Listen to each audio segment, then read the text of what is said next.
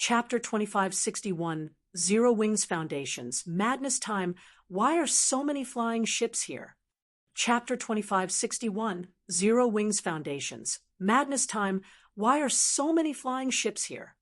Did we trigger some kind of event, and NPCs have come to deal with us? The sudden appearance of the 5 flying ships stunned the dark players emerging from the gigantic door. They all began to talk about the incoming ships, anxious. Flying ships were no longer a foreign concept to God's Domains players, but their familiarity was precisely the reason that the dark players were afraid of how powerful the machines were. Flying ships were powerful war weapons and absolute kings in the skies. One of those ships could effortlessly squash humans like ants. Current players, who sorely lacked aerial combat power, saw flying ships as unstoppable and destructive tools. With 5 flying ships approaching, why wouldn't these dark players worry? Wait, something's not right. There are players aboard the flying ships. A Tier 3 Ranger, gifted with sharp vision, shouted as he pointed to the Crimson Dragon flying ships hovering above them. Nearly everyone's eyes narrowed as they tried to get a better look at the ships. And just as the Tier 3 Ranger had announced, players stood on each of the flying ships' decks. While they were still too far off to get a clear view of the players, the green diamond markers were undoubtedly above the blurry figures' heads. Who are those people? They actually have flying ships. Could it be a super guild? Their curiosity piqued. The dark players wondered who piloted the incoming vessels. Flying ships were still far out of reach for the Dark World's residents. They barely had any flying mounts, after all, and yet 5 player-owned flying ships were flying toward them right now. Even the upper echelons from the other world's various major powers were stunned. 5 flying ships. Who are these people? What are they trying to accomplish? 1 or 2 flying ships might not be a major problem, but 5 was a little too much. None of them wanted to face such a force in battle. If it did come down to a fight, the outcome wouldn't be in their favor, even if they eventually won.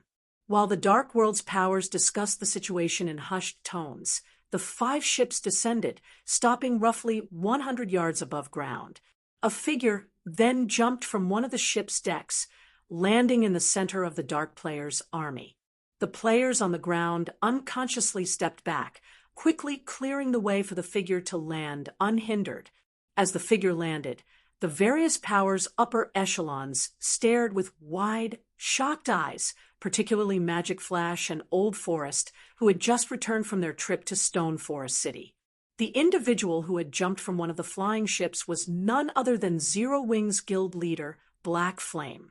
It's him. Impossible. When Magic Flash and Old Forest saw Shurfeng's familiar face, they couldn't believe their eyes.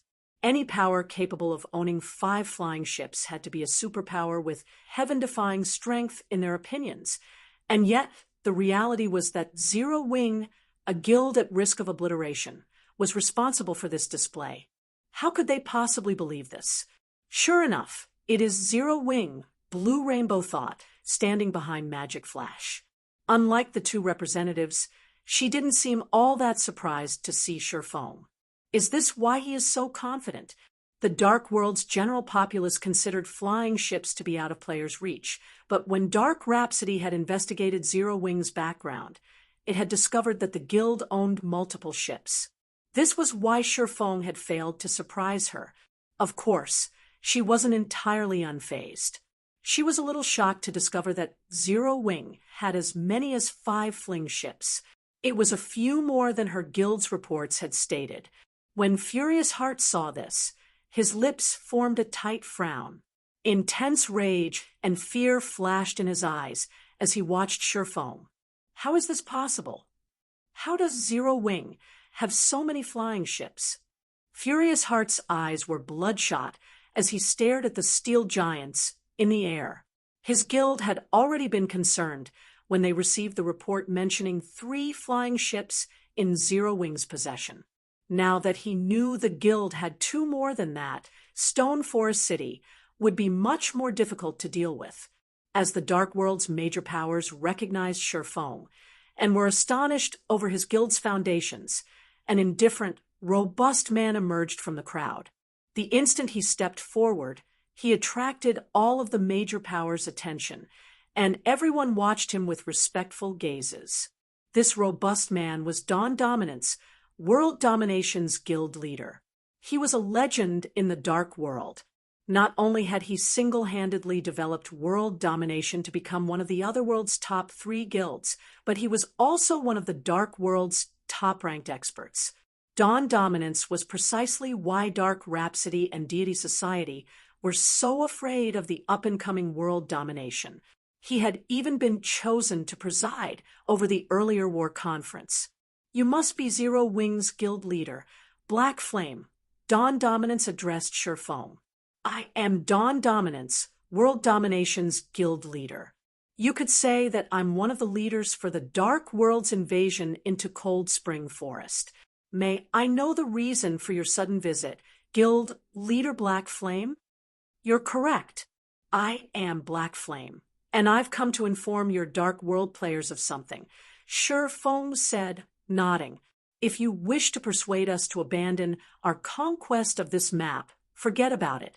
The matter was decided the moment the portal opened," Dawn Dominance said. "Cold Spring Forest resources are important to both of us, of which you are well aware, Guild Leader Black Flame. Of course, we also do not wish to antagonize Zero Wing intentionally, but we can only rely on our own strength to get what we need. I hope you understand, Guild Leader Black Flame." As Dawn Dominance finished speaking, the countless Dark players in earshot nodded in agreement. Why should only the main continent's players benefit from Cold Spring Forest's resources? If one wished to acquire leveling resources, they could do so with their own power. Read latest chapters at Wuxia World. Does Black Flame really think he can scare away so many Dark players with just 5 flying ships? How naive! Furious Heart laughed softly as he watched Shifeng's distant figure. 5 flying ships was an amazingly powerful force, but if Shifeng thought he could stop several million experts from the Dark World with just this, he was a fool. Moreover, the Dark World's invasion army had over 50 flying mounts. Challenging those flying ships was entirely possible. Besides, the various powers present all had their own trump cards, which they could unleash on the steel giants. As Furious Heart's laughter died, however, Shifeng glanced around at the chuckling Dark players and shook his head. "Guild Leader Dawn, I believe you've misunderstood something. I never had any intention of negotiation with any of you. I am only here to tell you one thing." Shifeng said, "From this moment on, this teleportation gate is under Zero Wing's control." Chapter 2562, Challenging the Dark World? Chapter 2562, Challenging the Dark World? Silence fell as Shifeng finished his declaration. Magic Flash and Old Forest stared at the swordsman with their mouths ajar. They hadn't actually thought he'd been serious. This was insane. They had assumed Shifeng had been joking back in the Freedom Hotel, and yet the man had just repeated his intentions straight to the Dark World's various powers and independent players. After a moment, every Dark player broke out in riotous laughter. Did this guy come all this way just to tell us a joke? He actually thinks Zero Wing will manage this teleportation gate from now on. Does he really think he can claim ownership by declaring it? Who does this guy think he is? For a time, the countless Dark players expressed their anger and ridicule. Their prior fear and awe had evaporated like fog on a hot day. They wondered how hard Shifeng had hit his head to provoke the Dark World in its entirety so boldly. What is Black Flame trying to do? Did he give himself a concussion and lose his mind? Doesn't he realize that he basically just declared war on everyone in the Dark World? Blue Rainbow frowned at Shifeng, who still seemed quite calm. When they had heard Magic Flash and Old Forest report, They had considered Feng's intentions a joke. Now, however, Feng had publicly announced Zero Wing's plan to take control of the teleportation gate. If this was a joke, it wasn't funny. As far as she was concerned, this swordsman either overestimated himself or was on a path of self-destruction. Not even multiple cooperating super guilds would dare spout such nonsense before the Dark World's army, much less a single superpower. Anyone that took control of the teleportation gate would reign over the Dark World. This was beyond foolish. He's dead. He's definitely dead now. Furious Heart laughed maniacally as he watched Feng. Thanks to Feng's announcement, the Dark World's various powers and independent experts would stop at nothing to obliterate Zero Wing, even if Demon's Heart didn't pull any strings. They likely wouldn't let the matter rest until they had removed any trace of Zero Wing from Cold Spring Forest. If they didn't, the main continent's players would look down on them, which was something the Dark World's denizens and powers wouldn't allow. Once the Dark World's collective laughter died down, each of these dark players turned lethal gazes on Feng, killing intent radiating from them in waves. Some Tier 3 experts even unsheathed their weapons, preparing to teach this arrogant swordsman a lesson. What a pity, Guild Leader Black Flame. I had hoped you were smart enough to know when to advance and when to retreat, but it would seem that Dark Rhapsody and Deity Society had thought too highly of you, Dawn Dominance said, shaking his head. He then turned to leave, with no intention of continuing his conversation with Feng.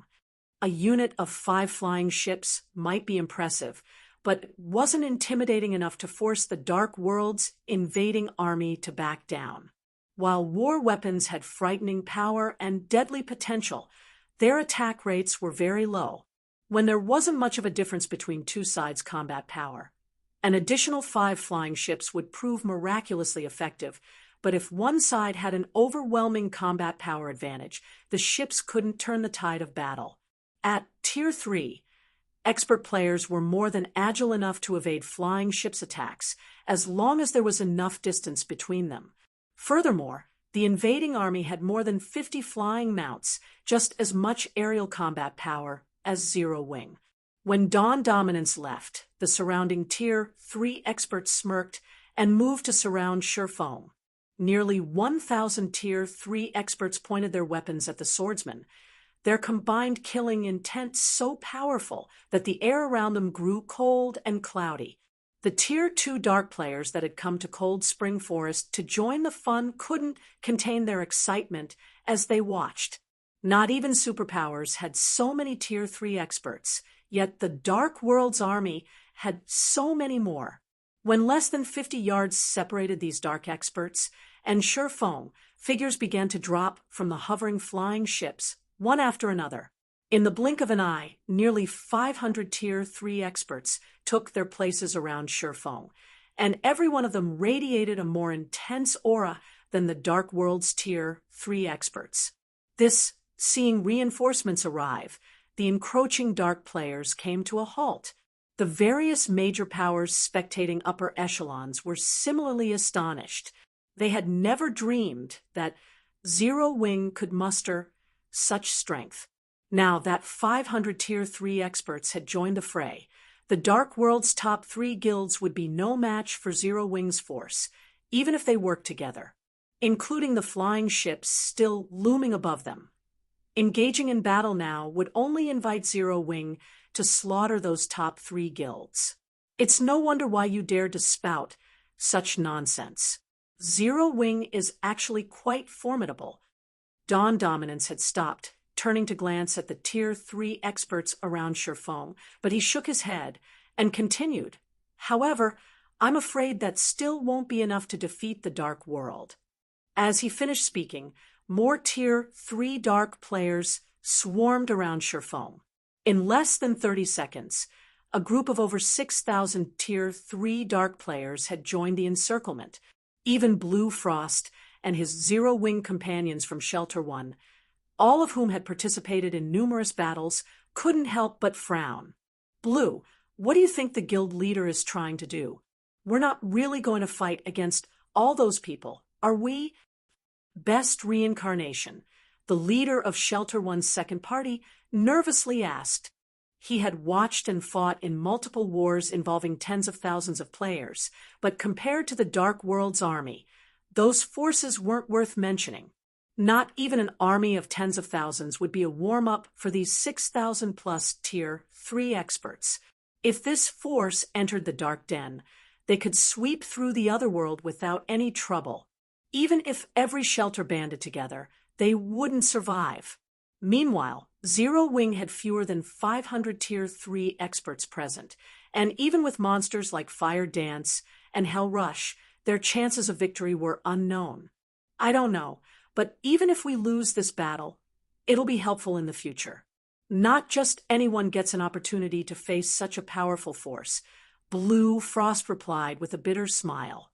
He had to admit that while Shurfeng's behavior was insane, his blood boiled with excitement. After all, who, at this stage of the game, would dare challenge such a formidable army? Even the main continent's various superpowers were afraid of the Dark World's invading army, but not Zero Wing. If they lost, they'd lose with their pride intact. This was also a super rare opportunity to clash with a large number of Tier 3 experts, and the experience would definitely bolster their future development. Read latest chapters at Wuxia World. EU as soon as Blue Frost finished his reply.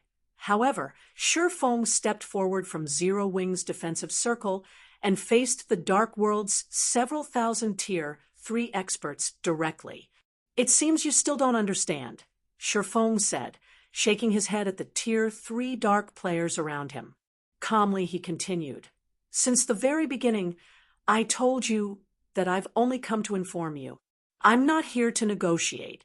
Since you wish to test my patience, I regret to inform you that you've picked a fight with the wrong person. Shurfeng then pulled a token from his bag and started to chant an incantation. It was simple, only consisting of a dozen or so syllables, and would even be easy for a player new to God's domain to chant.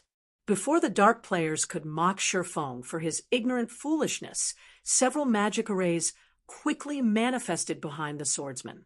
In less than a second, they transformed into a spatial gate, and once the gate was complete, NPCs in exquisite, uniform equipment marched into Cold Spring Forest like a well-trained army.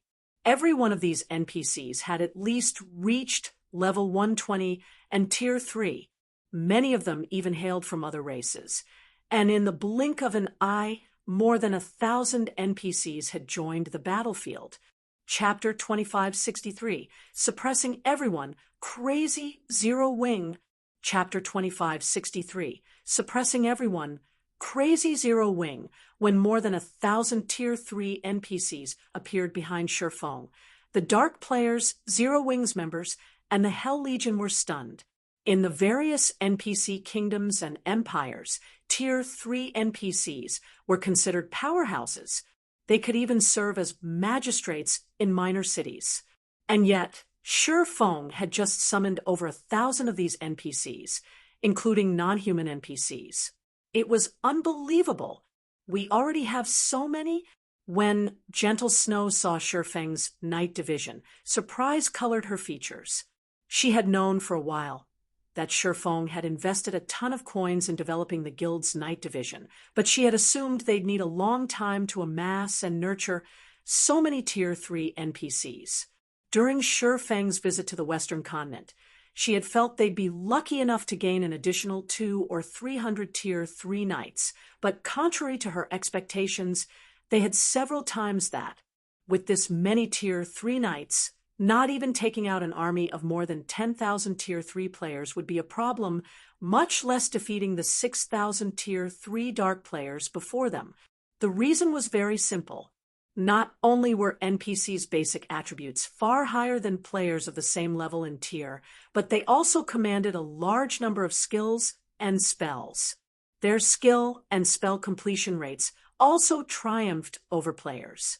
Moreover, as God's Domain underwent more system updates, NPCs' intellect and combat standards would improve. At Tier 3, NPCs could already, more or less, rival refinement realm experts, with some surpassing them. This was why even Tier 3 players would receive a one-sided beating if they challenged Tier 3 NPCs. Of course, the biggest difference between the two was NPCs' equipment standards. Acquiring level 100 plus fine gold weapons and equipment was currently incredibly difficult for players, but even the weakest of God's domains Tier 3 NPCs, at least those not bound to players, wore full sets of dark gold equipment. Most of Zero Wing's Tier 3 knights, on the other hand, wore epic equipment. Even Tier 3 Void Realm experts would have to flee from these knights, let alone Tier 3 Refinement Realm experts. The surrounding 6,000-plus Tier 3 Dark players unconsciously began to retreat. The major powers' upper echelons watched on with grim expressions, astonished. None of them had ever thought Zero Wing's strength would be this frightening. When they had learned, throughout their investigations, that Zero Wing had nearly 600 Tier 3 knights, the prospect of dealing with the guild had given them huge headaches. If they wanted to capture Stone Forest City, they knew they'd have to work with the main continent's various superpowers. But not only had they just learned that Zero Wing had 5 Crimson Dragon flying ships, but it also had more than twice the reported Tier 3 knights. Just how were they supposed to fight such a force? Is this why he hadn't hesitated to give away 70% of Cold Spring Forest's resource spots? Realization dawned on Blue Rainbow as she watched Sherfong. She had thought the man was insane for giving up so much of Cold Spring Forest and increasing the competition between his guild and the Dark World's various powers, but looking at it now, it seemed she had been sorely mistaken. With so much combat power, no power or player in the Dark World would dare compete with Zero Wing for the remaining 30% of Cold Spring Forest. On the contrary, Dark Rhapsody and Deity Society would have a much harder time controlling their 70%.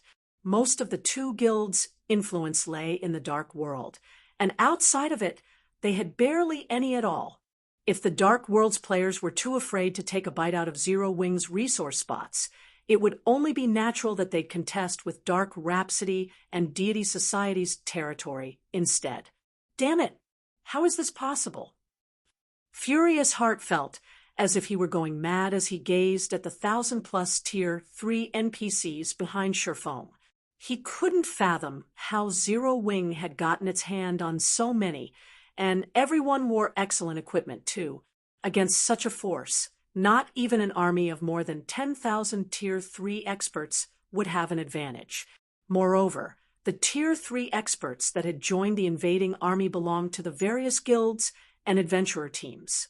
Commanding them like a proper army would prove very difficult.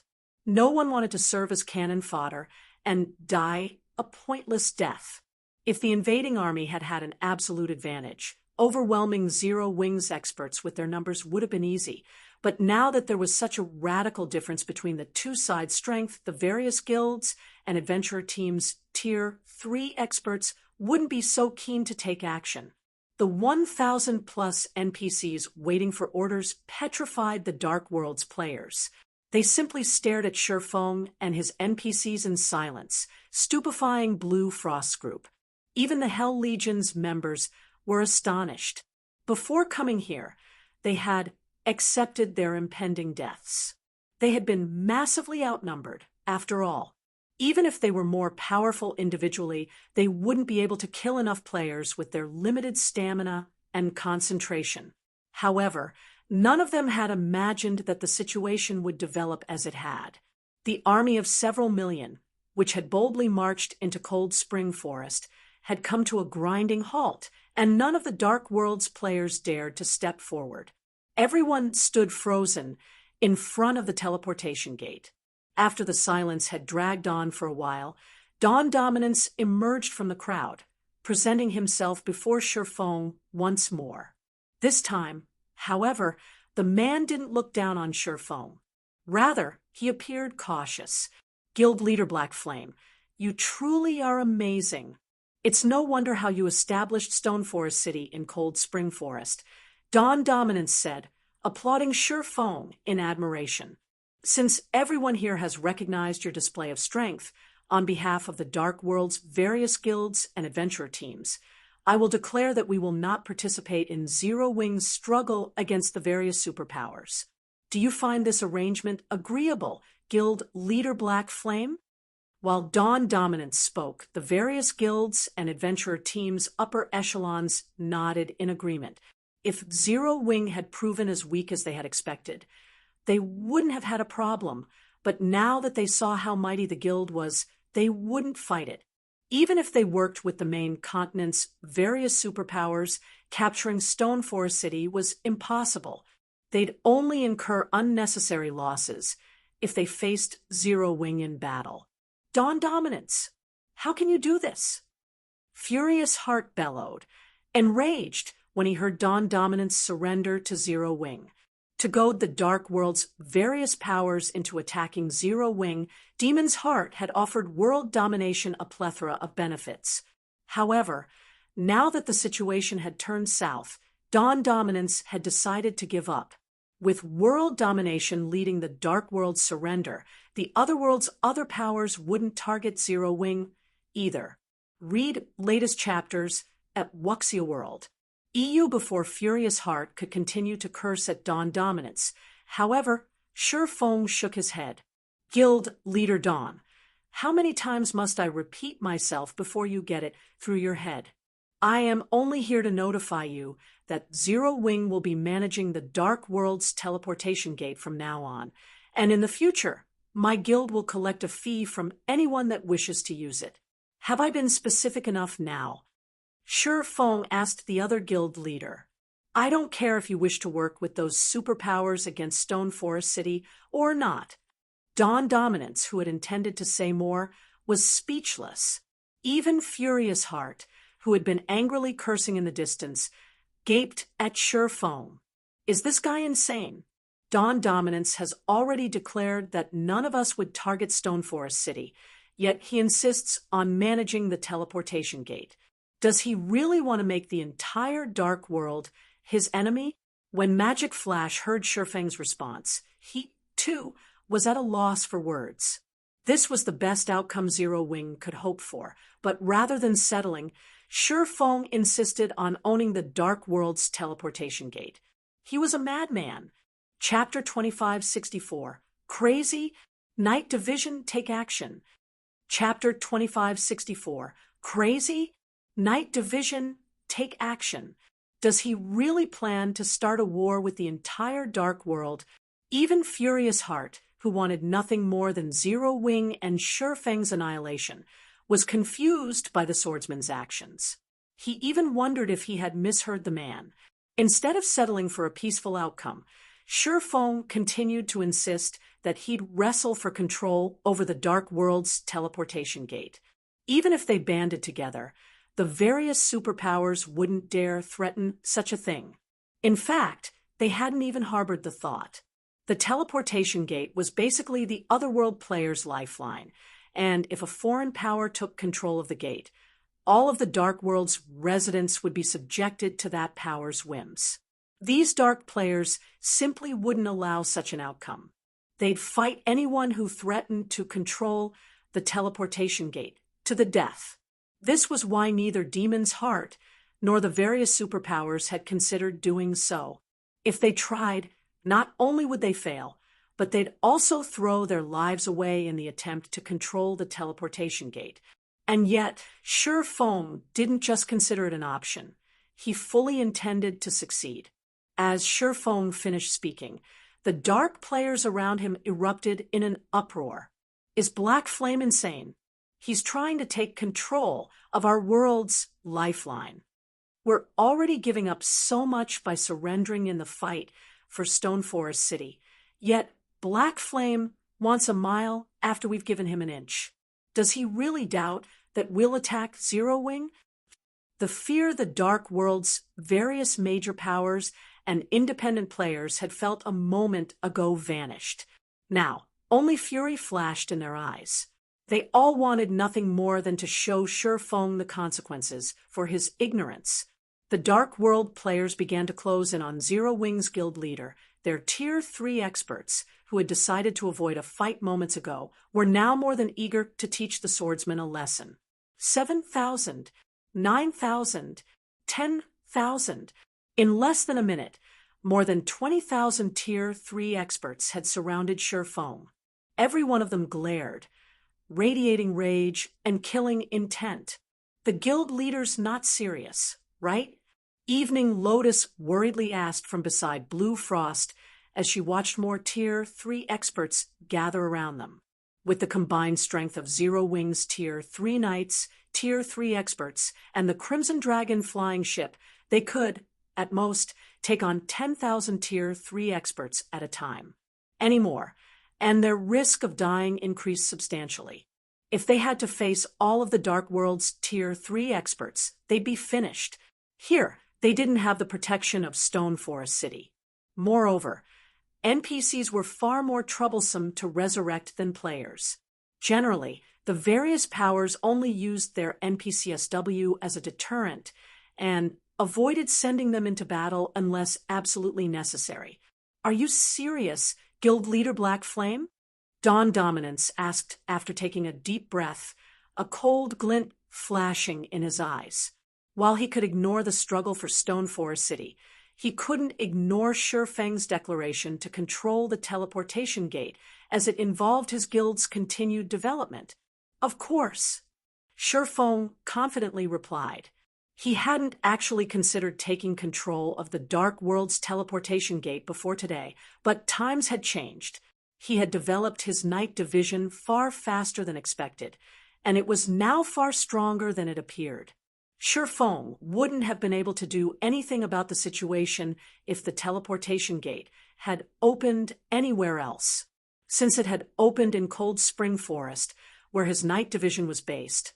However, he'd be a fool not to take advantage of it. Due to the Dark World's nature, regular powers and players had an incredibly difficult time establishing themselves in the other world. Not even the various super guilds were guaranteed success.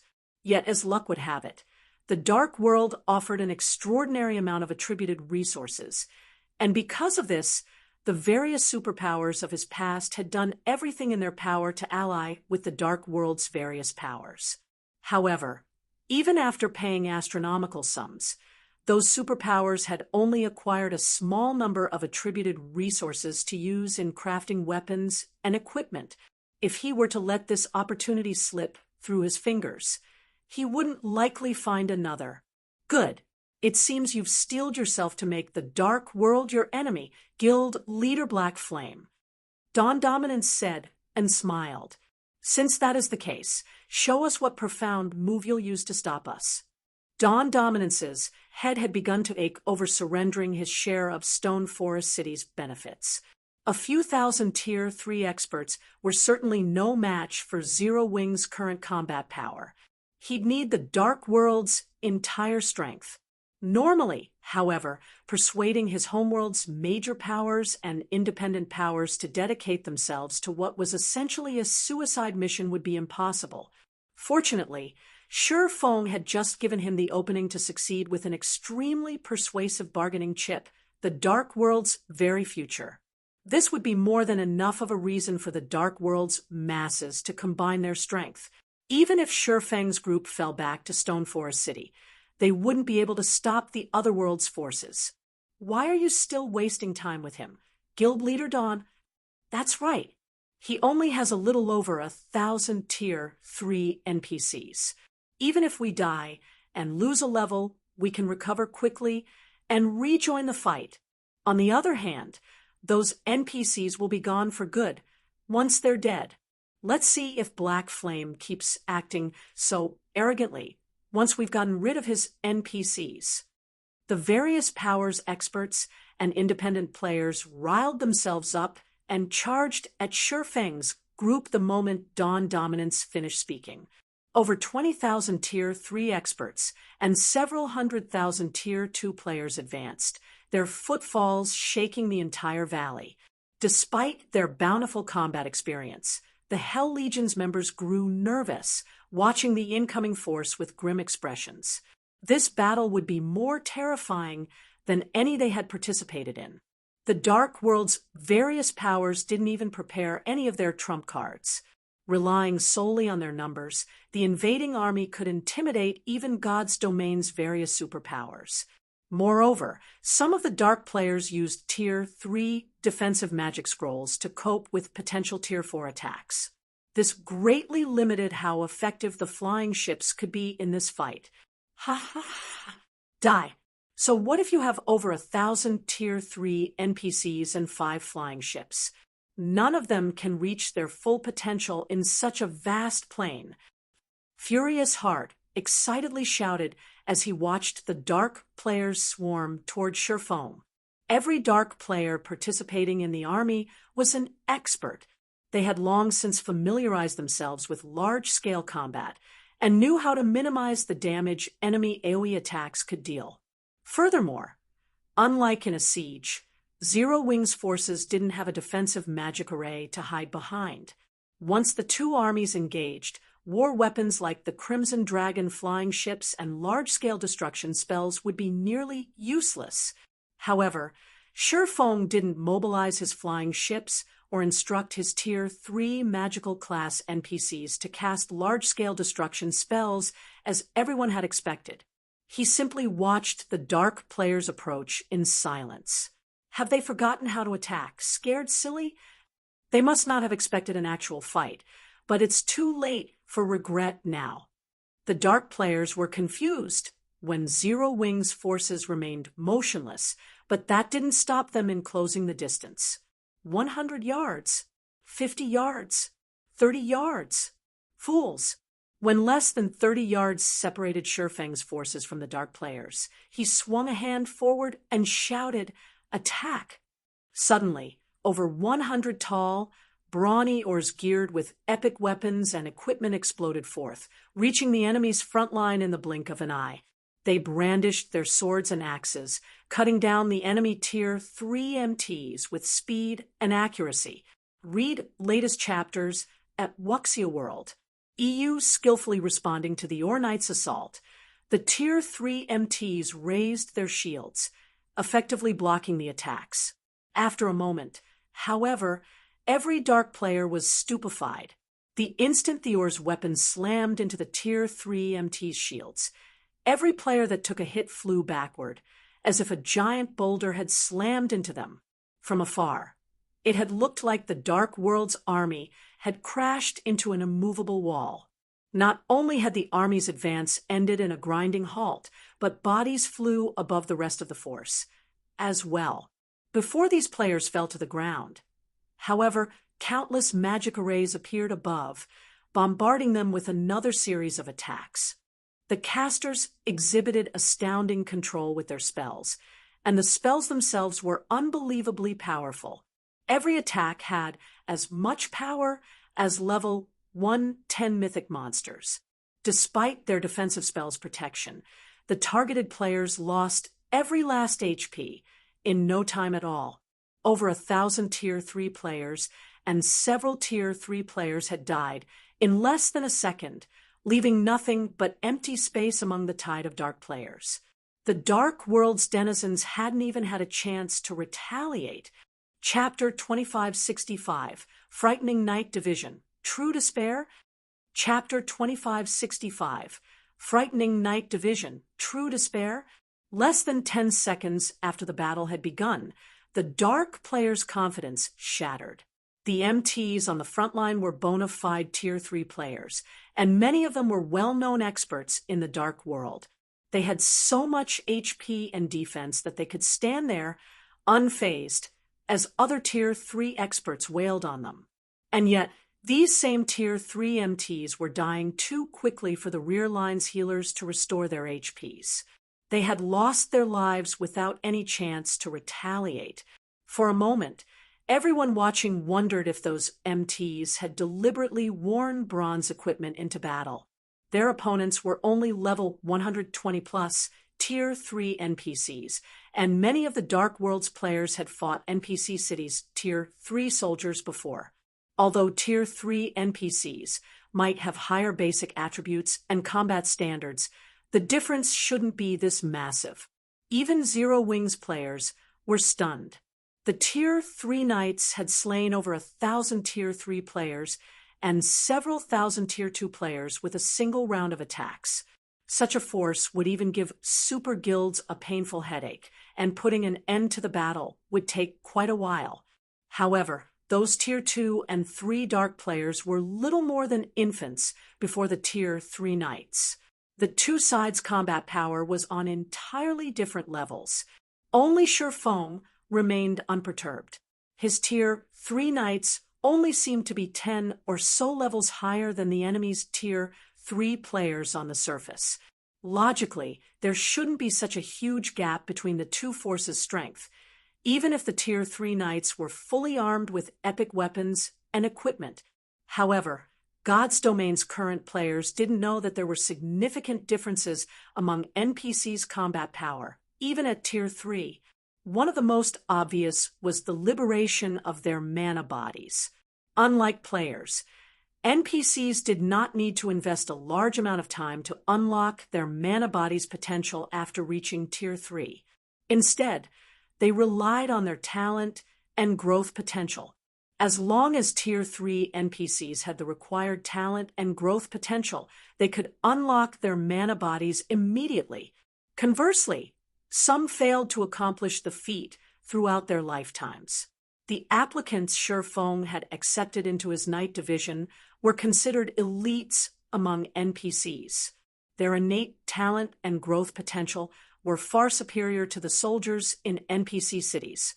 Hence, as soon as they reached Tier 3, they had unlocked their mana body's full potential.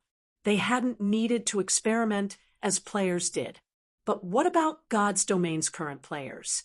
Most hadn't even started the process of unlocking their mana bodies, let alone unlocked them fully. They were 10 years too early if they thought they could stand against Shi Feng's Knight division. Moreover, Shi Feng had employed plenty of Ors, elves, and giants.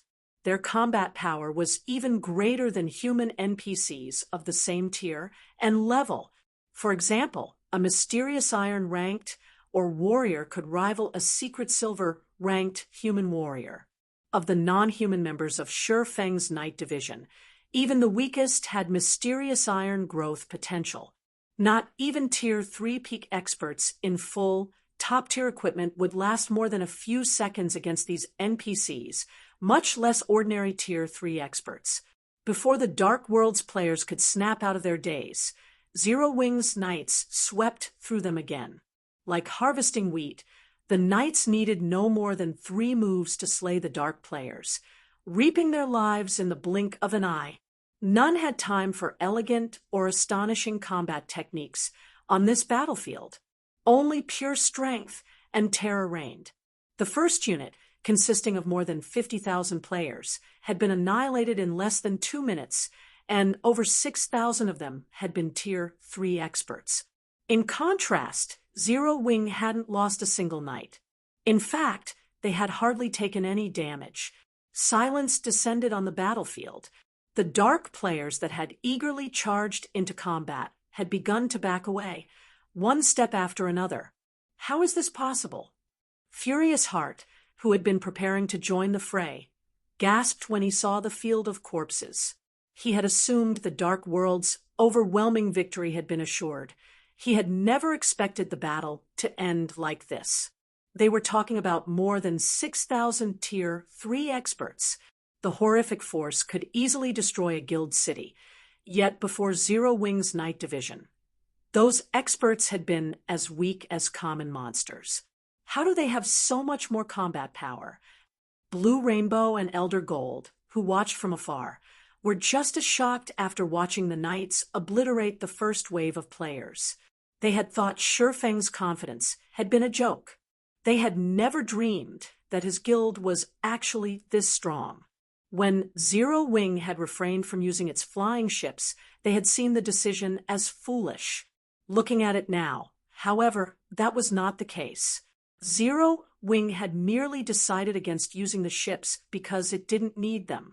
How could these 1,000 plus NPCs even be Tier 3 beings? They seemed more like Tier 4 mythic monsters, and ones with incredibly high combat standards. If the Dark World wanted to defeat such a frightening force, it would have to rely on its foundations. Otherwise, it didn't matter how many players they sent at those Tier 3 NPCs. All would perish. How are these Tier 3 NPCs so strong? Dawn Dominance frowned after watching several thousand Tier 3 experts die. Gritting his teeth, he snarled, "Everyone, now is not the time to hold back. All guilds and adventurer teams, use your trump cards and crush those NPCs. If we keep holding back, Zero Wing will take the teleportation gate." The various guilds and adventurer teams' upper echelons immediately took action. Zero Wing's Night Division might be scary, but their members were no pushovers. Like Zero Wing, they had trump cards that could boost their combat power far above what they currently wielded. One after another, the guilds and adventurer teams activated their trump cards. Tier 4 summoning scrolls, advanced magic barriers, Tier 3 personal guards. In less than a minute, more than 50 Tier 4 summon creatures and 4,000 Tier 3 personal guards appeared on the battlefield, their combined aura making everyone in the vicinity shudder. The various superpowers members watching the battle from a safe distance were especially flabbergasted. The Dark World's guilds and adventurer teams had just revealed their strength in its fullest. Amazing! Truly amazing! No individual power can hope to stand against the Dark World. Furious Heart's heart pounded as he watched. He had been shocked to see Zero Wing field over 1,000 Tier 3 NPCs, but that was nothing before the Dark World's full power. Read latest chapters at Wuxia World. EU excellent. Everyone, attack. Dawn Dominance proudly ordered, "Annihilate Zero Wing and avenge our fallen brothers." As soon as they heard the command, the various guilds and adventurer teams sent their Tier 3 NPCs and Tier 4 summon creatures into battle. Not even they had thought their combined strength would be so terrifying. Zero Wing's players began to panic a little. Now, the tides had turned. But just as the Dark World's residents expected to see Shifeng fall into despair, the person in question gazed upon the approaching NPC force and summoned creatures with an extraordinary calm before retrieving a small ring from his bag. Miniature World. Chapter 2566. Mouths Ajar. Chapter 2566. Mouths ajar, seeing Shifeng step forward and chant an incantation, Blue Rainbow and Elder Gold were stunned. He still wants to fight. Confusion changed Blue Rainbow's expression when Shifeng showed no intention of retreating. The difference between their combat power was clear for all to see. The Dark World's invading army was far too strong for any individual power to stop. Based on Shifeng's behavior, however, he intended to stay in this fight. Blue Rainbow struggled to understand. During its investigations, Dark Rhapsody had obtained quite a bit of detailed information on Zero Wing from the main continent's superpowers and knew the guild had a plethora of astounding trump cards. The Ring of Gospel, a domain treasure, was one of them. When activated on a large battlefield, it had proven miraculously effective. Not only did the Ring of Gospel have large AoE skills, but they were also considerably powerful. However, the ring's effects on this battlefield would be very limited. Zero Wing currently faced Tier 3 personal guards and Tier 4 summon creatures. After all, they had incredible resistance to suppression effects. Moreover, more than 50 Tier 4 summon creatures had joined the fight. Even if the Ring of Gospel could suppress them, a measly 1,000 plus Tier 3 NPCs wouldn't be enough to stop them. The invading army also had over 3,000 Tier 3 personal guards to support it. Even Graceful Monarch and Purple Rakshasa, who watched from a hidden location, were confused. What is Black Flame trying to do? Is he going for broke? They had only come to get a glimpse of the Dark World's strength. They had never dreamed that they'd witness a large-scale war between Zero Wing and the other world. They had been unprecedentedly shocked after seeing Zero Wing's combat power.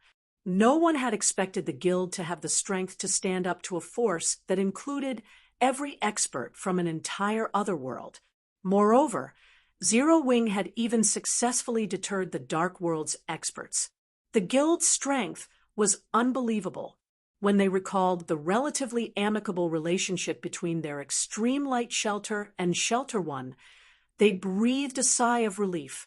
If Zero Wing wanted to, its night division alone was more than capable of flattening the entire Dark Denver.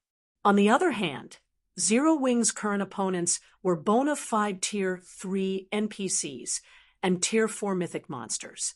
With such a large difference between the two sides' combat power and numbers, retreating to Stone Forest City was the wisest move Zero Wing could make. Every one of those Tier 3 knights was a part of Zero Wing's foundations, and if they were slain, Zero Wing would be crippled. Zero Wing had already proven its strength. Once news of this battle spread, the various superpowers that wanted to capture Stone Forest City would back down. The Dark World's players and powers wouldn't underestimate Zero Wing again. In fact, they might even avoid offending the guild's members in Cold Spring Forest. While Graceful Monarch and Purple Rakshasa were fraught with confusion, something suddenly changed above the valley. A phantom world gradually descended, growing as it grew closer to the valley floor. In less than 3 seconds, not only had the phantom world grown large enough to cover the battlefield, but it also enveloped the spectating players, including Graceful Monarch and Purple Rakshasa, in the distance. The instant they felt the phantom world's power, both Graceful Moon and Purple Rakshasa felt out of tune with the world around them. It felt like they had become enemies with their surroundings. Not only had their physiques started to weaken, but they also lost a significant portion of their basic attributes. The phantom world's power also seemed to affect the Tier 3 personal guards and Tier 4 summon creatures. They had slowed considerably, and their auras even seemed significantly weaker. What did he do? Blue Rainbow gaped, shocked when she realized how much the Tier 3 NPCs and Tier 4 monsters had been suppressed. She had experienced domains effects before, which tended to be much weaker than magic barriers. The stronger the target was, the less the domain would suppress it. Yet Shifeng's domain had destroyed everything she thought she knew about the mechanic. Normally, not even intermediate magic arrays could suppress Tier 4 monsters to this extent, but within Shifeng's domain, their auras had weakened considerably. This domain could practically rival advanced magic barriers, and it was so massive that it covered the entire valley. She had never heard of such a powerful domain. Before anyone could react, however, Shifeng began another incantation, Ring of Brilliance. When he finished his chant, a light rippled across the battlefield, stunning every dark player in the area. Crap, this is cheating. Magic Flash cursed aloud, glaring at Zero Wing's night division. The intensity of those knights' auras had skyrocketed, and the combined energy made them feel as if they were truly a legion of Tier 4 monsters. The knights' mental states had also visibly improved. They looked nothing like they had a few moments ago. The sudden development caused an uproar among the various guilds and adventurer teams' upper echelons who commanded the Tier 3 personal guards and Tier 4 summon creatures, and they halted their advance, exchanging looks. A deathly silence had fallen over the Dark World's invading army, and the passion and killing intent they had radiated was nowhere to be seen. "Do you wish to continue this fight?" Shifeng calmly asked, after sweeping his gaze over the dark players before him. This time, not one dark player dared to speak up. They simply stared back with angry, reluctant looks. Fight. More like suicide. Determined, they had revealed every trump card they had previously hidden, and yet Thanks to the Ring of Gospel's 2 skills, they hadn't even shortened the gap between their strength and 0 wings. Rather, it had only grown. Read latest chapters at Wuxia World. EU. Since no one responded to his question, Shifeng turned to Dawn Dominance, who still succumbed to his shock. Guild Leader Dawn, since you can speak on behalf of the Dark World, may I know if you wish to continue this battle? Shifeng asked, smiling at the robust man. Dawn Dominance's countenance turned ashen when he heard the question, and he was at a complete loss for words. If he chose to fight, he'd be sacrificing himself and his guild to oblivion.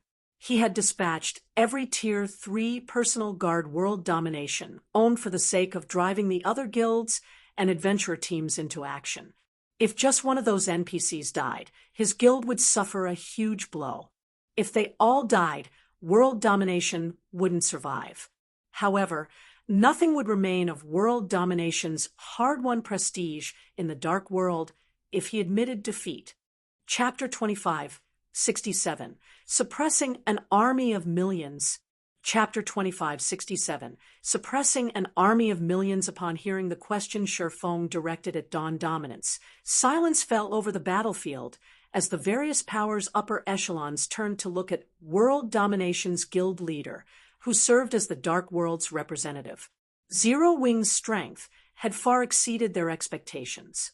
The guild possessed not only an incredibly strong night division, but also a domain treasure capable of significantly suppressing even Tier 4 creatures. The combination of the 2 cards meant no power could threaten 0 Wing's Night Legion at this stage of the game. For a time, silence reigned over the Dark World's army of several millions because of Shifeng's words. This situation stupefied Magic Flash and the others, who were spectating the battle from afar. Arrogance? Ignorance?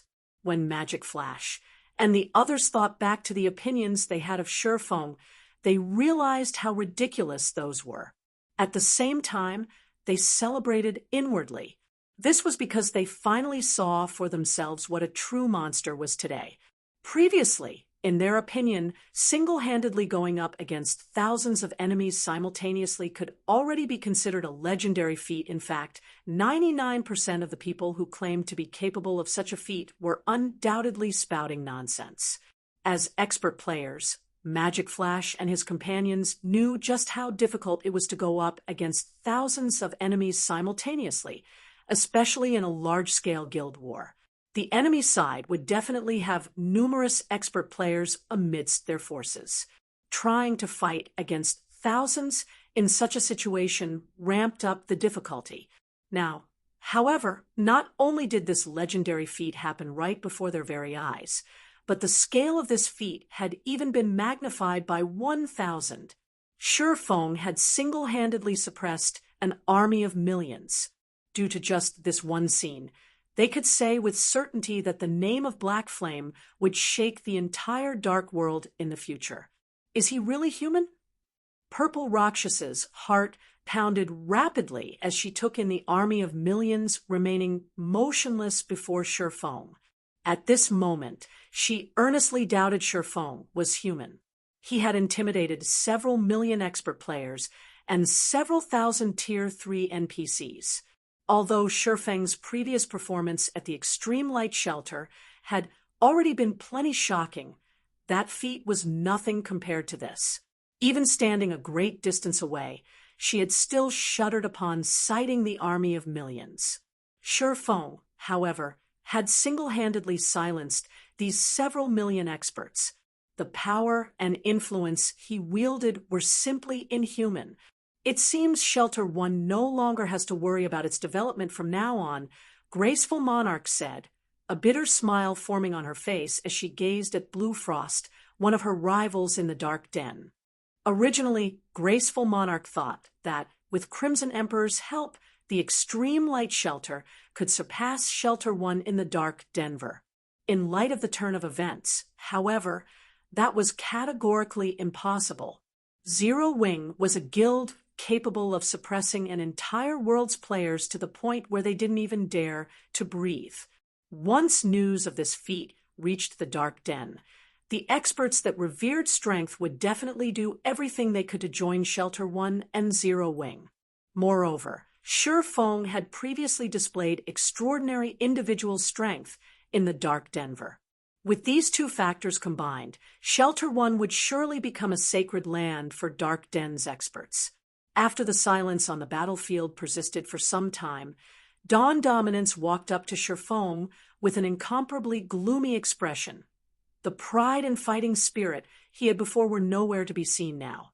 Guild Leader Black Flame, this move of yours is indeed amazing. I'm afraid nobody ever thought that Zero Wing might actually possess so much hidden strength, Dawn Dominance said after taking a deep breath. However, it is wise not to bum one's bridges. I admit that the domain skills you used are very powerful. However, these domain skills will only remain active so long as their user is alive. Once the user dies, the effects of the domain skills will disappear. The Dark World's army might not be a match for your army, but we have plenty of people. We have more than enough manpower to spare to kill you, the user of the domain skills. Of course, I also have to admit that we will suffer plenty of losses before we succeed. However, the final outcome is similarly one that you will not wish to see, Guild Leader Black Flame. Instead of suffering mutual destruction, why don't we each take a step back? Our request is very simple. So long as Zero Wing stops having designs on the teleportation gate, everything else is negotiable. Upon hearing Dawn Dominance's suggestion, realization immediately dawned upon the dark players present. Guild Leader Dawn really is the best. How could we have forgotten such a thing? Due to the immense shock they felt before, one simple thing actually slipped their minds. In God's domain, magic arrays and domain skills required a user to sustain them. Domain tools were no exception. If they killed the player using the tool, then the tool would naturally lose effect. Meanwhile, once the Dark Army no longer suffered under the effects of Miniature World, taking care of Zero Wing would be a piece of cake. However, Dawn Dominance was also correct in that they would have to pay a huge price to annihilate Zero Wing if they continued fighting, and this was not something they wished to see. The best solution now was for both sides to each take a step back. What if I refuse? Shi Feng asked, smiling. At Shi Feng's words, silence filled the battlefield once more. Lunatic. He's definitely a lunatic. The Dark World has already taken a step back, yet he's still insisting on controlling the teleportation gate. Is he really not afraid of losing everything? The spectating experts of the various superpowers found Shi Feng's intransigence insane. Previously, the Dark World's offer to give up on participating in the superpowers' fight for Stone Forest City was already plenty shocking. Now, the Dark World was even willing to take another step back and provide Zero Wing with other benefits in exchange for Zero Wing giving up its designs on the teleportation gate. In the eyes of the main continent's various superpowers, this was an unbelievable opportunity, something any power would wish to obtain. Yet Shi Feng had still rejected it without hesitation. They had no doubt that this was the Dark World's bottom line. There would be no more concessions after this. If Shi Feng continued insisting on taking control of the teleportation gate, then Zero Wing really would enter an irreconcilable feud with the Dark World. Guild Leader Black Flame, do you really intend to drag Zero Wing into a fight to the death? Dawn Dominance demanded as he tried to suppress the anger in his heart as much as possible. You'll regret it if that happens. Zero Wing's strength thoroughly exceeded Dawn Dominance's expectations. If both sides continued fighting, the only outcome would be mutual destruction, an outcome he was not willing to see. After all, world domination still needed to develop on the main continent. Without sufficient strength, its efforts would be futile.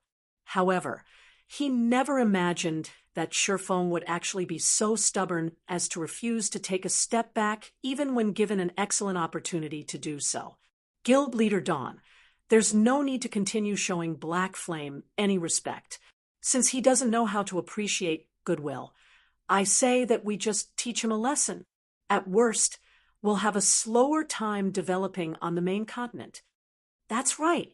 Since he doesn't want the goodwill we're showing him, let's just annihilate Zero Wing and be done with this. Let's see what he can do then.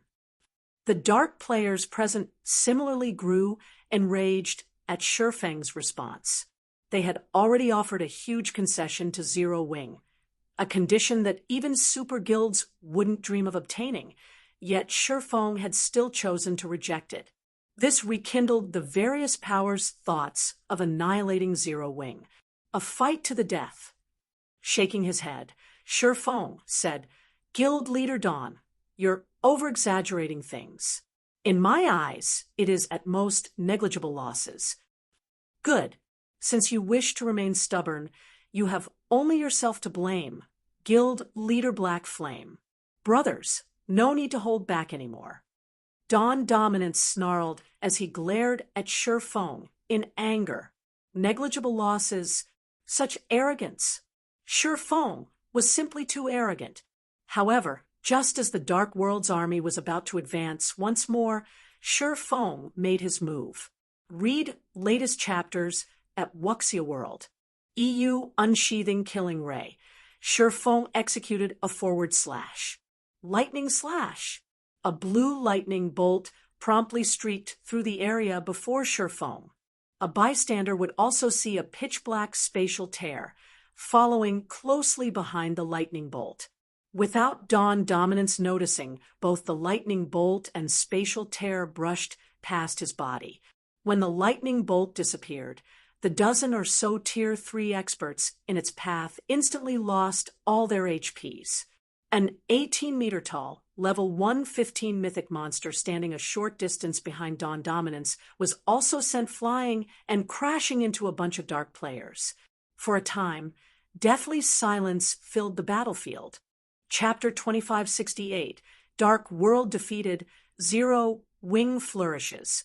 Chapter 2568, Dark World Defeated. Zero Wing flourishes after a short period of stunned silence. A gabble of confusion erupted as everyone present stared at Shifeng in disbelief. What happened? How did he send a Tier 4 summoned creature flying? What did he do? Everyone present had seen Shifeng's actions very clearly. In fact, they even felt that Shifeng had moved very slowly. However, nobody could wrap their heads around what had actually happened. All they had seen was Shifeng executing a forward slash at the empty space before him and releasing a streak of blue light from his sword. And by the time they snapped out of their daze, the Tier 4 summoned creature that stood over 60 yards away from the swordsman was already in the air. He sent a level 115 Tier 4 summoned creature flying with a single hit. Blue Rainbow wore a somber and confused look on her face as she gazed at Shifeng. Just how high are his basic attributes? From previous investigations, she knew that Shifeng possessed ridiculously high basic attributes. Even Rebellious Thunder, who was a demon count and wielded the magic weapon Cruel Darkness, had only a slight edge on Shifeng in this regard. Moreover, that was when Shifeng was in his normal state. In other words, even back then, Shifeng's strength attribute should already rival that of mythic monsters of the same level. Now, however, Shifeng had actually sent a level 115 mythic monster flying with his attack. Something was wrong with this situation. After all, blocking an attack from a mythic monster and sending a mythic monster flying were two entirely different concepts. Unless there was an enormous gap in strength, it was impossible for one to send their opponents flying. Yet not only did Shifeng send a mythic monster flying, but it was even a level 115 mythic monster. The current strength he displayed was starkly different from what the reports mentioned. How is this possible? Furious Heart, who was spectating from afar, was similarly stunned by this situation. He had personally witnessed Shifeng's strength before. However, Despite so little time having passed since their last meeting, Feng could now actually send a level 115 mythic monster flying with his attacks. For a moment, Furious Heart suspected that the main god system was playing a prank on him. With such frightening strength, let alone Tier 3 NPCs, even Tier 4 NPCs would struggle to deal with Feng. Needless to say, it would be a fool's dream to hope that a bunch of Tier 4 mythic monsters would defeat him. Monsters generally had very low combat standards. In a situation where the difference in basic attributes was negligible, they would be no different from common monsters in front of even ordinary expert players, let alone a domain realm expert like Feng. If all 50-plus Tier 4 summoned creatures attacked the swordsman, they would still have an incredibly difficult time inflicting damage on him. Not to mention, Feng still had a legion of Tier 3 knights behind him. How did he get so strong? Hell Rush, who stood among Zero Wing's forces, was similarly astounded as he looked at Feng. Ever since Netherworld Empire had partnered with Zero Wing, Hell Rush had been following beside Feng almost every day. Hence, he had a very good understanding of Feng's strength. Moreover, Feng had spent much less time grinding than Hell Rush. In fact, Hell Rush had rarely ever seen Feng going out to grind for levels, as the man was tied down by all sorts of guild affairs. In contrast, Hell Rush had been frantically grinding every day, and thanks to Stone Forest City's help, not only was he close to reaching level 110 already, but he had even replaced 2 pieces of his equipment thus far. He had also achieved considerable progress in unlocking his mana body. Personally, he deemed that the gap in combat power between himself and Feng should have shrunk by quite a bit. However, contrary to Hell Rush's belief, not only had the gap in combat power not shrunk, but it had actually grown instead. As for Dawn Dominance, who originally planned to ridicule Feng for his arrogance and ignorance, he was stunned by this unexpected development as well. When he saw the Tier 4 summoned creature sprawled on the ground, his mind froze momentarily. Dawn Dominance had known that Feng possessed basic attributes rivaling those of mythic monsters, and that the man was considered a peerless monster in God's domain. The swordsman definitely wasn't an existence that ordinary experts could hope to contend with. Even a group of Tier 3 peak experts wouldn't be his match. However, what was up with the current situation? How was Feng just a peerless monster? He was much stronger than even Zero Wing's nigh-invincible Tier 3 knights. In fact, killing several hundred of Zero Wing's Tier 3 knights would be much easier than killing Feng. At this moment, only Feng himself remained unfazed by the latest development. In God's domain, weapons played the biggest role in determining a player's combat power. The Abyssal Blade's recent promotion into a fragmented legendary weapon had boosted Feng's strength beyond that of level 115 mythic monsters. With the Ring of Gospel's assistance, which weakened the Dark Army's Tier 4 summon creatures and improved his own basic attributes by a significant margin, it was only natural that he could send a level 115 mythic monster flying. Guild Leader Dawn, do you still wish to continue? Feng asked the motionless man before him. This time, Feng did not speak that loudly. However, the dark players found his voice unusually ear-piercing and vexing. This was already Feng's second time asking them this question. It was as if he was ridiculing them for their previous mockery of him, and they could not help but wish they could charge forward and kill Feng right now. Humiliation. This was absolute humiliation. Nevertheless, despite feeling greatly humiliated, none of the dark players present dared to speak up. Instead, they all stared at Dawn Dominance in silence. Meanwhile, after Feng repeated his question, an indescribably gloomy expression appeared on Dawn Dominance's face. Black flame. Dawn Dominance gnashed his teeth as he glared at Feng. However, aside from calling out Feng's name, he couldn't think of anything else to say. In this situation, the upper echelons of the Dark World's various powers sympathized with Dawn Dominance despite themselves. Previously, Dawn Dominance's bid to increase world domination's influence in the Dark World through this war had exasperated the various powers present. This was especially true for Dark Rhapsody and Deity Society. Currently, however, both Blue Rainbow and Elder Gold only felt pity for Dawn Dominance. After all, Sherfong was truly too vicious. By deliberately repeating his question, not only did Sherfong thoroughly humiliate Dawn Dominance, but Dawn Dominance also had no choice but to stomach this humiliation in silence. Guild Leader Dawn, if you wish to continue fighting, I won't object. Only, the outcome will not be within my control, Sherfong said and shrugged as he looked at Dawn Dominance's enraged expression, indicating that he had no qualms whatsoever.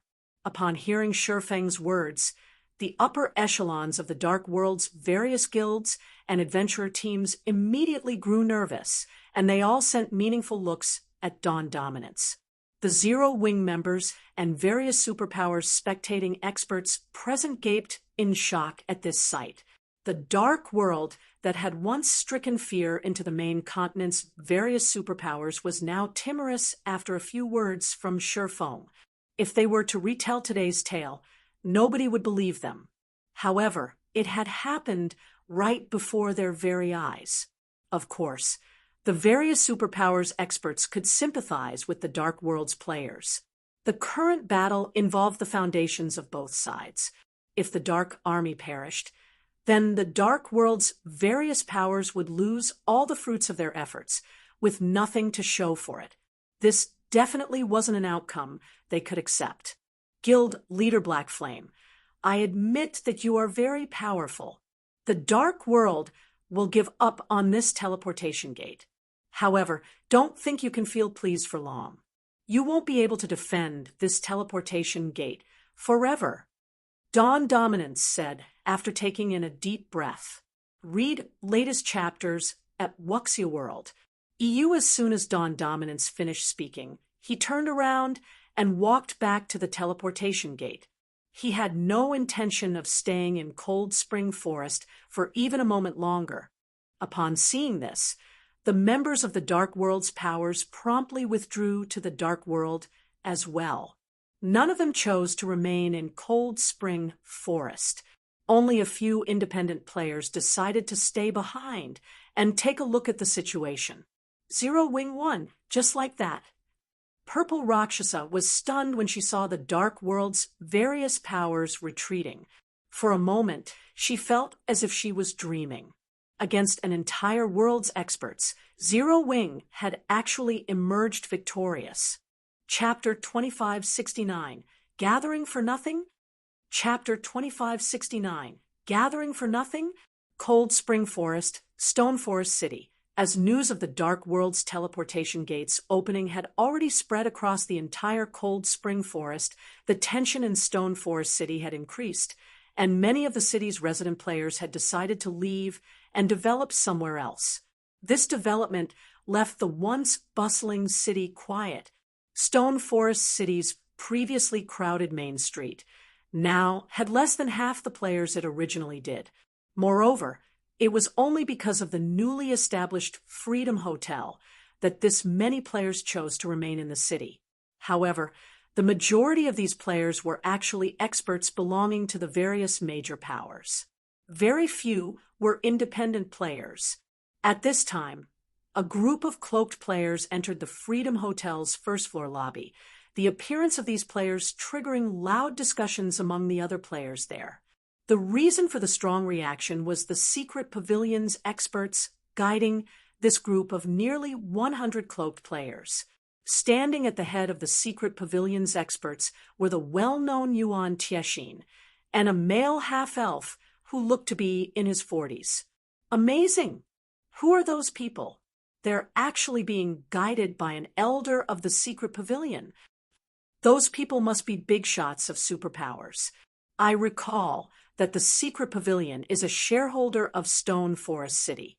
Now that the Dark Worlds players have entered Cold Spring Forest, Stone Forest City faces a very bleak future. Those cloaked people might be reinforcements the secret pavilion recruited. Reinforcements? What's the point of calling in reinforcements? That's an entire world we're talking about. That's not something any individual superpower can go up against. Even multiple superpowers working together won't be able to stop the Dark World's invasion. The various major powers experts in the lobby were eaten up with curiosity as they discussed the identities of the cloaked experts. Nowadays, Stone Forest City was already a holy land for players who wanted to develop themselves. After all, the city boasted not only an incredibly high mana density, but also the Freedom Hotel, which greatly amplified the rate at which players accumulated the double EXP buff. It was even rumored that the Freedom Hotel's top floor rooms could accelerate the removal of foreign energy from one's body and increase the efficiency of one's training in combat techniques. In the current era, where combat techniques had become more commonly available in God's domain, the Freedom Hotel's functions held a fatal temptation to expert players. If a power could develop their expert players using the Freedom Hotel's functions over long periods, the development speed of said power would reach unimaginable heights. Since the Secret Pavilion was one of Stone Forest City's shareholders, the guild naturally wouldn't give up on the city without a fight. Only, now that the Dark World's teleportation gate was open, the various major powers experts found it inconceivable that any power could stop the Dark World's players. Please wait a moment. I'll go rent an advanced reception room, Yuan Tiexin said to the cloaked players behind him. He went up to the front desk and presented a gold card to the receptionist there. And upon seeing the card, the various major powers' upper echelons were green with envy. The Freedom Hotel's gold membership card. Due to the Freedom Hotel's amazing functions, the various major powers all sought membership in the Freedom Hotel. The higher, the better. However, doing so was incredibly difficult. Even now, those major powers had managed to gain only a bronze membership. If they wished to elevate their membership status to silver, they would need to accumulate a large number of contribution points in the Freedom Hotel, which could be acquired only by selling rare materials and doing quests. Moreover, each player could sell only a limited amount of materials per day. Meanwhile, a gold membership allowed players to rent the rooms on the Freedom Hotel's top floor. While Yuan Tiexin was handling the rental procedures, the cloaked players standing behind him studied the Freedom Hotel's interior. So, this is Zero Wing's Freedom Hotel. This place really is amazing, said a cloaked, male youth radiating dense darkness energy. He sighed ruefully when he sensed the density of the mana inside the hotel and the mana's effects. It's no wonder Zero Wing dared to offend our guild before. So what if Zero Wing dared to offend us? In the end, Zero Wing still lost to Vice Guild Leader Light, a level 109 elementalist standing beside the male youth and similarly radiating darkness energy said disdainfully. This time, the Secret Pavilion had not only taken the initiative to invite the various superpowers that Demon's Heart had secretly partnered up with, but also extended an invitation to Demon's Heart. One could easily imagine the direness of Zero Wing's current situation. Unfortunately, even if the Secret Pavilion stepped forward this time, it couldn't do much to change the outcome of this war, as the various superpowers present were hell-bent on obtaining Stone Forest City. As the two experts from Demon's Heart quietly conversed with each other, Illusory Words, who similarly stood among the cloaked players, wore a frown on her face. Illusory, it seems the chances of Zero Wing surviving are slim. So many superpowers have actually gathered to obtain Stone Forest City. I doubt even the Secret Pavilion expected such a development, the fierce man standing beside Illusory Words said, sighing. The Secret Pavilion had invited all the superpowers targeting Stone Forest City to the negotiations. Crimson Emperor had estimated that 6 or 7 superpowers, at most, had their eye on Stone Forest City. However, the actual number turned out to be more than 10. Even Battle Wolves, which had an irreconcilable feud with Demon's Heart, had decided to join in the fray. If these superpowers banded together, they would have a minimum of 4,000 Tier 3 experts with very high combat standards.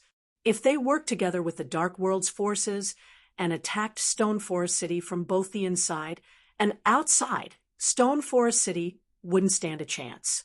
Of course, the fierce man could also understand why the various superpowers were willing to go to such lengths to obtain Stone Forest City. After all, the advantages the city brought were simply amazing. This was especially true for the Freedom Hotel. No superpower would pass up the Freedom Hotel's benefits. Moreover, Zero Wing had even taken the initiative to meet the Dark World's army at the teleportation gate. That was simply suicide. Now, even if all of the 5 great super guilds banded together, they still wouldn't be able to save Zero Wing. At this moment, let alone illusory words, and the fierce man from Crimson Emperor, even Yuan Tiexin, who had invited the various superpowers secretly targeting Stone Forest City, was surprised by this situation. He never thought that there would be more than 10 superpowers targeting Stone Forest City this time. Aside from Demon's Heart and Starlink, which bore deep hatred for Zero Wing, the superpowers included the Ten Saints Empire's Demon Palace, the Shadow World's Shadowless Empire, and the Super Guild's Battle Wolves and Pantheon.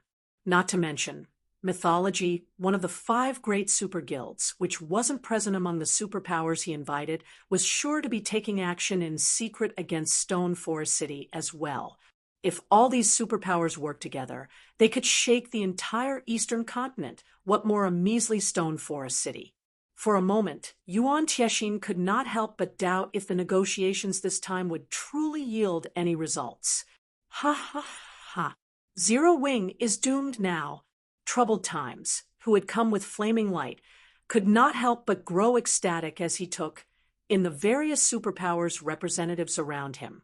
With so many superpowers gathered here, even a super guild won't be able to stop the upcoming assault. Previously, when Shifeng had publicly executed Troubled Times in Demon City, not only did Troubled Times' strength diminish greatly, but his reputation in the Dark Den had also fallen into ruin. Originally, Troubled Times thought that he wouldn't have an opportunity to get revenge on Zero Wing. However, his chance had come so quickly. Everyone, the reception room is ready. Please follow me, Yuan Tiexin said to the cloaked group behind him. However, just as Yuan Tiexin was about to lead the group to the Freedom Hotel's top-floor reception room, a figure suddenly appeared before him. The other players present in the lobby gaped in shock at the development. The players the secret pavilion invited might be hiding their identities, but they had not done anything to conceal their auras. And their auras made it clear that every one of these people was a peak expert or above. Anyone that dared to stand in their path had to be tired of living. However, someone actually dared to do so.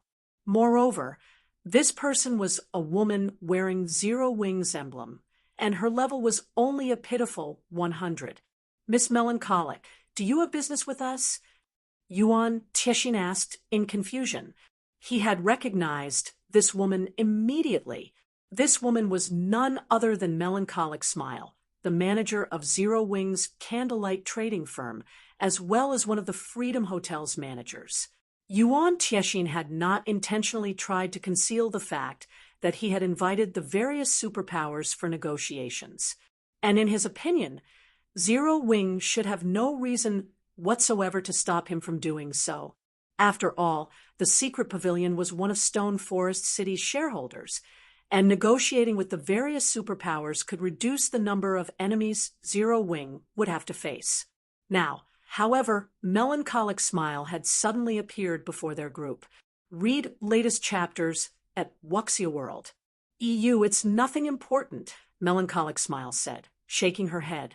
I'm just following the guild leader's instructions to relay a message to these people. Relay a message? Is he taking the initiative to hand over Stone Forest City's shares now that he knows he can't win? Troubled Times asked, laughing in ridicule. Upon hearing Troubled Times' words, the various superpowers experts present also started laughing. With things having reached this point already, wasn't it a little too late for regrets? Our guild leader has stated that if you wish to develop in Stone Forest City with peace in mind, then Zero Wing will welcome you with open arms. However, if you wish to meddle in Stone Forest City's affairs, you'd best return to wherever you came from instead of asking for trouble. Melancholic Smile declared calmly as she swept her gaze across the players before her. Chapter 2570, On the Verge of War, Crazy Zero Wing. Chapter 2570, On the Verge of War, Crazy Zero Wing. At first, the players in the lobby had paid close attention to the mysterious group Yuan Tiexin had invited, and Melancholic Smile hadn't tried to keep her voice down. Hence, after her declaration, silence had fallen in the hotel lobby as everyone stared at her in astonishment. What's going on? Those people must be big shots from the various superpowers, yet she dares to speak to them like that. Amazing! Truly amazing! Even now, Zero Wing still behaves so haughtily. Since the day I joined God's Domain, I've never seen such a suicidal guild. None of these players were fools, and even though they hid themselves under black cloaks, the individuals Yuan Teixin had invited were clearly from the various superpowers. Moreover, they should be the superpowers' top-ranked experts based on their auras. Now that the Dark World's teleportation gate was active, it would only be a matter of time before dark players flooded into Cold Spring Forest. The entire level 100 neutral map was in danger, as was Stone Forest City. Yet, even in such a dire predicament, Zero Wing continued to maintain its arrogance before the various superpowers. This was just insane. Miss Melancholic, what are you? Yuan Tiexin was flabbergasted. He couldn't believe what was happening. If he hadn't been certain that Melancholic Smile wasn't some spy and an actual core member in Zero Wing who had worked her way up the ranks, he would have suspected otherwise. Her announcement was practically a dare to the various superpowers and would undoubtedly lead to Zero Wing's elimination from Cold Spring Forest. What are Zero Wing's intentions, old Yuan? Scorching Shine asked from beside Yuan Teixin with a frosty look. He had already surmised that the chances of their plan succeeding were very low. Stone Forest City's Freedom Hotel was too tempting to give up, after all. However, it was also the reason that the secret pavilion didn't want other superpowers to stick their fingers in the city. Unfortunately, Melancholic Smile's statement had as good as ruined their plan. No one would be surprised if the various superpowers shed all pretenses with Zero Wing immediately, let alone negotiate. For a moment, Yuan Tiexin was speechless. Cold Spring Forest was a lost cause at this point. Even the various superpowers would have a hard time developing in the area, much less Zero Wing. There was simply no way Zero Wing could retain absolute control over Stone Forest City. It'd be a miracle if the guild even kept a portion of the city. Yuan Tiexin had worked with Shifeng many times before, so he knew the swordsman was open to persuasion, not coercion. If he insisted that Shifeng gave away a significant portion of the city's shares, their discussion would end on a sour note. Knowing this, he hadn't bothered to contact Shifeng before his negotiation with the various superpowers. He would only try to convince Shifeng once the negotiations had reached a satisfying conclusion. With things as they were now, Zero Wing would have to sacrifice some of Stone Forest City's shares if it wished to survive. Maintaining full control was impossible, but Yuan Tiexin had never considered that Shifeng would be ruthless enough to send Melancholic Smile to disrespect the various superpowers so blatantly. He had definitely gone insane this time. Ha ha ha. Interesting. Zero Wing is truly fascinating. Even now, it displays such confidence. It's no wonder why it dares to offend so many superpowers. It seems my visit to Stone Forest City wasn't a waste. An elderly, crimson-eyed man wearing the Shadowless Empire's emblem and holding a scarlet staff, said, laughing, "Old Lou, do you think Zero Wing is just putting on a brave face?" Evil Qilin, who wore Demon Palace's emblem and carried a war axe that radiated strange energy, asked, sneering at the crimson-browed elder, "Zero Wing is digging its own grave by provoking us. I think you still have a grudge over losing to Black Flame." Qilin, the crimson-eyed elder, shot back, chuckling at the glare Evil Qilin directed his way. Instead of rising to the crimson-eyed elder's teasing, Evil Qilin simply smiled as he said, "The situation on Dragonheart Island is one thing, but we're in Cold Spring Forest. Moreover, this won't be some small team battle in the fields. We're talking about a conflict with an entire other world. Zero Wing hasn't tried to win us over, but has sent some nobody to spit in our faces. If that isn't stupidity, what is?" Demon Palace's other members nodded in agreement. Due to Zero Wing, Demon Palace's reputation on Dragonheart Island had suffered, but this situation was completely different. More than 10 superpowers had gathered in Stone Forest City. Even without including the Dark World's players, there were more than enough hostile players to end Zero Wing's reign. Instead of negotiating for peace, Zero Wing has sent someone to slap the gathered superpowers in the face. The guild must be giving up. After a brief moment of silence, Troubled Time's smile grew into a grin. He then walked up to Melancholic Smile without any hesitation.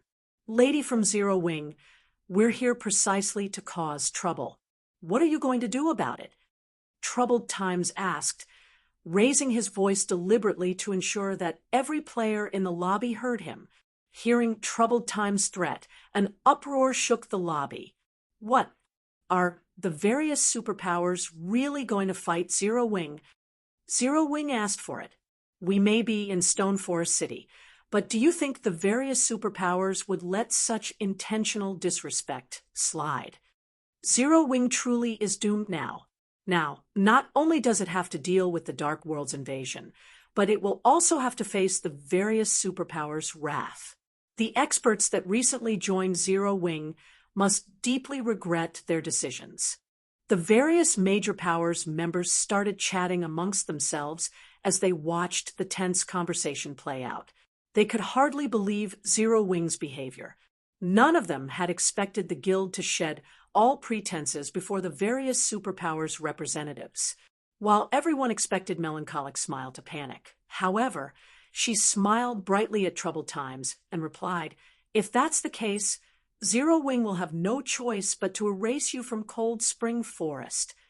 Read latest chapters at Wuxia World." EU again. The lobby fell deathly silent. Melancholic Smile's response even stunned Troubled Times. He couldn't understand why she was so bold. Wasn't she supposed to grovel at his feet and beg for mercy? "It seems your instincts were wrong this time. Illusory. That girl is just as insane as her guild leader. She's only pushing Zero Wing further down the path of no return," the fierce man from Crimson Emperor said, admiring Melancholic Smile's bravery. Every one of the various superpowers' representatives wanted to declare war on Zero Wing that moment. They hadn't found a good excuse to attack Stone Forest City yet, but Zero Wing had just given them the reason they had been searching for.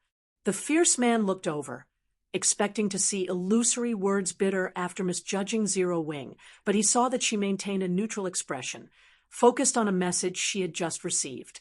After a moment, she looked up and took a deep breath before informing her companion, "My instincts might have been wrong, but her statement isn't." Chapter 2571. Astonished once more. Hotel in an uproar. What do you mean? Chapter 2571. Astonished once more. Hotel in an uproar. What do you mean? Illusory words statement confused her fierce comrade from Crimson Emperor. What did she mean by her instincts had been wrong, but Melancholic Smile wasn't? The current situation was clear for all to see, and illusory words had acknowledged that she had misjudged Zero Wing. How could Melancholic Smile's statement possibly be correct? Zero Wing was struggling to survive. Chasing the various superpowers out of Cold Spring Forest from such a position was a joke. To be precise, my instincts were only partially correct. Illusory words explained, chuckling at the fierce man's confused look. It's best if you take a look for yourself. I just received this message from Graceful Monarch. Graceful Monarch? Has something unexpected happened at the teleportation gate? Curious, the fierce man opened the message Illusory Words had forwarded. Graceful Monarch and Purple Rakshasa had wanted to see the Dark World's teleportation gate themselves and get a clear grasp of the invading army's strength. Zero Wing had also dispatched quite a few players to the gate, and by allowing the two Dark Den players to spectate, they'd find out exactly what Zero Wing intended. In his opinion, Zero Wing was wasting its time in trying to negotiate with the Dark World's various powers, especially once they'd seen the benefits Cold Spring Forest and Stone Forest City had to offer. Regardless of what the guild tried to offer, the outcome wouldn't change. Retaining a small fraction of the city's shares was the best Zero Wing could hope for. It shouldn't dream of holding more power than that. The Dark World's invading army had more than 30,000 Tier 3 experts. No individual power would have the strength to stand up against that. While the fierce man carefully read Graceful Monarch's message, more players had begun to gather in the Freedom Hotel. A large number of independent experts had come to hear what Melancholic Smile had to say. Did she get the wrong message? Dropping all pretense with the various superpowers would only bring Zero Wing more harm. Stone Forest City might not even last 3 days at this rate, much less a week. Galaxy Past, who had just arrived in the Freedom Hotel's lobby, gaped in shock when he heard about Melancholic Smile's interaction with the superpowers representatives. Every player in the city was paying attention to the current situation Zero Wing and Cold Spring Forest faced. Although word of the various superpowers moving against Stone Forest City had long since reached the masses, Galaxy Past still had a hard time believing that Zero Wing would take the initiative to offend the various superpowers. He, too, knew that Zero Wing would never bend to coercion, only persuasion. He also knew that the guild was insane and acted no differently than a gambling addict. Although Zero Wing's crazy bets had been astonishingly successful thus far, its current opponent was on a completely different level than those it had faced before. If Zero Wing moved against the various superpowers now, it would be caught in a dead end. Zero Wing was no longer the guild it had been. It had nearly as many resources and as much territory as the various superpowers. If the guild could stabilize its hold in Stone Forest City and continue to develop in peace, it would only be a matter of time before it became another of God's domain's superpowers. While Galaxy Past found Melancholic Smile's actions perplexing, Demon's Heart's members began to laugh. Troubled Time's laughter, in particular, rang throughout the lobby. He looked at Melancholic Smile as if she were a fool. Truthfully, not even he had expected this development. He had believed this woman would have tried to explain away her statement as a misunderstanding. He had never dreamed that she'd pit herself against the various superpowers directly, removing any room for negotiation. Now that Melancholic Smile had offended the various superpowers, their reputations would suffer if they didn't respond appropriately.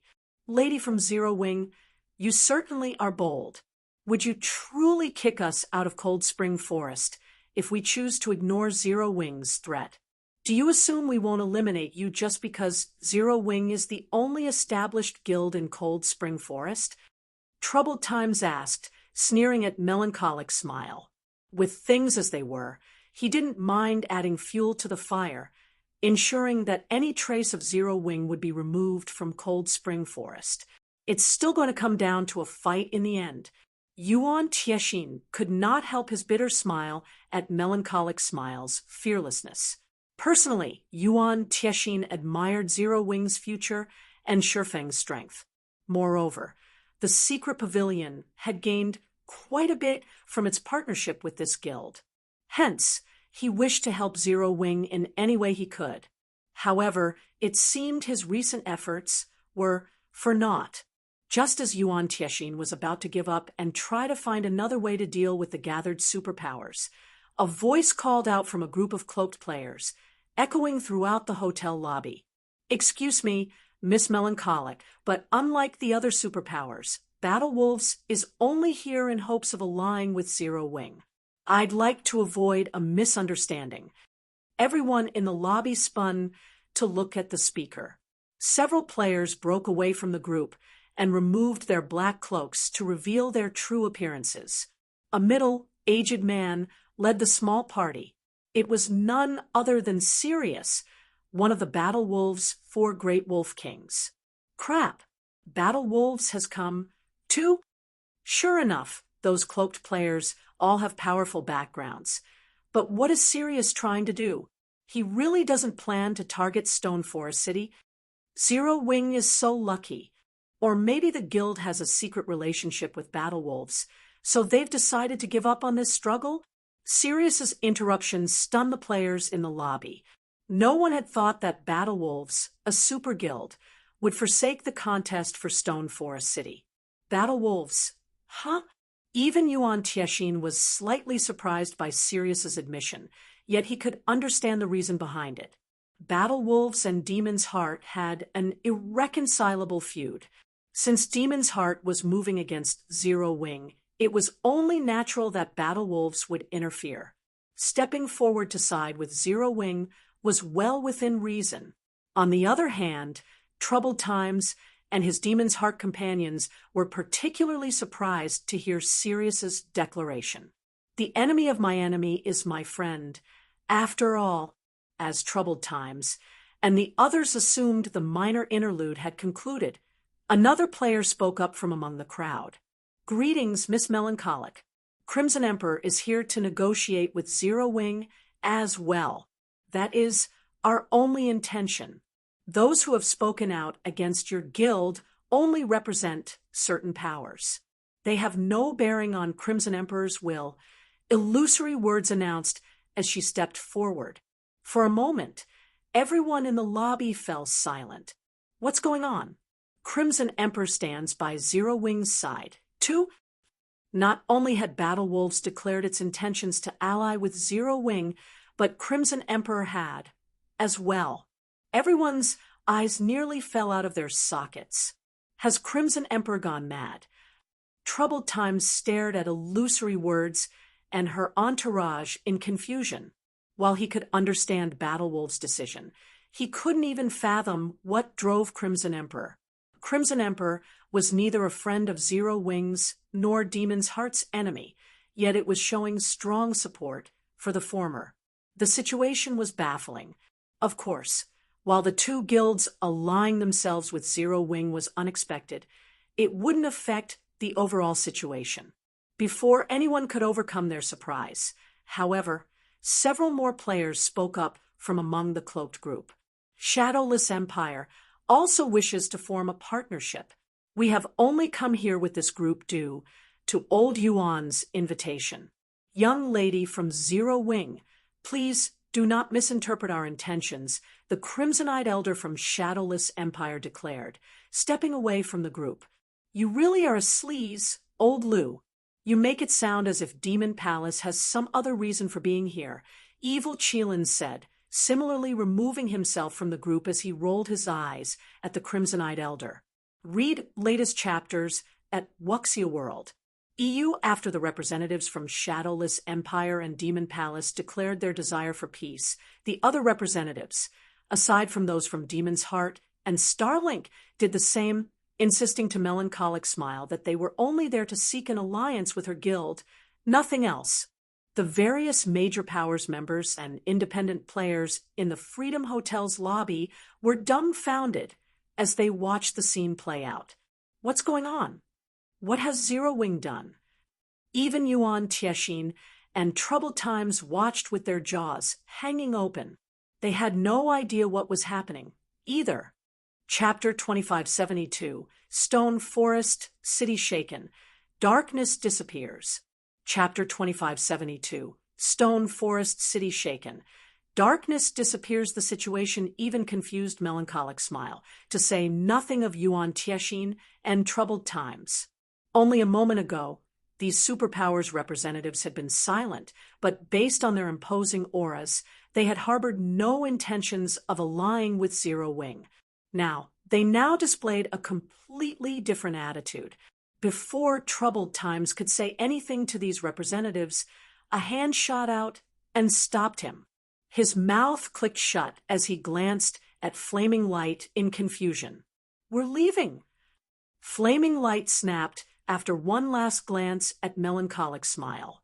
He turned and left the Freedom Hotel without another word. He made no attempts to win back the various superpowers. "Are we just going to let Zero Wing off the hook, Vice Guild leader?"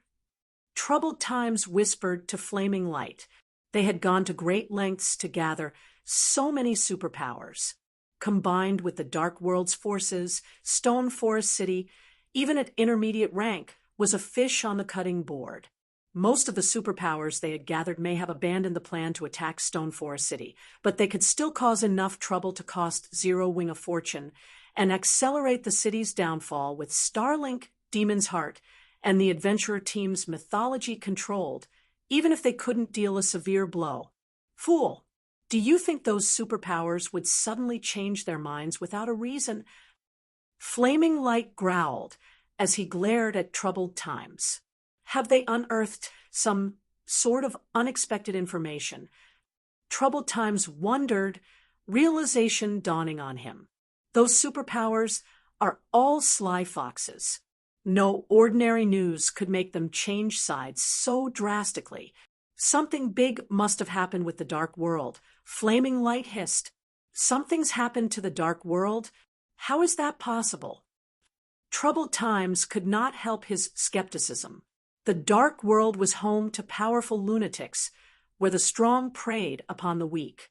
If the Dark World's players wanted to enter Cold Spring Forest, there was no power strong enough to stop them, not even Flaming Light, who was responsible for opening the teleportation gate. "I'm not sure yet. I could be overthinking things," Flaming Light said, shaking his head. In reality, he found the deduction hard to believe. "We need to send someone to investigate immediately." "I'll contact Elder Heart right away," Troubled Times said, nodding. Even after Flaming Light and his entourage left the Freedom Hotel, the lobby was still silent as the various major powers members and independent players remained speechless. Everything had changed too suddenly. A second ago, the various superpowers had been ready to draw their weapons and declare war on Zero Wing, but in the next moment, they voiced their intentions to ally with the Guild. The crowd even wondered if those cloaked players were truly upper echelons from the various superpowers or not. "What's going on here, Old Yuan? Why are these superpowers behaving like this?" Scorching Shine asked, unable to hold back his curiosity any longer. At this moment, Yuan Tiexin was just as confused. He, too, wished to know what had just changed. Yuan Tiexin struggled to find an answer for Scorched Shine's question when he noticed that he had received a message from Purple Jade some time ago. Could Zero Wing have done something? Realization dawned on Yuan Tiexin when he saw the message. When he had heard that Zero Wing had rashly sent a force to the Dark World's teleportation gate, he had sent Purple Jade to investigate the situation. Since she had messaged him, he found it likely that Zero Wing had done something at the gate which had, in turn, caused this unexpected development. The other superpowers representatives must also have received news which had changed their minds. Even if Zero Wing has done something, this outcome shouldn't be possible. Yuan Tiexin felt that something was amiss, and he immediately opened Purple Jade's message. By the time he finished reading her report, he was astounded. "Old Yuan, what's happened? Did you get disconnected?"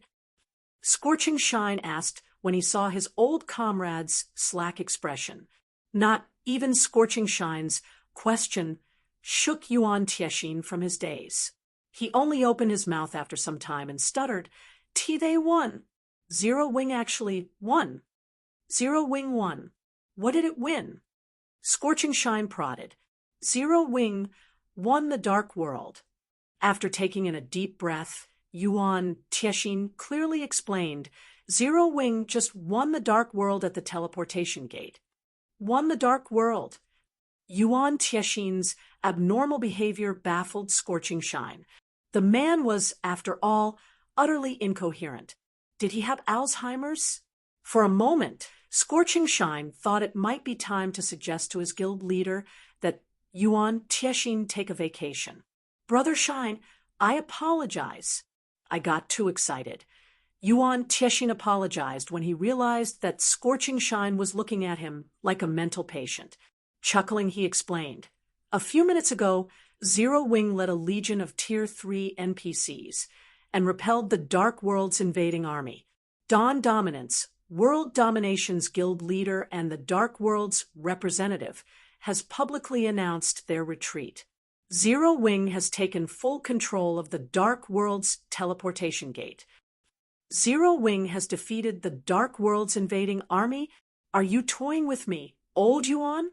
Scorching Shine questioned, giving Yuan Tiexin a disdainful look. Since Yuan Tiexin hadn't controlled his voice, everyone in the lobby had heard him clearly. A commotion erupted, and the various major powers experts and independent players stated at Yuan Tiexin as if he were a blubbering fool. No individual power in God's domain was capable of standing against the Dark World's invading army. Although Zero Wing had a large number of Tier 3 NPCs under its command that only amounted to 600, trying to stop more than 30,000 Tier 3 players with a measly 600 Tier 3 NPCs was a joke. Even if they included every Tier 3 player in Zero Wing, the guild should have no hope of stopping the Dark World's invading army. Furthermore, the various powers that called the Dark World home had extraordinary powers. If they all revealed just one of their many trump cards, they could easily annihilate every player in Cold Spring Forest 10 times over. With such strength, how could Zero Wing possibly defeat this invading army? I knew you wouldn't believe me. Here, take a look. This is the battle video Jade recorded, Yuan Tiexin said, shaking his head helplessly. Yuan Tiexin found the situation just as unbelievable, but with the facts before him, he had no choice but to recognize it as truth. Scorching Shine then watched the video Yuan Tiexin sent him. Silence. Shock. How is this possible? Scorching Shine couldn't believe his eyes. Read latest chapters at Wuxia World. They were talking about several million expert players. He also saw several dozen Tier 4 summon creatures and several thousand Tier 3 personal guards. Yet, even with such power, the Dark World's invading army had suffered defeat. Shortly after the video ended, a group of players entered the Freedom Hotel's lobby in a hurry, clearly excited. Big news, everyone. Great news. Zero Wings just repelled the Dark World's invading army and has taken control of the Dark World's teleportation gate. Chapter 2573, Popular Stone Forest City. Chapter 2573, Popular Stone Forest City. When the group that had just burst into the Freedom Hotel excitedly announced Zero Wing's victory of the Dark World's invading army, the players in the lobby, who had been skeptical about Yuan Tiexin's stunned announcement, were flabbergasted. What? It's actually true. How could Zero Wing have possibly won? We're talking about an entire world of experts. The fact that the secret pavilion held some of Stone Forest City's shares was no longer a secret. Thus, there had been a chance that Yuan Tiexin had been lying to boost Zero Wing's reputation. The players that had just arrived, however, were a different story. Every member of the group was an independent player, and a few of them were well known among the adventurer teams unrelated to Zero Wing in the city. Because of this, they were considered quite credible. Most importantly, they had just explained the sudden change in the various superpowers' attitudes regarding Zero Wing. Even with many players still doubting the news, assuming it was either a lie or outrageously exaggerated. There was no doubt that the guild in question had done something to change the superpowers' minds. That fact alone was enough to shock everyone in the lobby only moments before they were overcome with joy. Without the various superpowers' interference, and with Stone Forest City's defenses and terrain advantage, even the Dark Worlds players would need a long time before they could capture the city. Meanwhile, resident players like themselves could safely and far faster than those based outside of Stone Forest City. Thankfully, we weren't too rash, but I really doubt that Zero Wings foundations are this formidable. Demon's Heart's flaming light must be going mad with regret right about now, the fierce man from Crimson Emperor said with a bitter smile. The main reason that the various superpowers were so afraid of Demon's Heart was the key in Flaming Light's possession, which allowed him to open the Dark World's teleportation gate in any location he desired.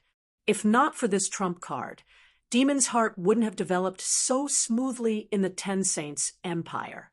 Flaming Light had intended to use this trump card to salvage Demon's Heart's reputation and deter the Ten Saints Empire's various superpowers, but now both his threat and plans had gone to the dogs.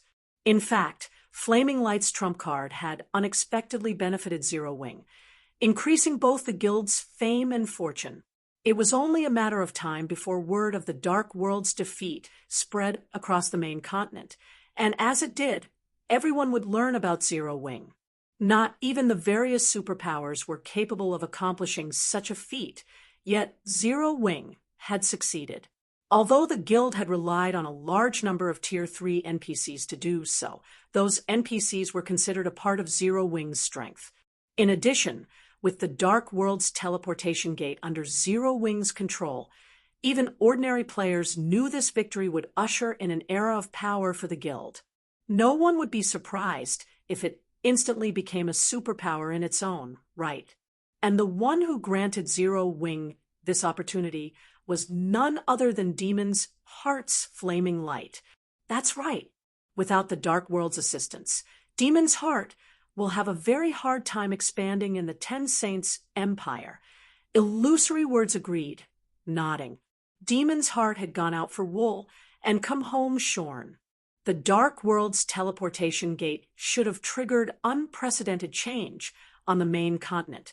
However, Zero Wing now controlled the gate, and the guild had made it clear that it intended to collect a fee from every player that wanted to use the teleportation gate. This would significantly decrease the number of visiting Dark World players, and, in turn, reduce the number of Demon's Heart's potential allies. Unless the Dark Guild wanted to face the Ten Saints Empire's various superpowers, it would have to keep a low profile for a considerable amount of time. You've done a great job this time, Illusory. Since the Grand Elders had nearly made such a catastrophic mistake, the guild leader has reclaimed a lot of authority in the guild.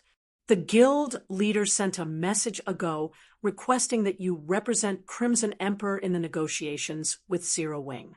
It would also be best if you could rent a few of the Freedom Hotel's rooms long-term. Don't worry about the required money and materials. The fierce man congratulated his comrade. The guild leader's requests are certainly troublesome. Now that Zero Wing has defeated the Dark World, a ton of powers will try to rent a large number of the hotel rooms. Illusory words grumbled, offering a half-hearted smile. With Cold Spring Forest now free of the Dark World's threat, Stone Forest City was once again a sacred leveling ground. It would soon become a holy city for the Eastern Continent's various powers and independent players. And when it did, even entering the city would become a challenge, let alone renting one of the Freedom Hotel's rooms. Shortly after the various superpowers meeting in the first-floor lobby had concluded, news of the Dark World's defeat spread throughout the continent. As they learned of the event, many powers began to regret their decision to abandon Stone Forest City the moment things had turned south. Crap! How is this even possible? Zero Wing is so awesome. Even an entire otherworld of players is helpless against that guild.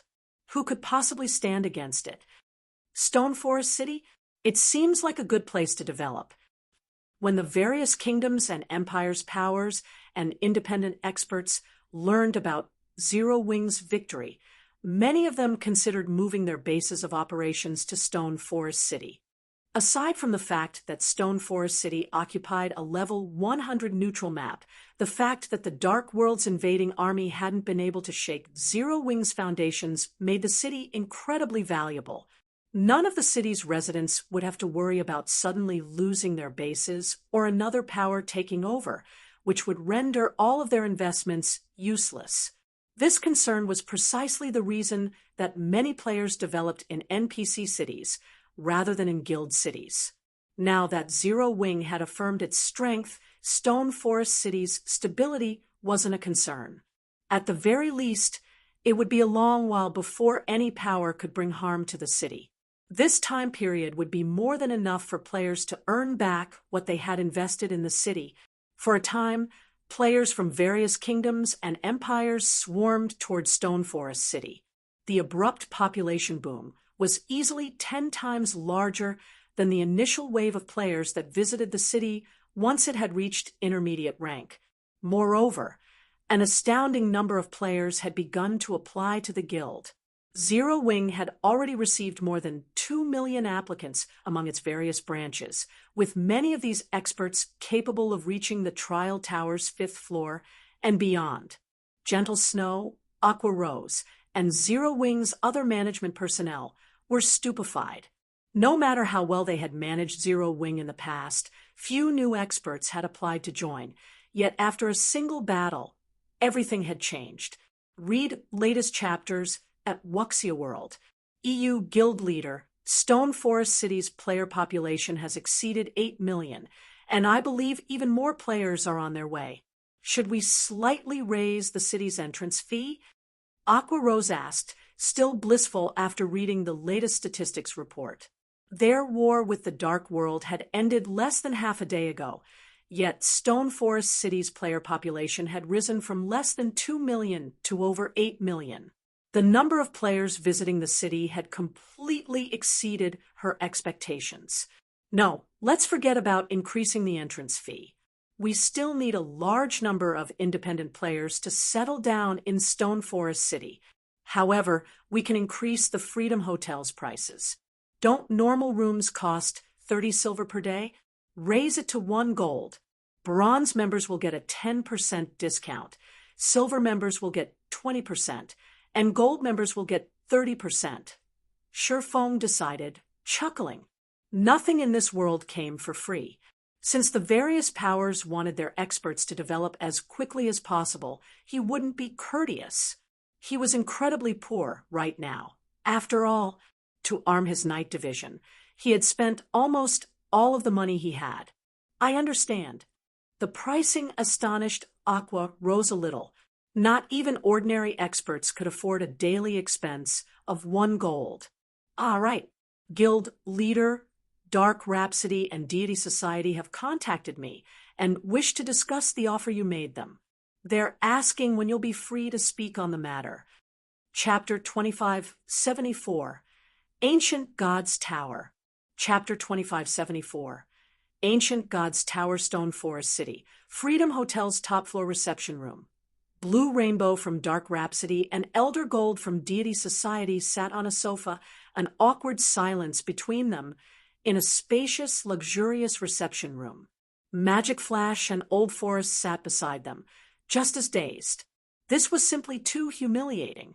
They had thought that their previous meeting with Shifeng would have been their last, and they would never have to see each other again. They had seen Shifeng's hope of a stronger partnership between their guilds as nothing more than wishful thinking. However, less than 2 days after that meeting, they had sought the swordsman out again. Meanwhile, Shifeng had transformed his brazen declaration into reality, taking control of the Dark World's teleportation gate and the Otherworld's lifeline. If any of the Dark World's powers or players wanted to continue and accelerate their development, they'd have to travel to Cold Spring Forest. However, Zero Wing's teleportation fees were just fraudulent. The guild actually charged one darkness crystal or similarly attributed magic crystal per person.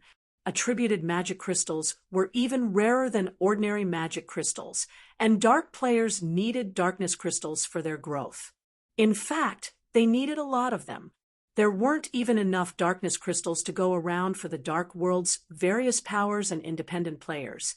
Yet Zero Wing was cruel enough to charge darkness crystals as its teleportation fee. Worse yet, they couldn't defeat Zero Wing. To secure its hold on the teleportation gate, Zero Wing had established a permanent magic barrier around it, in addition to stationing 2 Crimson Dragon flying ships, 8 combat puppets, 600 tier 3 knights, and 2,000 tier 2 knights to guard the gate. The defenses Zero Wing had set up around the teleportation gate were maddening. Sending an army of 20,000 tier 3 experts would be futile against such high security, much less sneaking through. The only option the Dark World's powers and players had left was to hand over the required fee obediently. After Blue Rainbow and the others waited for a while, the reception room's doors opened abruptly, and Zero Wing's guild leader, Black Flame, walked in. He was the monster that had single-handedly deterred the Dark World's army of several million players. However, Shi Feng seemed like a completely different person at the moment. When he had stood before the Dark World's teleportation gate, he had radiated an incredible aura that frightened everyone in his presence. But now they couldn't even detect the hint of an aura, as if he were just an ordinary player. Similar to Blue Rainbow and the others' first meeting with this swordsman, he seemed harmless rather than contempt. However, they only looked at Shi Feng with fear in their eyes. They hadn't paid much attention to him during their last meeting, but now that they did, they couldn't even consider Shi Feng as human. He felt more like a plant, nearly non-existent. As Blue Rainbow and Elder Gold began to stand to greet him, Shi Feng gestured for them to remain seated, dispensing with the formalities. He then smiled and asked, "I've heard that you've conveyed my proposal to your respective guild leaders? How do your guilds wish to cooperate with Zero Wing?" Magic Flash and Old Forest inwardly rolled their eyes at Shi Feng's question. His actions had practically engraved his words on their guild leaders' bones, and they'd remember them for the rest of their lives. Guild leader Black Flame, your proposal has delighted our guild leaders, and they have stated that as long as Zero Wing will waive the teleportation fees for our guild members, we will help the Candlelight trading firm establish itself in the Dark World's major NPC cities. What do you think? Blue Rainbow asked. Although their 2 guilds were reluctant to accept Shi Feng's conditions, they had no choice with the situation weighing against them. If they declined, both of their guilds' positions would become more disadvantageous as time passed. Waive the teleportation fee. After giving the matter some thought, Shi Feng said, "That's fine, but I'd like to set up a branch shop in every NPC city in the Dark World. Of course, Zero Wing will cover the necessary expenditures. Your 2 guilds only need to resolve the issue of land. Guild leader Black Flame, you are asking for the impossible. The Dark World is even larger than the main continent's ancient empires. While our guilds are 2 of the top 3 in the Dark World, we only control a small portion of the other world. We simply don't have the manpower and resources to ensure that Candlelight can operate in every NPC city," Elder Gold said, shaking his head with an unhappy smile. Dark Rhapsody, Deity Society, and world domination had a lot of influence on the surface, but the same couldn't be said for their control on the Dark World. In the Dark World, players had partial control of the various NPC cities. As long as a power controlled one of these cities, they wouldn't have to worry about needing funds or resources. And without these concerns, they didn't have to worry about offending the Otherworld's top 3 guilds.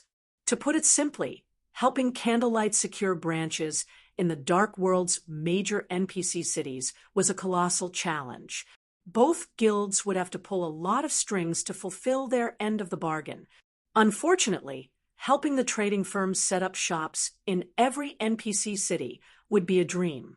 Even if world domination cooperated, the feat wouldn't be feasible. There is something else we need to inform you about, Guild Leader Black Flame, Blue Rainbow said. Due to your actions at the teleportation gate, the Dark World's various major powers loathe Zero Wing. As a result, our guilds are risking much by allying with your guild. Moreover, Demon's Heart has traveled across the Dark World, secretly persuading the various powers to join its alliance. By the looks of it, they plan to challenge the Ancient God's Tower in the Dark World. This Ancient God's Tower is extraordinary, surviving since the Dark World's creation. There are rumors that it's connected to thousands of other worlds. Nobody had been able to clear the tower's trials yet, but as players grow stronger, the various powers will be able to activate a portion of it, if not all. If that happens, the various powers will reach the main continent, even without the teleportation gate. Only they will have to do so by passing through another otherworld. Aqua Rose and Gentle Snow, who stood behind Surefoam, frowned at the news. If what the female Dark Knight said was true, wouldn't that mean the effort they had put into capturing the teleportation gate would go to waste? The Ancient God's Tower. Surefoam had some recollection of this name. Read latest chapters at Wuxia World. The Ancient God's Tower was connected to thousands of other worlds.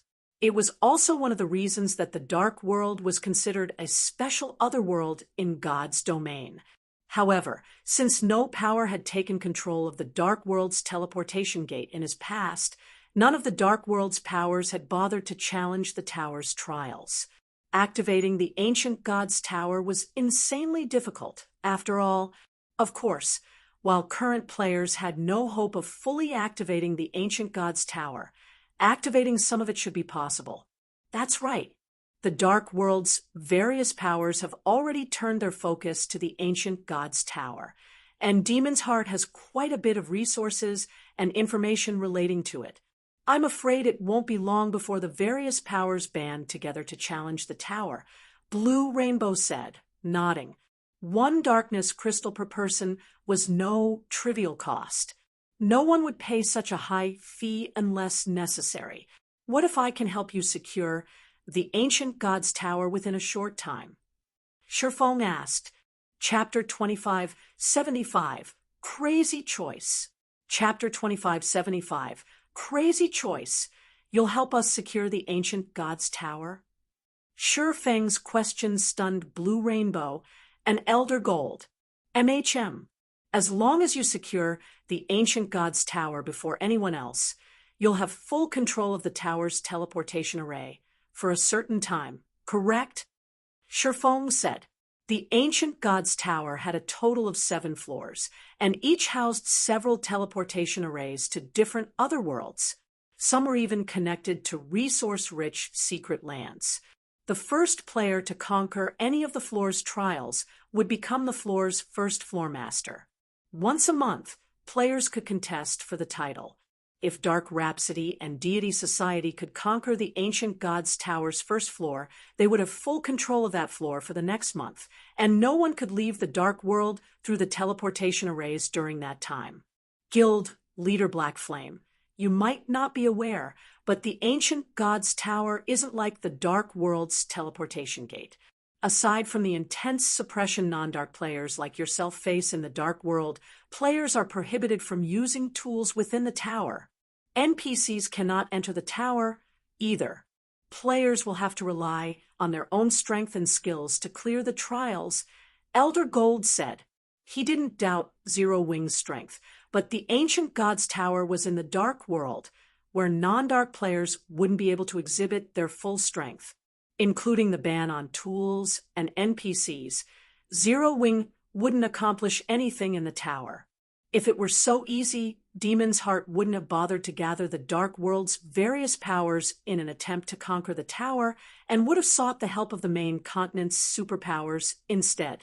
The various superpowers certainly had the strength to trample the Dark World's various powers. Normally, that's right. Not only do the Ancient Gods Towers trials have a strict time limit, but we'll also need a minimum of 200 Tier 3 experts to clear them.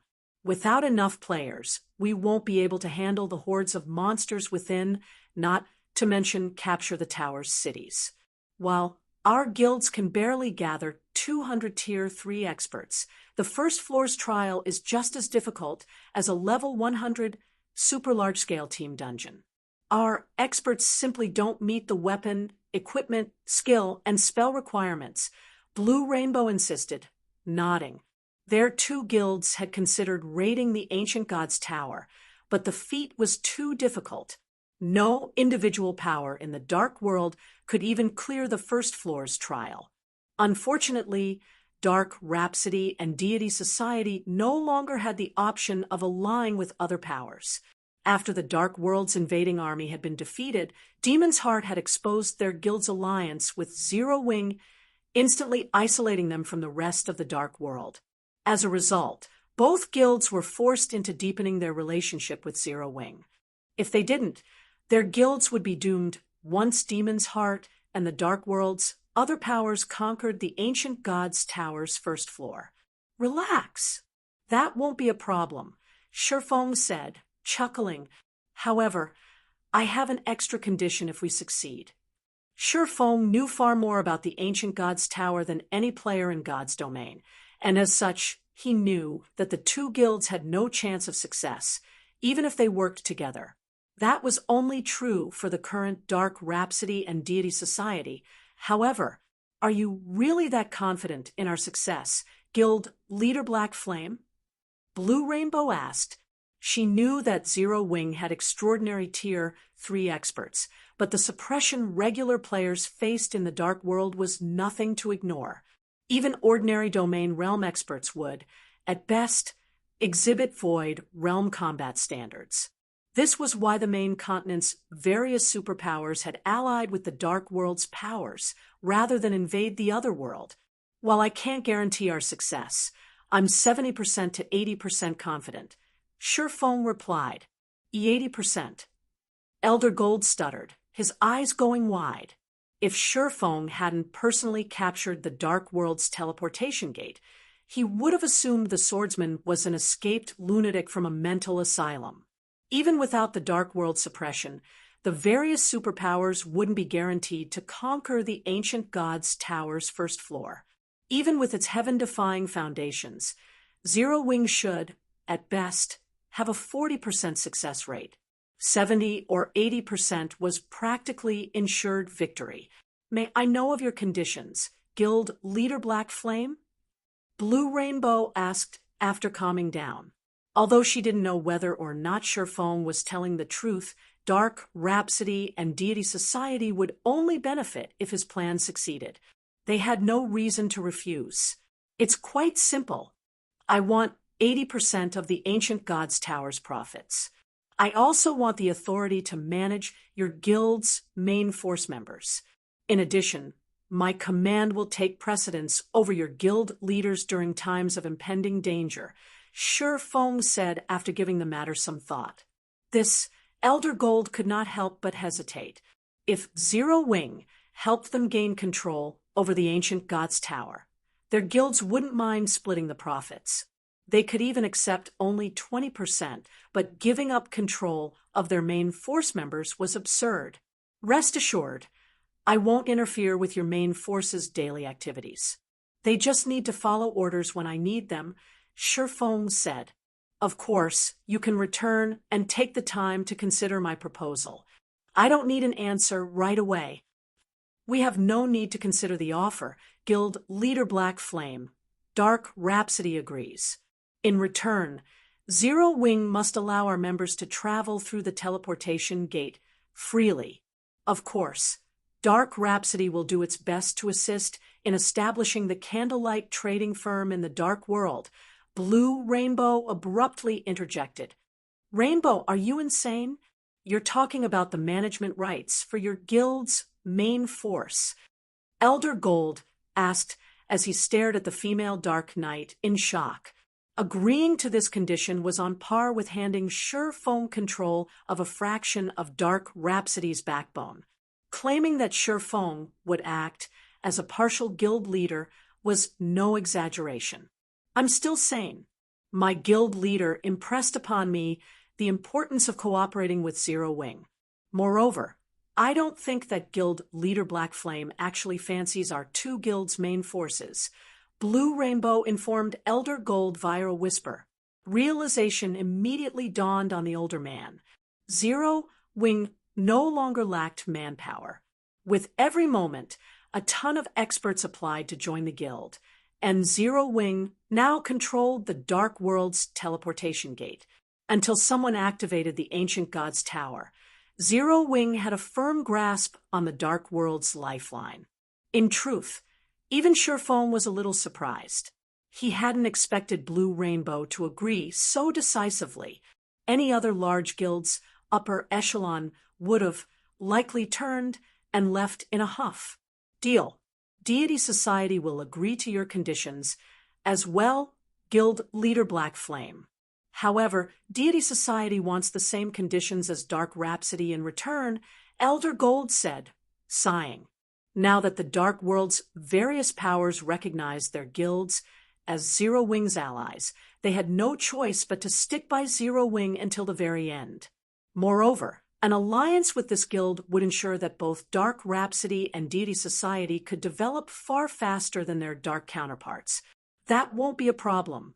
Once we sign the contract, your guild's members may use the teleportation gate to their heart's content. Shifeng agreed, nodding. What do we do once the contract has been signed? Elder Gold asked. Read latest chapters at Wuxia World. EU Demon's heart was already in a rush to find allies to conquer the Ancient God's Tower. Once its team had enough Tier 3 experts, it would challenge the tower's trials. Hence, Dark Rhapsody and Deity Society were running out of time. Simple. Send your main force members to Stone Forest City immediately.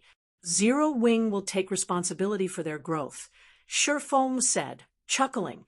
Everything in God's domain boiled down to players' strength, including raiding team dungeons and the Ancient God's Tower. As long as he could help the two guilds' main force members grow strong enough, raiding the tower wouldn't be an issue. Their growth. Shifeng's demand stunned Blue Rainbow. She had never thought he'd choose such an option. Where are we going? To the level 120 secret land, Poison City. Shifeng declared. Chapter 2576, Secret Land Exploration. Chapter 2576, Secret Land Exploration. When Shifeng stated his intentions to travel to a level 120 secret land, both Blue Rainbow and Elder Gold were speechless. The various superpowers hadn't even entered level 110,100-man team dungeons once. In fact, barely any players had reached level 110 yet. While secret lands weren't dungeons, they were even more dangerous. Even the safest secret land could rival super large-scale, hard-mode team dungeons of the same level. Not even superpowers would dare suggest exploring a level 120 secret land. Yet, Shifeng spoke of doing so as casually as if he were visiting the local market. For a moment, Blue Rainbow and Elder Gold doubted that they played the same game Shifeng did. What? Is there a problem? Shifeng curiously asked when he saw the two representatives' dazed expressions. And no, it's nothing. Only Guild Leader Black Flame. We're talking about a level 120 secret land. I'm afraid that with our current levels and equipment, Elder Gold said worriedly, entering a level 120 secret land wouldn't be a problem. Even a level 1 player could do it. The problem was whether or not they could leave the secret land alive. Unlike dungeons, secret lands' difficulty and number of monsters weren't fixed, but randomized. If one were lucky, a 100-man team would be enough to survive. If not, they might need a team of 1,000 players or even 5,000 to make it out. This was why raiding secret lands proved much harder than raiding a team dungeon of the same level. Normally, guilds would mobilize a large fraction of their members to raid a secret land, but after level 100, only Tier 3 experts had any chance of surviving. Tier 2 experts would only hold them back. In other words, guilds couldn't use all of their available manpower to raid level 100 plus secret lands.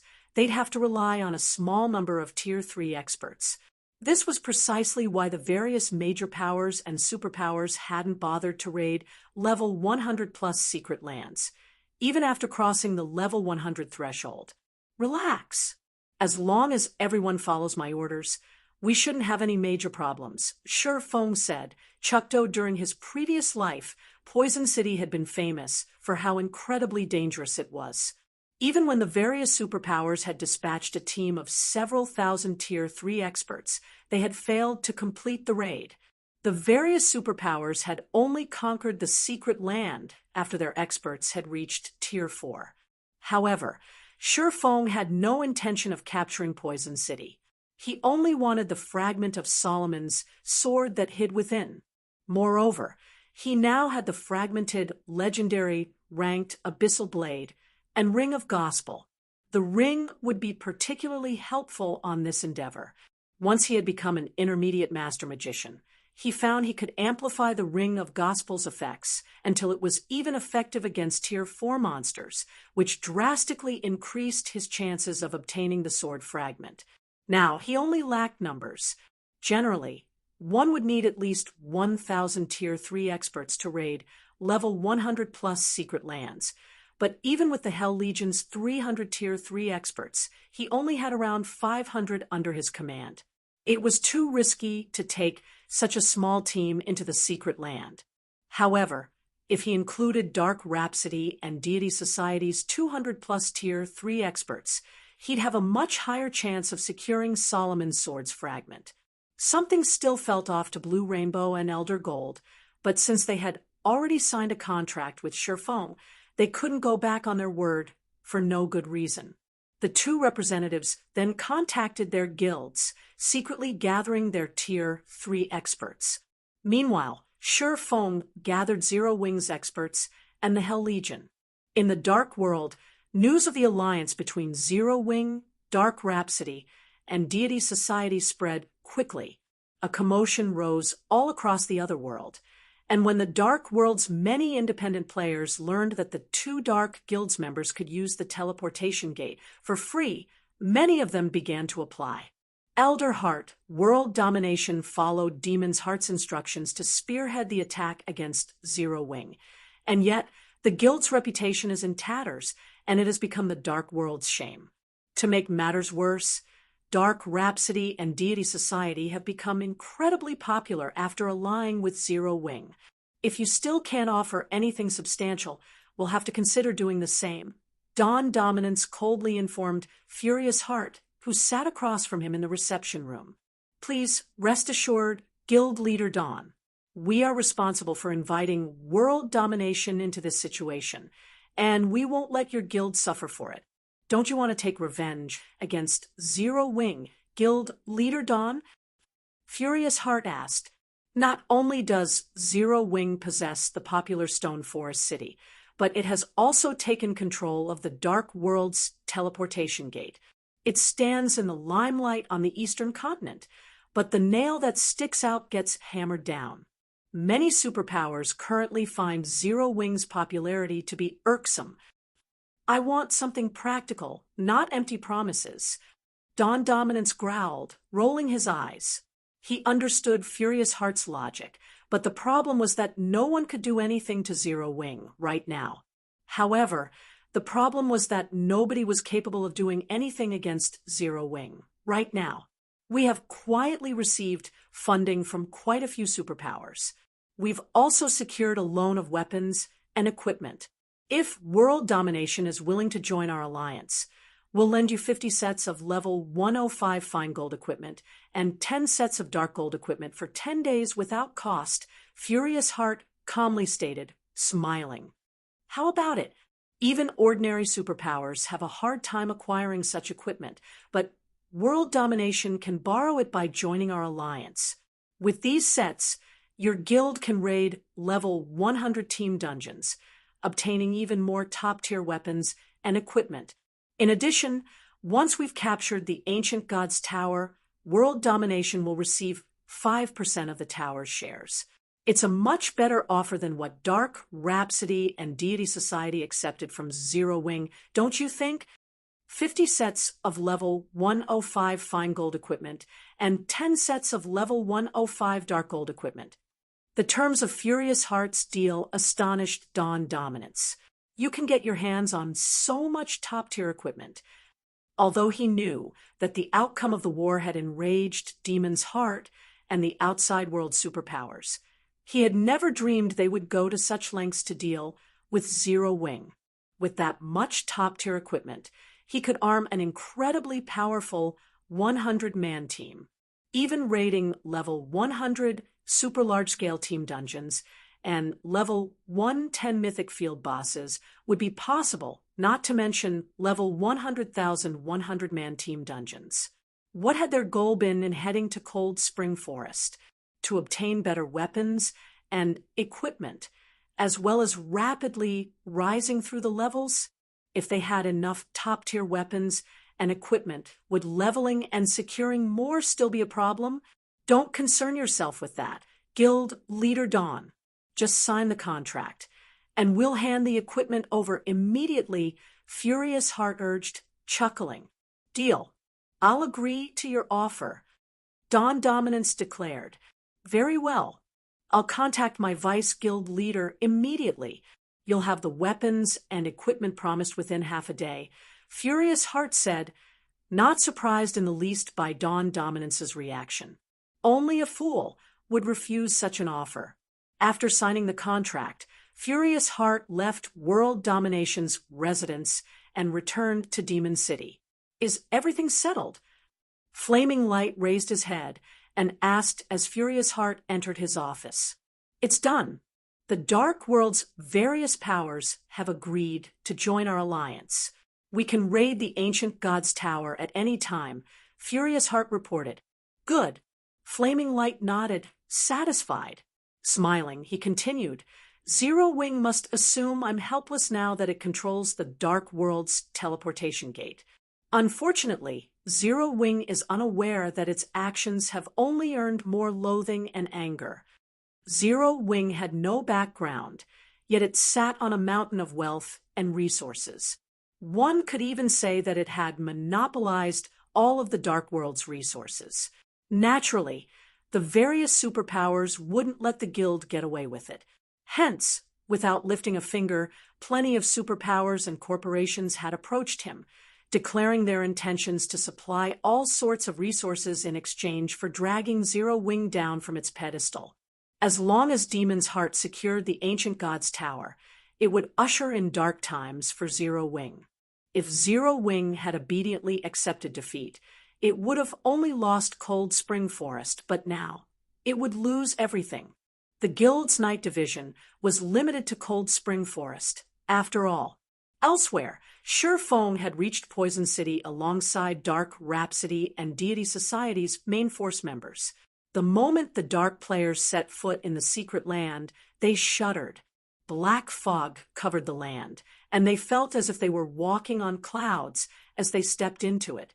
They also felt suddenly cold and hungry, and their 5 senses and reaction speeds had weakened. Here, they wouldn't be able to exhibit half of their usual combat power. However, the dark fog wasn't the worst part. They were far more afraid of the level 115-plus monsters that roamed the forest outside of Poison City. Even the weakest monster here was a High Lord, and many were Great Lord and Grand Lord-ranked wandering souls. These monsters had once been members of the army that guarded Poison City before the black fog had devoured them. The closer they got to these monsters, the more the corrosive energy in the area affected them. Read latest chapters at Wuxia World. Sure enough, there are a lot of monsters here. Sure Fong was similarly astonished when he saw the wandering souls nearby. Not only did the secret land house far more monsters than during his previous life, but the death energy that enveloped the area was also denser. Of course, that wasn't enough to deter him from exploring the secret land, and he turned to Cola and the others. Start luring monsters, but not too many at once. 5 or 600 will be enough. Shurfeng's command rendered Dark Rhapsody and Deity Society's members speechless. They were sure they'd be annihilated if they took on 100 monsters at a time, let alone 500. The death energy in this map was simply too powerful, and all of these monsters were level 115 or higher. Trying to fight 5 or 600 simultaneously was suicide. Okay. However, Cola, Fire Dance, and the others remained unfazed. They immediately dashed into the forest on their own and began to attract the Wandering Souls aggro. Chapter 2577, Difference of Level 120 Frightening Wealth. Chapter 2577, Difference of Level 120 Frightening Wealth as Cola, Fire Dance, and the others darted through the silent forest. They caused a commotion.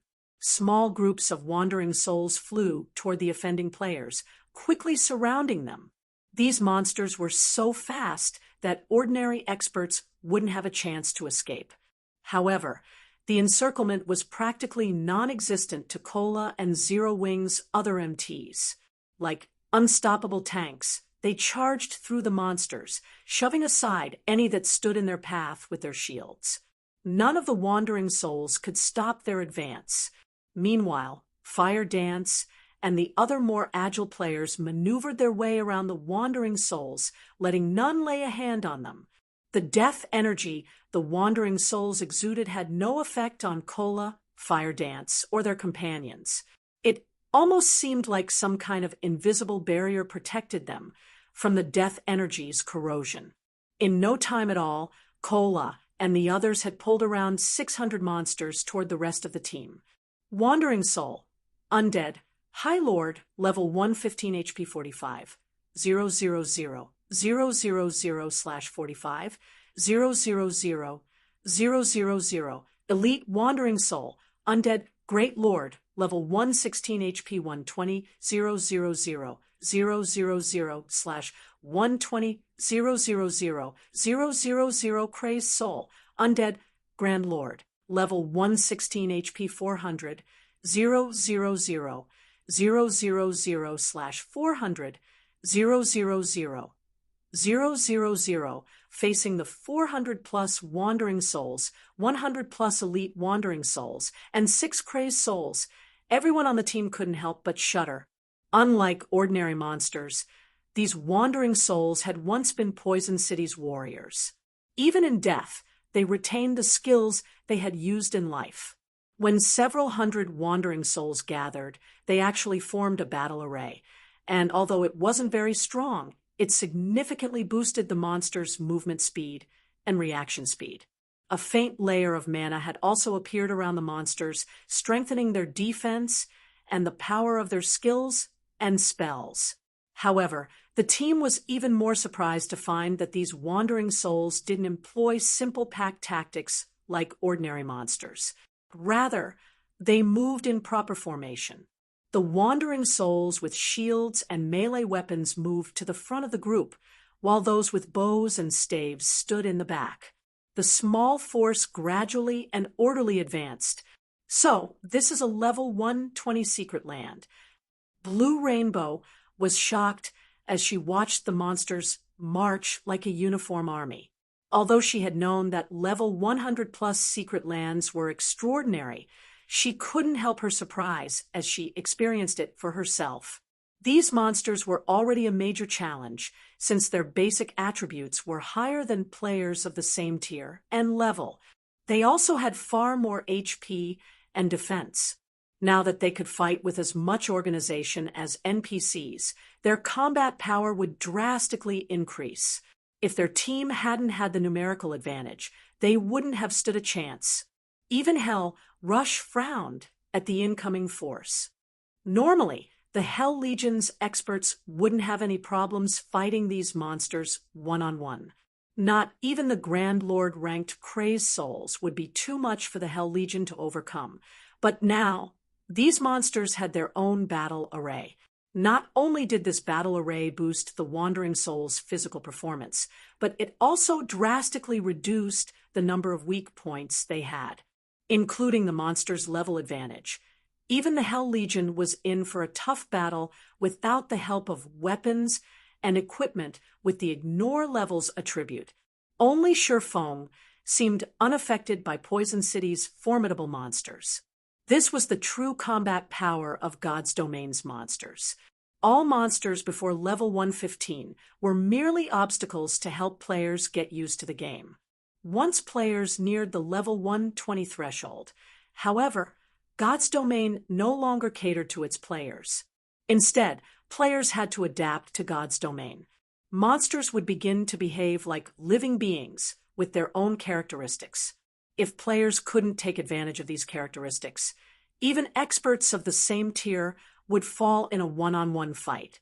This was why level 120 secret lands and team dungeons were true treasure troves for tier 3 players, containing all sorts of ancient inheritances, skill, and spell books. As the Undead Legion approached, Dark Rhapsody and Deity Society's players mentally prepared themselves for a hard fight. Meanwhile, Shifeng retrieved the Ring of Gospel and spent 5,000 magic crystals to activate Miniature World. The Phantom World descended, and the Undead Legion's basic attributes fell rapidly. Their reaction speed and physique also plummeted. The Dark players on the team were stupefied. They had experienced the Ring of Gospel's power before, but they were still as shocked as they had been the first time.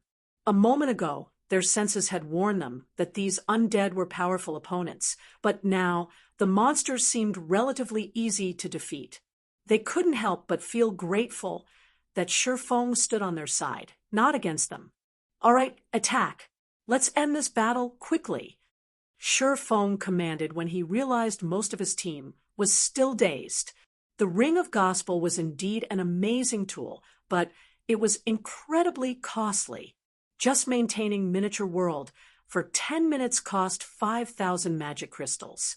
Shifeng's command shook everyone from their stupor, and they began to activate skills and spells against the incoming legion. Now that they had the advantage in basic attributes, the quickest and simplest way to victory was to face these wandering souls head-on. Boom, boom, boom. When the first volley of Tier 3 skills and spells landed, the ground and nearby forest shook violently.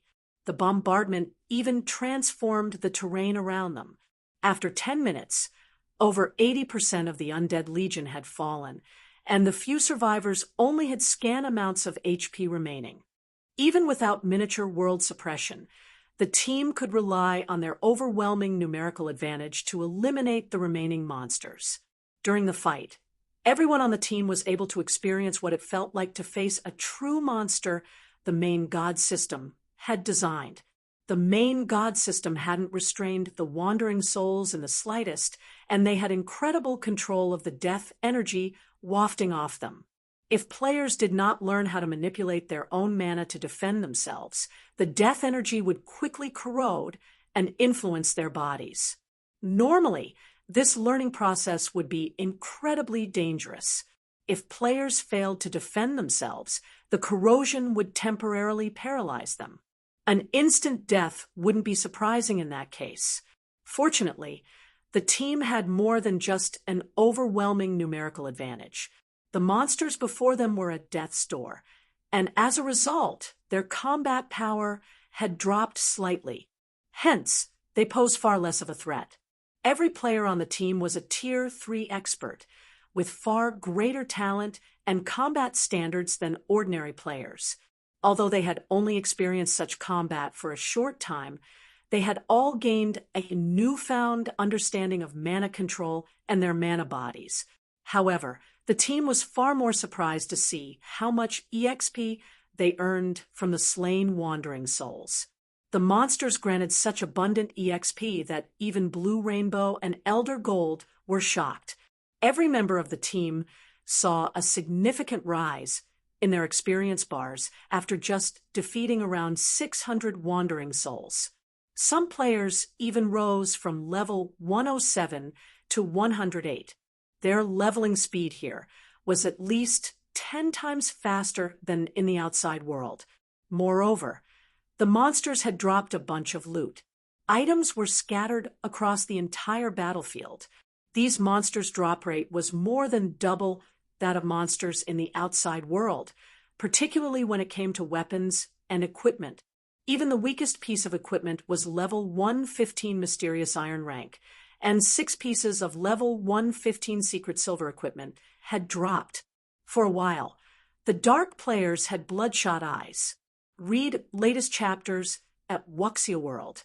EU to them, level 115 Mysterious Iron equipment might be subpar, but level 115 Secret Silver equipment was incredibly precious.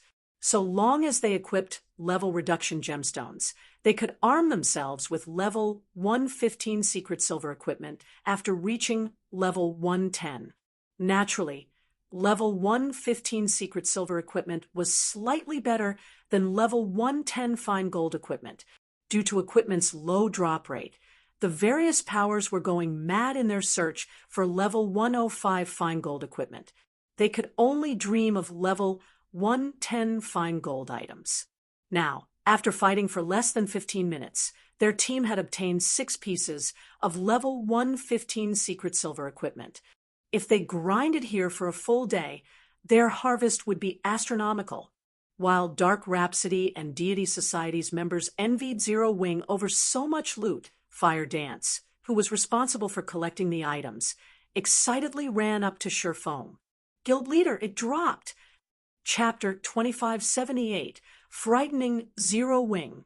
Chapter 2578, Frightening Zero Wing. As Fire Dance approached with a tattered, old tome, Sure Feng's eyes widened in surprise.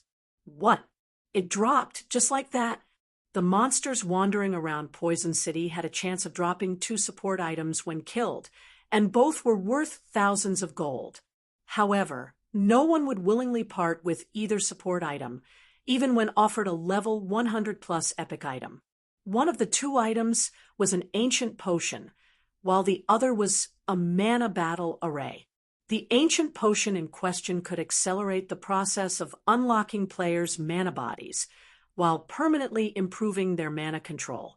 With this potion, even ordinary Tier 3 players could unlock their mana body's full potential within 2 months. On the other hand, the mana battle array was even more astounding. Normally, battle arrays had to be engraved into players' equipment, meaning that once players replaced their battle array equipment, they'd lose the battle array. However, players could directly learn the mana battle array found in Poison City. Hence, they wouldn't have to worry about losing the array when they switched to new equipment. Players could use it forever. The mana battle array required a minimum of 12 players to activate. Once active, not only would it increase the mana density around players, but players' basic attributes would rise as well. Most importantly, the battle array would form a layer of mana armor around players, increasing their magic resistance and resistance to foreign energies' corrosion. The tome in Fire Dance's hand was none other than the mana battle array. It was no wonder she was so ecstatic. As the mana battle array was akin to a skill, it could be used where tools were prohibited, such as many of God's Domain's level 100+ maps and team dungeons. In these locations, the mana battle array was practically invaluable. In the past, the various powers would spend more than 2 weeks grinding near Poison City without obtaining a single mana battle array, and yet one had just dropped from a single wave of wandering souls. The current drop rate was astounding. When Hell Rush and the others saw the mana battle array's information, they couldn't help but feel a little jealous. With a complete set, one could increase a team's overall strength to a whole new level. The mana battle array would be especially helpful when teams explored certain maps or dungeons and didn't meet the equipment requirements. That tome was even more valuable than level 115 top-tier weapons and equipment. Now that they knew the Wandering Souls could drop something as awesome as the mana battle array, Zero Wings members were overcome with fighting spirit. Cola, and the others immediately split away from the main team to lure more wandering souls. Moreover, they now knew that the team could easily handle 600 wandering souls with the Ring of Gospel's assistance, and so they decided to gather even more monsters to maximize the ring's effects. After a short moment, Kola and his comrades ran toward the team with nearly 800 wandering souls trailing behind them. Seeing this, the team's members sharpened their focus and prepared for battle. Over the next 3 days, the team restlessly grinded on the wandering souls roaming the forest around Poison City. After 3 days, every member of the team had gained 5 levels. Fire Dance, Kola, and the other Zero Wing members had reached level 114, while Surefong had reached level 115. Meanwhile, Dark Rhapsody and Deity Society's members had reached level 112 and 113. Their levels would even shock the various superpowers. The dark players on the team wished they could stay in Poison City forever. Leveling 5 times in 3 days was unheard of, especially at their levels. Normally, they'd be lucky to level up once every 5 days. No one would believe them if they told them. Meanwhile, Blue Rainbow and Elder Gold finally understood why Surefong was so confident about helping them conquer the ancient god's tower. This leveling speed was simply maddening. Furthermore, fighting these monsters had helped them rapidly improve their combat standards. What Dark Rhapsody and Deity Society's members didn't know was that Surefong had spent an astronomical number of magic crystals to make this 3-day grind possible. He had arrived with 600,000 magic crystals in his bag, but now he had less than 50,000 remaining. Moreover, he had used Miniature World sparingly. Otherwise, he would have blown through all 600,000 crystals by now. Of course, the bounty he received in return was amazing. During the past 3 days, he had obtained over 700 pieces of level 115 secret silver equipment and over 5,000 pieces of level 115 mysterious iron equipment. He could easily earn back the cost of this grind by selling the mysterious iron equipment. He had also acquired a total of 87 level 115 fine gold weapons and equipment. Of course, Surefong had no intention of selling any of the weapons or equipment that had dropped. Rather, he'd make them available to his guildmates. After embedding a level reduction gemstone into every weapon and equipment piece, he distributed them among Blue Frost and Zero Wing's other members from Shelter 1, providing a massive boost to their basic attributes. Now, their attributes were even higher than the Hell Legion's experts. Even in Netherworld Empire, the Hell Legion's members were experts among experts. Every one of them wore level 105 fine gold equipment, with some wearing dark gold ranked items.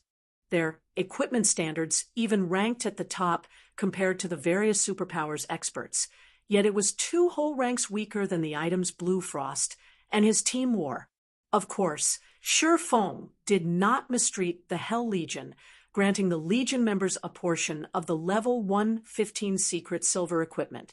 After all, he had a contract with Netherworld Empire, which required him to keep the Hell Legion's equipment up to date. Furthermore, the Hell Legion's members had incredible combat standards. Better equipment would only help them exhibit even more combat power. Aside from weapons and equipment, Surefong had obtained plenty of valuable items. He now had a total of 46 mana battle arrays and over 80 bottles of the ancient potion. He had also secured over 100 tier 3 skill and spell books.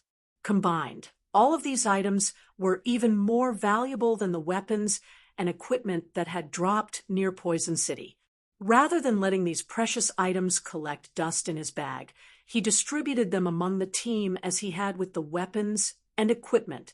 However, he had chosen 46 Zero Wing members to learn the mana battle arrays. He also decided to give the 50-plus Zero Wing members who had entered the Truth Realm 1 ancient potion each. He passed the majority of the remaining 20-plus bottles to the Hell Legion Dark Rhapsody's Blue Rainbow, and Deity Society's Elder Gold. We get a share, too? Blue Rainbow asked, as Shifeng handed her the potion. The ancient potion permanently improved players' mana control and helped them unlock their mana bodies.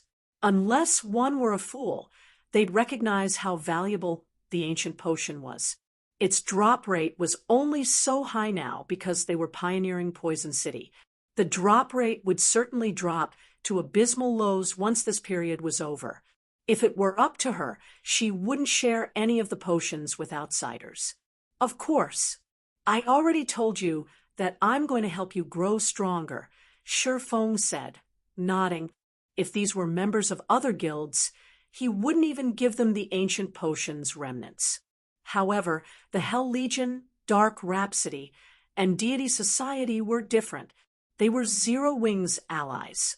It was a pity that the ancient potion's drop rate was so low, and he couldn't afford to give away too many.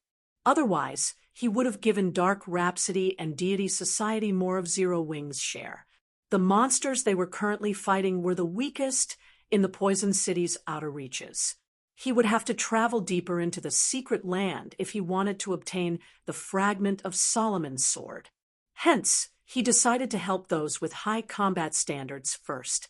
Both Blue Rainbow and Elder Gold were on the cusp of reaching the domain realm. If they grew stronger, they could provide a huge boost to the team's overall combat power. The team's dark players grew excited when they heard Shifeng's reply. They hadn't expected to receive any of the ancient potions, but knowing they could earn a small slice of the pie was definitely worth celebrating. Read latest chapters at Wuxia World. EU Guild Leader. I found the sealed sword you mentioned inside the city. Fire Dance suddenly reported in the team chat while everyone rested. But what? Shifeng prodded. The fragment of Solomon's sword was inside Poison City. To be precise, it was sealed within the city. If players wanted to claim it, they wouldn't have to go as far as conquering Poison City. They merely need to undo the seal on the sword fragment. Of the fragments Shifeng had yet to obtain, this was the easiest to acquire. After all, this so-called fragment was only a level 100 epic weapon. Solomon's sword was very powerful, but to reach that power, one would have to reproduce it with all 5 of its fragments. This was why the weapon was so hard to reproduce. Even after obtaining 4 fragments, all players would have was 4 epic weapons. Some might not even realize that their epic weapon was, in fact, a fragment of Solomon's sword. But there's a Tier 5 Sword Saint and 2 Tier 4 NPCs guarding the sword. Chapter 2579, Crimson-Eyed Sword Saint. Chapter 2579, Crimson-Eyed Sword Saint. Upon hearing Fire Dance's report, Shifeng fell silent for a very long time. What was going on? NPCs? 1 Tier 5 NPC and 2 Tier 4 NPCs at that. According to his information, Poison City had no such NPCs. It was a city of the dead. No living creatures could survive in this secret land. Should we retreat, Guild Leader? Fire Dance asked. They might not have a problem with Tier 4 NPCs. With their numerical advantage and the Ring of Gospel's effects, they might stand a chance against 2 Tier 4 NPCs, but trying to take on a Tier 5 Sword Saint was a joke. A Tier 5 Sword Saint was an apex being in the current god's domain. Not even kingdoms would dare to offend such an individual. And a Tier 5 Sword Saint could slay Tier 3 players as easily as chopping vegetables. A Tier 5 NPC's combat standards were no trivial matter. They could even contend with Void Realm experts. To deal with a Tier 5 NPC, they'd need several dozen fully armed Tier 4 experts to stand a chance. No, wait there for now. We'll come find you, Shifeng said, shaking his head. He was most confident of obtaining the fragment of Solomon's sword within Poison City. He had almost no information on the rest. Thus, there was no way he'd leave without getting a good look at this fragment. At this stage of the game, only he had a Solomon's sword fragment. If he didn't take advantage of his chance to claim the rest before others, obtaining the fragments would be as challenging as finding a needle in a haystack. These fragments didn't have a mechanism to detect other fragments. Unless the players that obtained a fragment advertised the weapon, he wouldn't know where to find them. This was why he was in such a hurry. Getting his hands on the sword fragments was relatively easy right now, but as players reached higher levels, doing so would become increasingly difficult. This was why legendary items had been so extraordinarily rare in his past, particularly legendary weapons. Collecting the necessary fragments to reproduce the true item was too much of a challenge. A lot of manpower wasn't enough. One would have to be particularly lucky. Of course, there was an exception to this rule. Players could rely on ancient tomes. With these tomes in hand, players could search through God's Domain's database for any information they desired. However, ancient tomes were almost as rare as legendary weapons, and again, one would have to get lucky to find one. After roughly 2 hours, the team of Dark players, the Hell Legion, and Zero Wings members reached the plaza. Within its center stood a dried fountain. If one examined the fountain closely, they'd discover a faintly glowing magic array, which suppressed the dull gray longsword half buried in the fountain. Even with the magic array's suppression, the dull sword sapped away any life around it, turning the city into a land of death. It was clear that the sword's influence would be even more astonishing without the magic array to bind it. 3 NPCs stood around the dull gray sword in silence, and at the lead was a one-eyed, red-headed man wearing a snowy white cap. Elvos, crimson-eyed sword saint. Human sword saint, level? HP? Slash? Crap. A titled sword saint. Sure Fong felt lightheaded when he saw the one-eyed man. Tier 5 titled NPCs were like kings among Tier 5 NPCs. They were responsible for miraculous feats in God's domain. In the past, not even a Tier 5 domain realm expert would dare offend a Tier 5 titled NPC. Only Tier 5 heroes could contend with these individuals, but unlike heroes, titled NPCs weren't powerful due to their extraordinary basic attributes, but their superior combat standards and explosive combat power. Because of this, players were more willing to face a Tier 5 hero than a Tier 5 titled NPC. And now, Shurfeng stared at such an individual in Poison City, a level 120 secret land. Shurfeng's teammates gasped when they noticed Elvos. Even within imperial capitals, they had never seen such an NPC. If they became that man's enemy, their fates would be sealed, and they might even have to delete their accounts, starting all over. As Shurfeng hesitated on whether or not he should continue his personal mission for Solomon's sword's fragment, Elvos turned and looked at the wall his team hid behind. "You've been watching for long enough. Show yourselves," Elvos calmly demanded. The moment the crimson-eyed sword saint spoke, everyone felt an unprecedented pressure bear down on them. Blue Rainbow and Elder Gold struggled against their instincts, which screamed at them to flee. They could feel just how powerful this NPC was. If they made him unhappy, Elvos could render all of the progress they've made in God's domain useless.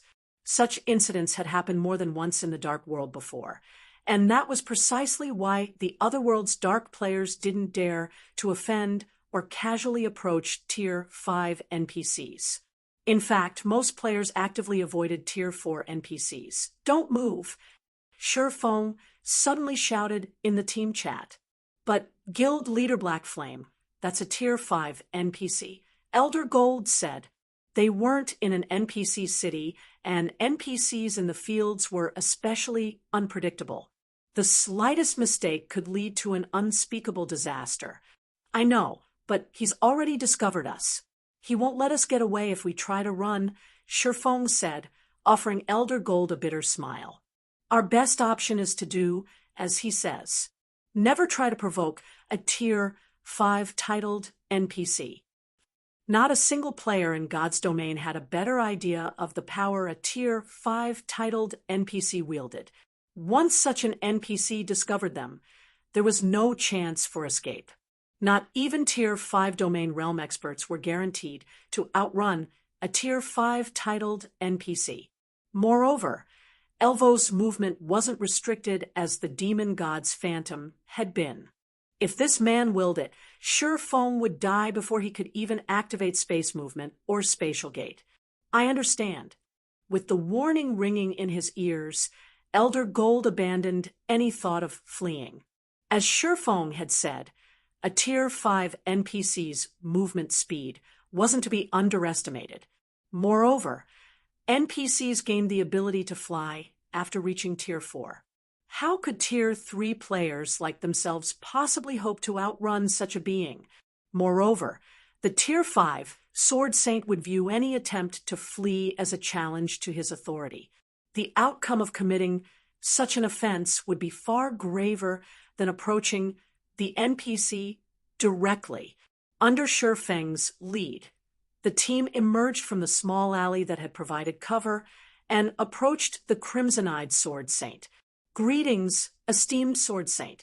We are here to explore this secret land and accidentally discovered this place.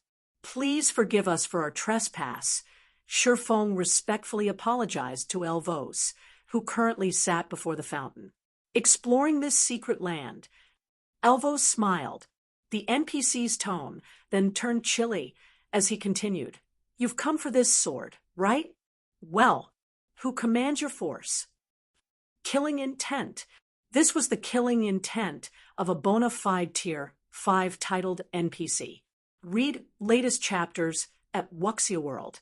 EU. When Elvo's tone had chilled, Sure Feng and all of his team felt the pressure on them increase. They all felt as if lead weights had been tied to their limbs, and everyone struggled to breathe. It felt as if they had plunged into an icy hell. At the same time, they heard a series of system notifications. System, warning, warning. System, you have triggered the epic event, Crimson Wrath.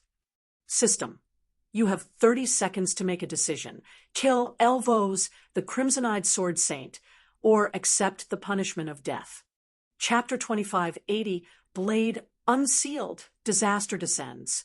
Chapter 2580, Blade Unsealed, Disaster Descends. Everyone on the team, including Sure Feng, wore grim expressions when they saw the system notification. How did things turn out like this? This NPC is a lunatic. Magic Flash immediately began to despair. Whenever players triggered an event in God's domain, including epic events, the system didn't send them a warning beforehand. If even the system was warning them, that could only mean one thing: certain death. Moreover, they weren't at risk of suffering an ordinary death. Rather, their souls would be extinguished, thoroughly removed from God's domain. They'd have to restart from the very beginning. Even Hal Rush felt doomed, not to mention Magic Flash and the others from Dark Rhapsody and Deity Society. Ordinary deaths were already trouble for the Hell Legion's members. If they all had to start new accounts, their careers in God's domain were as good as over. His superiors might even kill him for this. Guild leader, let's split up and run. There is only one Tier 5 NPC. He can't catch all of us. The lucky ones might be able to get away safely, Blue Frost suggested. They had only one option left: escape.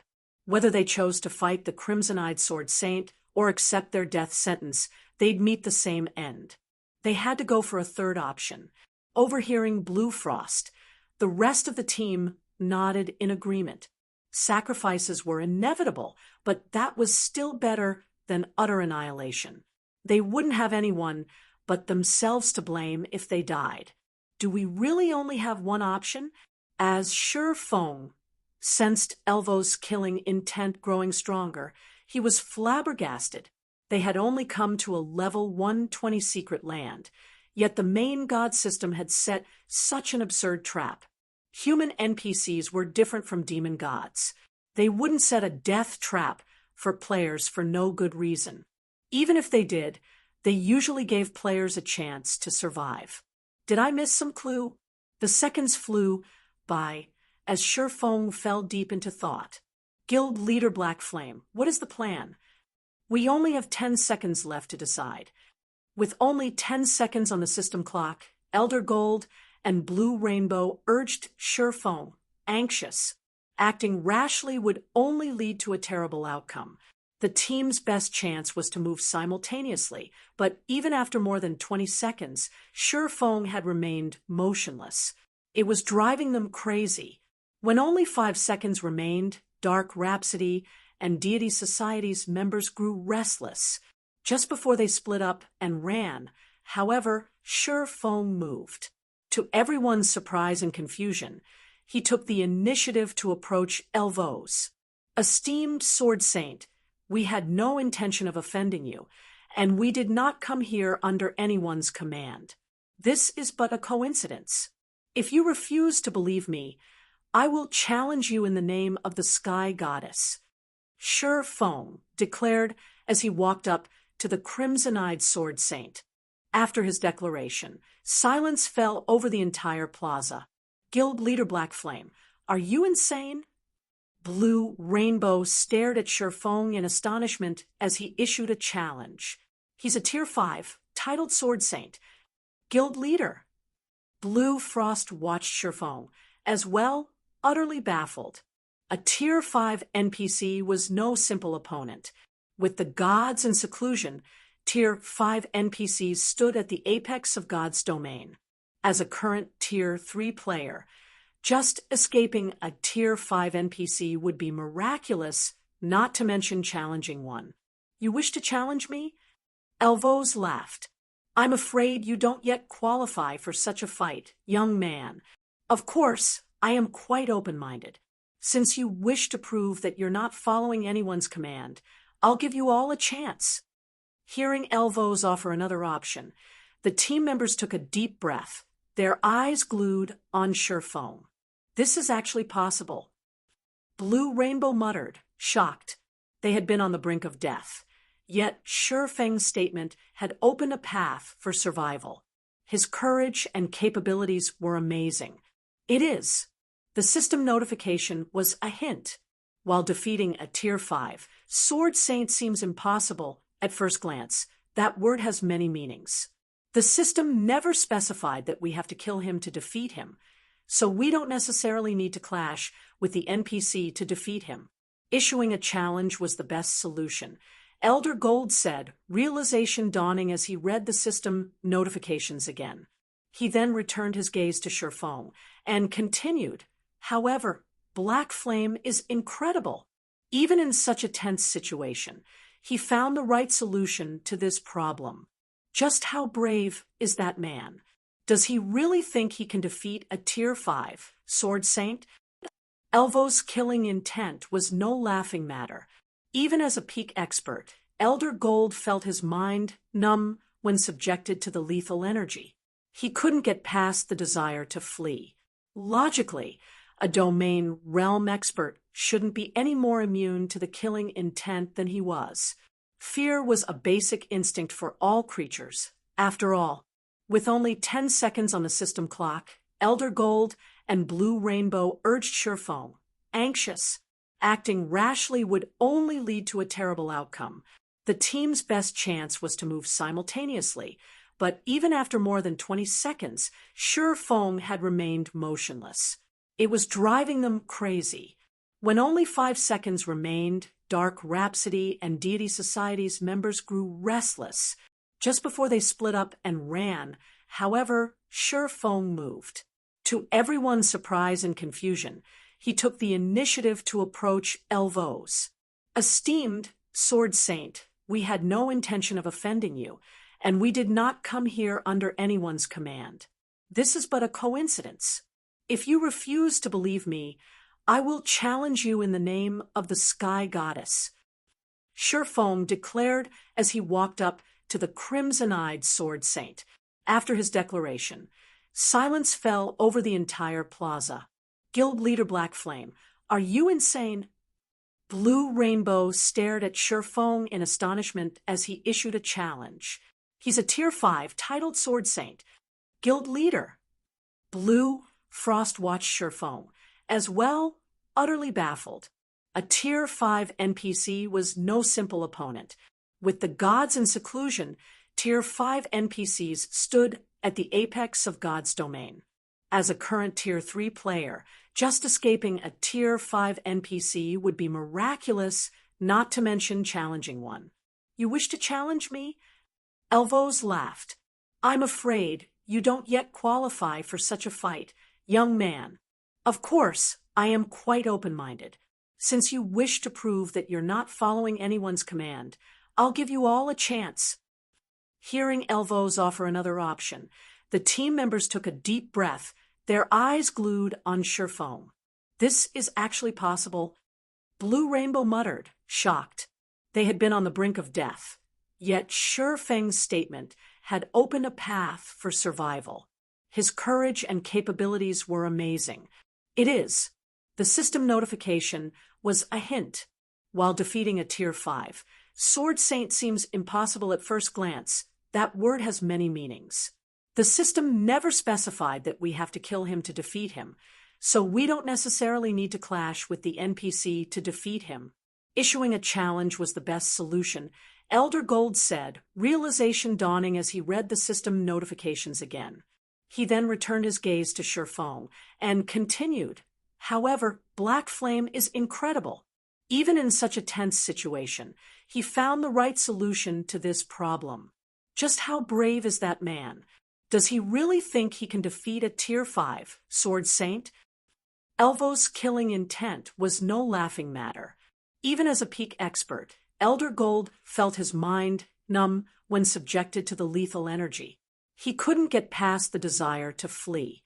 Logically, a domain realm expert shouldn't be any more immune to the killing intent than he was. Fear was a basic instinct for all creatures, after all. However, after everyone breathed a sigh of relief, Elvos continued. Accursed city, Lord runs Poison City. Since you are here to explore this city, facing him is inevitable. What I want of you is simple. Slay the city lord and free him of his curse. None of you will leave this city before fulfilling this task. If you try, I will personally dice you into mincemeat. System, congratulations. You have accepted the inferior legendary quest, beginning of the end. Quest content, slay Poison City's city lord. If all players within the secret land are slain, all souls will be extinguished. Rewards unknown. Hearing their new task, the team members' gloomy expressions returned. An inferior legendary quest. Moreover, this quest required them to conquer a level 120 secret land. Conquering a level 120 secret land was easier said than done. With their team's current strength, doing so would take around a fortnight. Failure was also likely. A level 120 secret land would be just as hard to raid as a level 120 super, large-scale, hell mode team dungeon. Aside from the high weapon and equipment requirements, players would need sufficient combat standards. To make matters worse, they couldn't leave the secret land until they succeeded. Before they could process this abrupt development, the crimson-eyed Sword Saint began to chant an incantation. Pitch black, threefold magic arrays then appeared on the stone ground, releasing dense death energy. Suddenly, a 2-meter-tall man in exquisite armor emerged from the lethal energy cloud. Crotia, Poison City's city lord.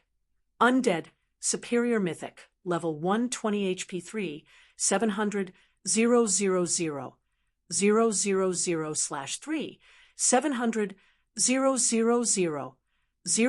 000 read latest chapters at Wuxia World. EU, is that the secret land's final boss? Hell Rush's complexion paled when his eyes rested on the city lord. Even for their team, a level 120 mythic monster would be extremely difficult to defeat. A superior mythic of the same level was no more than a natural disaster. Not even a 3,000-strong army of level 120 Tier 3 experts would be more than a warm-up for such a creature, much less a team of 1,000. Monsters at that rank commanded their own powerful domains. Players of the same level had no chance against them.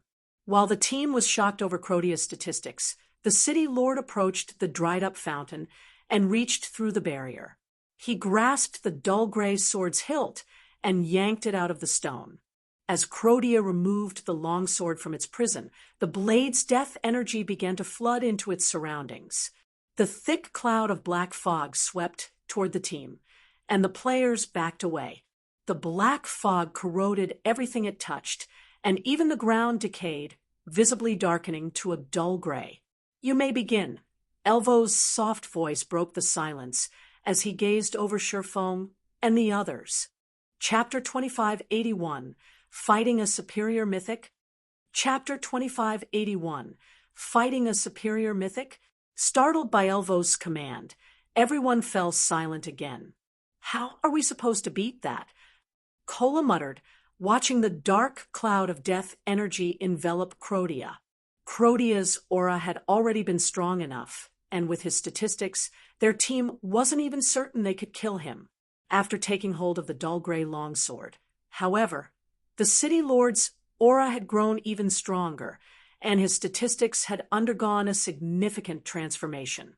Crodia, Poison City Lord, Undead, Superior Mythic, Level 120 HP 5, 400 000 000/5, 400 000 000, just under 5, and a half billion HP was simply absurd. He could recover 54 million HP every second with his battle recovery alone. That was more than 10 million HP per second. To make matters worse, now that Crodia held the dull gray sword, the weapon's death energy had formed a domain that enveloped a 30-yard radius around him. Even from outside the domain, Kola could sense how powerful that death energy was. All life within this domain rapidly decayed, crumbling to ash. Even the stone ground turned into sand before their eyes. The domain didn't contain even a trace of mana, either. They could easily imagine what would happen to players that stood within that dusky cloud of death. Hell Rush and the others were just as dumbfounded. None of them had ever thought Poison City's final boss would pull such a move. Monsters didn't normally use weapons or equipment, which meant they didn't receive item bonuses, relying on their own basic attributes. Even then, monsters presented a challenge. Now, that Crodia had a weapon and his set of armor. How were they supposed to fight him? The system really isn't giving us any chance. Sherfong watched Crodia with a disheartened smile. Under normal circumstances, Sherfong would have some confidence of defeating the city lord with his ring of gospel, but seeing Crodia now, he didn't have much hope of winning this battle. Within secret lands, players couldn't summon their personal guards, and the team's average level was still 5 levels lower than this boss. They might not even last through the boss's first phase, much less slay the undead. While the team members silently wondered how they should face this superior mythic monster, Blue Rainbow and Elder Gold turned deathly pale. Has something happened? Sherfong asked when he saw the two dark players' strange expressions. Our guilds have just received reports stating that the Alliance Team Demon's Heart has killed the second boss on the Ancient Gods Tower's first floor. They're only 2 bosses away from clearing the first floor's trial and becoming the floor master, Blue Rainbow explained with a twisted frown. Thanks to their alliance with Zero Wing, both Dark Rhapsody and Deity Society were developing far faster than the Dark World's other powers. This was the reason that the Dark World's various powers and players didn't dare move against their guilds. However, that wouldn't be the case if Demon's Heart's team succeeded in activating the Ancient Gods Tower. Unlike Zero Wing, their guilds didn't have unstoppable NPC armies. If the Dark World's various powers and players decided to turn against their guild's members, only annihilation would await them. They've already started to raid the third boss. The news stunned Shifeng. Raiding the ancient god's tower was as difficult as raiding a level 100-plus super large-scale team dungeon. The Dark Worlds players should have needed at least 10 to 15 days before they'd have a chance of conquering the first floor. Yet within 3 short days, the Alliance Team Demon's Heart had already defeated the first 2 bosses. Their progress completely surpassed Shifeng's expectations. What should we do now? Guild Leader Black Flame. At this rate, Demon's Heart's Alliance team will conquer the first floor within 2 or 3 more days, Elder Gold asked anxiously. They hadn't expected Demon's Heart to be this powerful. Logically, even with the clues Demon's Heart possessed, the Alliance team shouldn't have made such astounding progress. Conquering the ancient god's tower's trials would require a large number of Tier 3 players and sufficiently powerful weapons and equipment. Worse yet, Dark Rhapsody and Deity Society's main force members were stuck in Poison City. Even if they somehow managed to defeat Crotia, catching up to the Alliance team was unlikely. We have no choice. We have to try, Shifeng declared, turning to the city lord. Do you have a plan, guild leader? Aqua Rose asked. Their team only had a little over 700 players. Every member would need to deal at least 15,000 damage per second just to overcome Crotia's battle recovery. However, they were facing a superior mythic. Even under normal circumstances, Tier 3 experts, who hadn't unlocked their mana body's full potential, would only deal a little over minus 10,000 damage per second to this boss. Since Crotia had grown even stronger with the gray longsword in hand, they'd likely deal even less damage. Even factoring in Shifeng and the several other players that had fully unlocked their mana bodies, they wouldn't have enough total damage per second to defeat the city lord. MHM, this boss has a weakness we can take advantage of, but I don't know if we'll succeed or not, Shifeng said, nodding. Shifeng usually wouldn't be in such a hurry to fight Crotia. Rather, he'd help his team continue their grind in Poison City first. The Crimson-Eyed Sword Saint had only demanded that they defeat the city lord. He had said nothing about slaying Crotia immediately. They should be able to roam the city and increase their strength. However, Shifeng did not have that luxury right now. Demon's Heart was moving faster than he had expected. If they couldn't kill Crotia quickly and allowed Demon's Heart to occupy the ancient god's tower, only Dark Rhapsody and Deity Society would be at a disadvantage. Naturally, this was very bad news for Zero Wing, too. Shifeng had been able to rely on the teleportation gate to drastically restrict the number of dark players moving to the main continent. Without that restriction, however, the Dark World's residents could do whatever they wanted outside of Cold Spring Forest. This was exactly why he had wanted to control the teleportation gate. He only had 1 night division, and there was a limit to the territories he could protect. Shifeng turned toward his team and began assigning tasks. Cola would remain close to the boss, while the rest of the team would hide in the city's alleyways. Melee players would set up all kinds of traps, and ranged players would attack from the rooftops of various buildings. Remember, everyone. Only 100 players can be within 200 yards of the boss at any point. All melee players must stay away from Crotia. Healers focus on the MT tanking the boss. Damage dealers just attack at will. MTs switch positions once you've accumulated 3 stacks of death energy. Shifeng reminded his team once everyone was in position, if there aren't any problems, let's start the raid. Normally, they'd need a 1,000-man Tier 3 team to raid Poison City's final boss, but when they had fewer than that, they could take the city lord on in 100-man teams. By doing so, they'd lower the boss's HP to a minimum. In exchange, the 100-man teams would face more stringent requirements. With most of the team members not being able to fulfill those requirements, they'd have higher chances of success raiding this boss with 100-man teams. Upon hearing Shifeng's command, Cola charged at Crotia. Everyone on the team was stupefied the instant Kola moved within 200 yards of the city lord. The boss's maximum HP dropped to just 1 billion, falling by more than half. However, the team now had a different problem. Rather than 700+ players attacking a boss with 5. For billion HP, they had to face a boss with 1 billion HP with no more than 100 players at a time. The raid difficulty had increased, not decreased.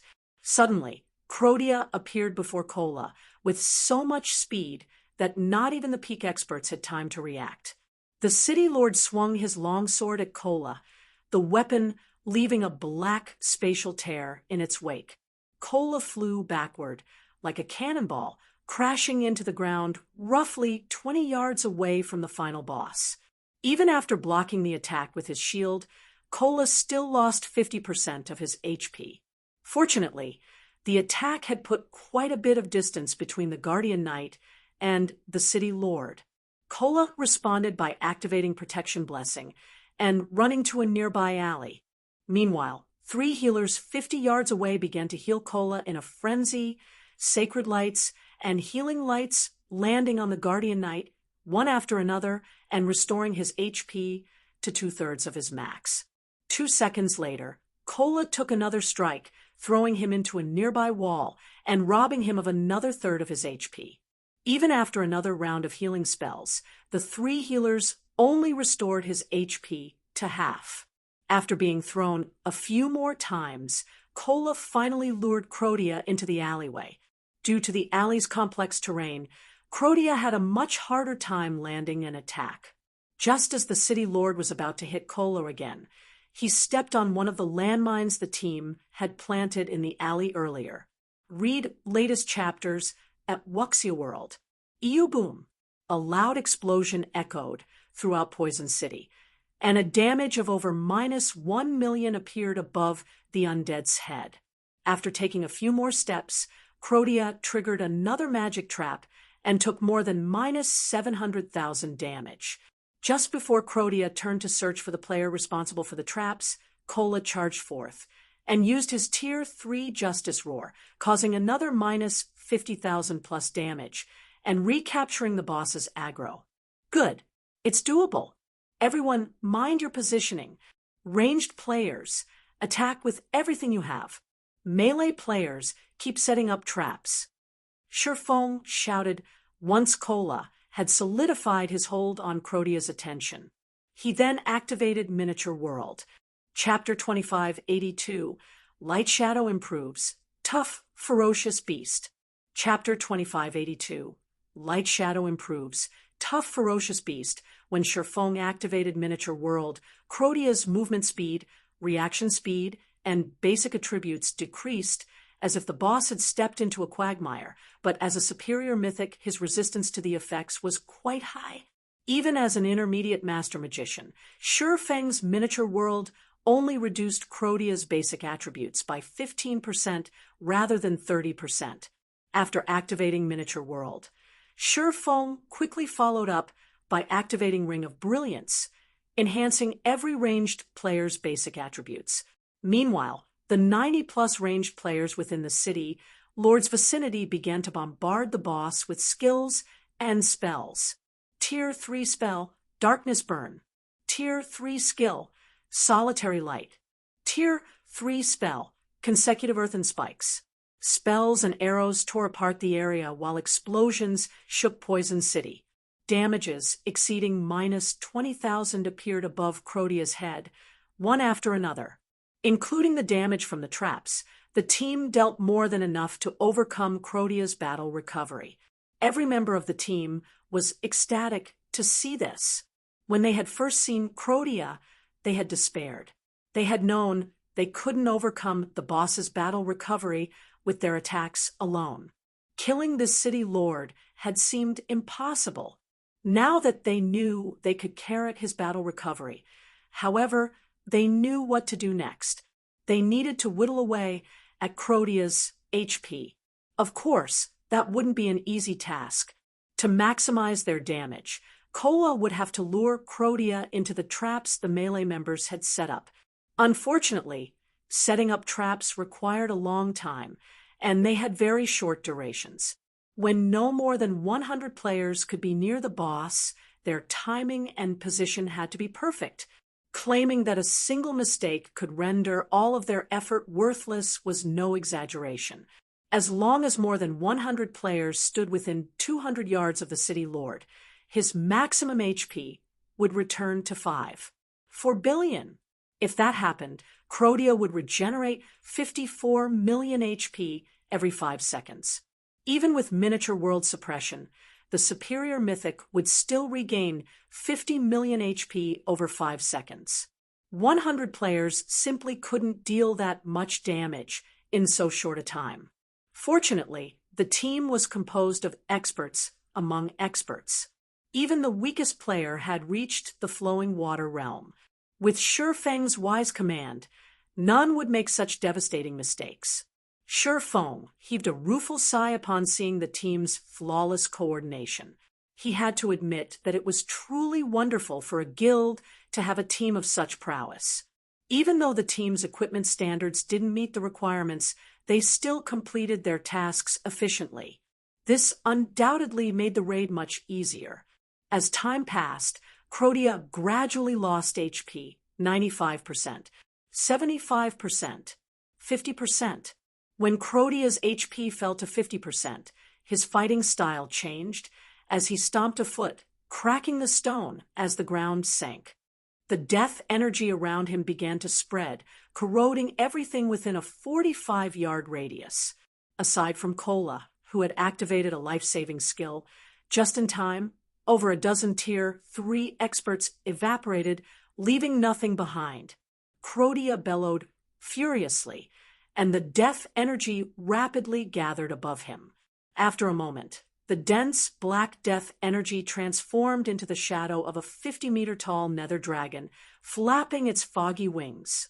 Nether Dragon Shadow, Ferocious Beast, Mythic, Level 120 HP 6, 000, 000, 000, 000/6, 000, 000, 000. How is that possible?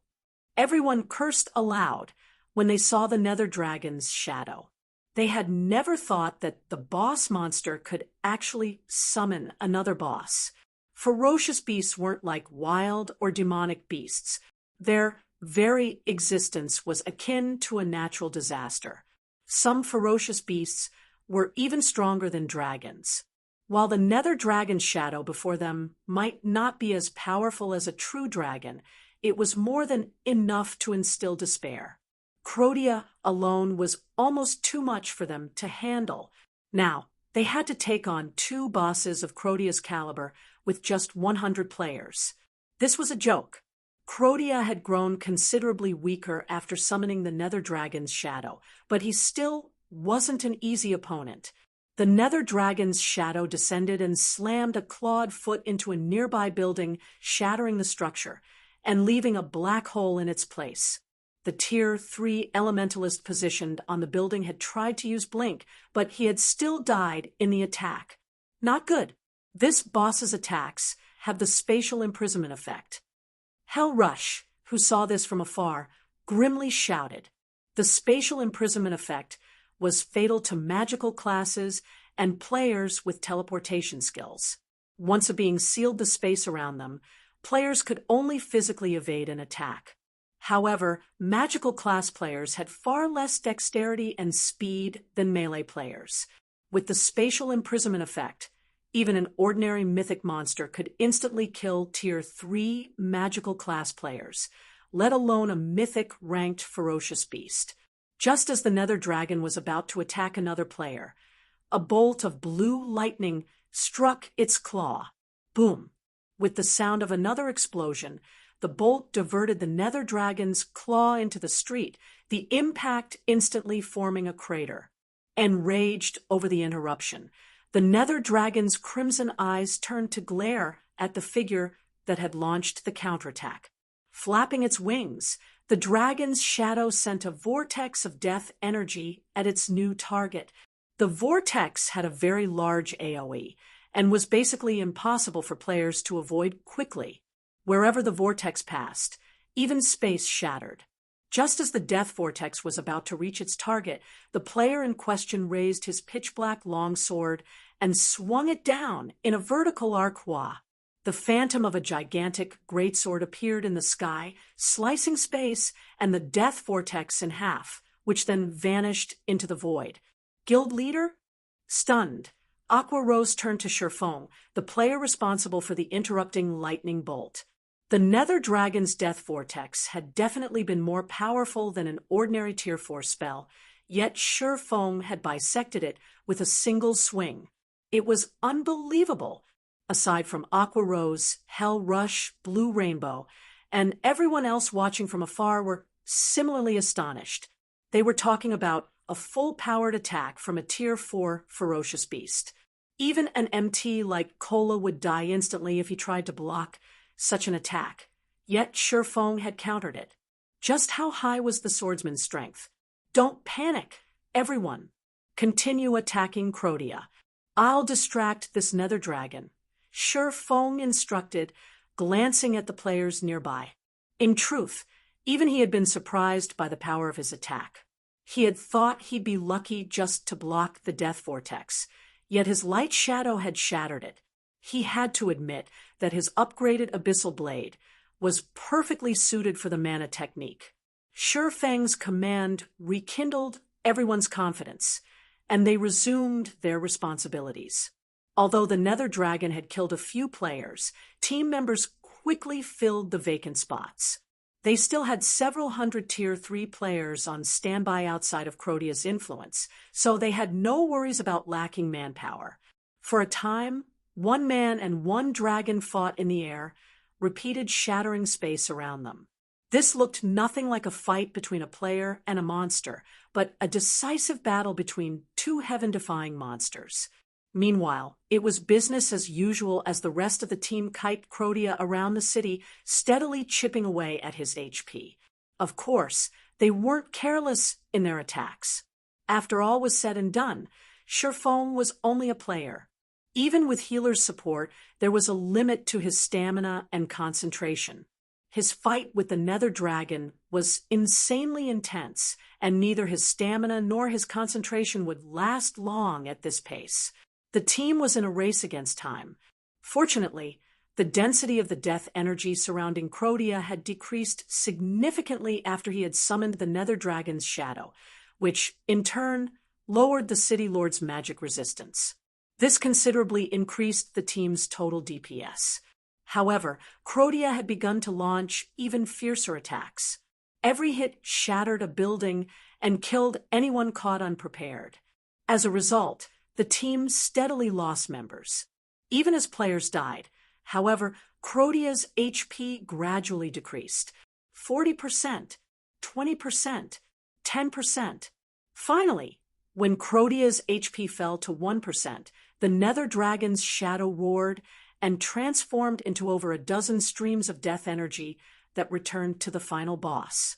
Don't you dare think you can heal him. The sudden development didn't surprise Sherfong in the least. This was Crotia's trump card, which he would use when he was on the brink of death. Each stream of death energy could restore 3% of the superior mythic's HP. To make matters worse, Crotia would summon the Nether Dragon's shadow once more after the healing process ended. This move had abruptly ended many superpowers raids in the past. Sherfong quickly activated the Abyssal Blade's Darkness Domain and executed Sword's Orbit, using the 36 streams of power of darkness to prevent the death energy from approaching the City Lord. Quick, attack with everything you've got. I can't hold them back for long. Sherfong shouted as the streams of death energy began to move faster. Players didn't have the power to destroy this death energy. They could only do their best to stop the energy from reaching the boss. But as more time passed, not only would the death energy move faster, but these streams would also multiply. Read latest chapters at Wuxia World. EU attack. Zhao Yueru and the others shouted as they desperately bombarded Crotia with whatever spells they had available. They only had a small amount of mana remaining, and they had exhausted all of their powerful moves. All they could do was manipulate their mana to increase their spells' power and accuracy. 0, 5%, 0, 3%, 0, 1%. Boom.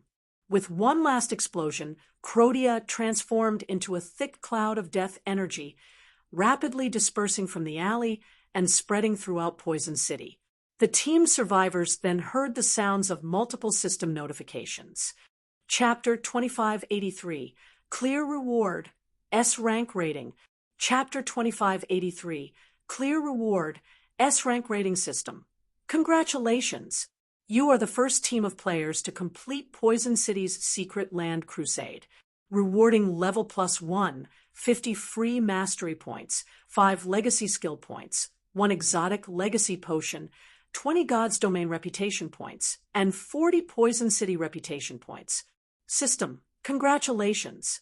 You are the first team of players to challenge Poison City, while below level 120 successfully, rewarding 100 Poison City reputation points. System, congratulations! Your Poison City reputation has reached 100 points. Unlocking Poison City Exchange Merchant. You may now purchase Poison City's specialty items. System, congratulations! For completing the inferior legendary quest, Beginning of the End, in one day, you've received an S-rank clear rating, rewarding level +1, 10 legacy skill points, and 1 silver legacy treasure chest. The series of system notifications momentarily stunned every survivor on the team. These rewards were simply too abundant. Even without the quest rewards, Crotia had awarded enough EXP to add another 40%, at least, to everyone's experience bars. Including the various quest rewards, everyone on the team rose by at least 2 levels. Even the players that had fallen in the battle and later resurrected had reached level 114.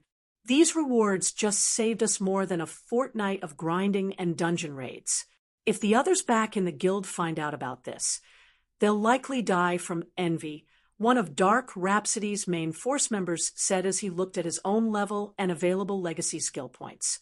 Even the various superpowers peak experts would be lucky to reach level 110 by this stage of the game, yet the lowest leveled player among Dark Rhapsody's main force members had reached level 114, with many already at 115. In other words, they were one minor threshold ahead of the various superpowers peak experts. While a gap of 5 levels might not seem like much, it was massive after factoring in the difference in equipment and weapons. Furthermore, level 115 players could equip level 120 items. Aside from the significant increase in levels, the team members were elated when they saw how many legacy skill points they had earned. With 15 legacy skill points, they could learn a new Tier 3 legacy skill, which would elevate their combat power to a whole new level. That's nothing. Take a look at the exotic legacy potion and silver legacy treasure chest. Now, those are truly amazing. A level 115, Tier 3 Dark Shield Warrior exclaimed as he pulled an ink-black potion and silver chest from his bag. When the rest of the team examined the 2 items' descriptions, an uproar swept through the team. Exotic Legacy Potion, Grandmaster Potion, consumable, grants user guidance for 1 hour in unlocking the mana body or gaining mana control. Limit 1 per player. Silver Legacy Treasure Chest. Players have a high chance of obtaining a top-tier weapon or equipment piece catered to their class, and level, a small chance of obtaining a Tier 3 skill or spell book catered to their class, a very small chance of obtaining a piece of epic equipment, and a minute chance of obtaining a unique legacy or legacy weapon catered to their class upon opening this chest. Time limit, 1 natural day. All of God's Domain's Tier 3 players dreamed of unlocking their mana body's full potential and gaining more mana control, but accomplishing either of these tasks was incredibly difficult. Even now, the various superpowers hadn't found a reliable method to accelerate the process, and had to rely on their members' talent and skills. And yet, these players had just received a potion that offered an opportunity to make significant progress in both challenges. This was an astoundingly rare opportunity. If they took advantage of this opportunity properly, they might even become peak or apex experts in God's domain. The Silver Legacy treasure chest was just as astronomically valuable. Even with crappy luck, the worst item they would obtain was a top-tier weapon or equipment piece suited for their classes and levels. Such a weapon or piece of equipment would provide a massive boost to their combat power. And if they got lucky, they might even acquire a piece of epic equipment. When the guild leader finds out about our rewards after working with Zero Wing, he'll likely laugh himself mad, Blue Rainbow said, sighing ruefully as she gazed at the open treasure chest before her. Her Silver Legacy treasure chest had granted a piece of level 115 Dark Gold equipment, yet this was the worst possible outcome. Dark Rhapsody had sent over 100 members to participate in Zero Wing's expedition, which meant that their team would return with more than 100 pieces of level 115 Dark Gold equipment. And that was if everyone had bad luck. To secure such a haul, they'd have to repeatedly raid level 115 team dungeons for more than 20 days. After all, only 100-man Hell mode team dungeons and above had a chance of dropping Dark Gold equipment. And the drop rate wasn't even 100%. Yet, they had only tagged along with Zero Wing for a little over 3 days and gained such a bountiful harvest. When she reported this to her guild leader, he'd assumed she was delusional or was acting as a spy for Zero Wing. The situation even dumbfounded Surefoam. The rewards are so abundant. Surefoam could not believe his eyes as he read the system notifications. Unlike everyone else, however, Surefoam wasn't focused on the exotic legacy potion or silver legacy treasure chests. Instead, the amount of Poison City reputation points awarded and the fact that they had unlocked the city's exchange merchant had caught his attention. Normally, earning Poison City reputation points was an incredible challenge. Players could only earn so many points by killing the final boss during the Secret Land's first clear. Subsequent kills yielded far less. Hence, players would need a very long time to gain enough points to get access to the exchange merchant. However, once the merchant had activated, players could purchase Poison City's specialty potions, potion recipes, and forging designs for weapons and equipment with magic crystals. The most famous of Poison City's specialty potions had to be the Misfortune Potion. Each bottle cost 1,000 magic crystals. When consumed, players had a 30% chance to gain a 12-hour mana boost, a 60% chance for no effect at all, and a 10% chance to suffer 3 hours of mana deficiency. Unlike the exotic legacy potion, players could consume as many misfortune potions as they wished. Read latest chapters at Wuxia World.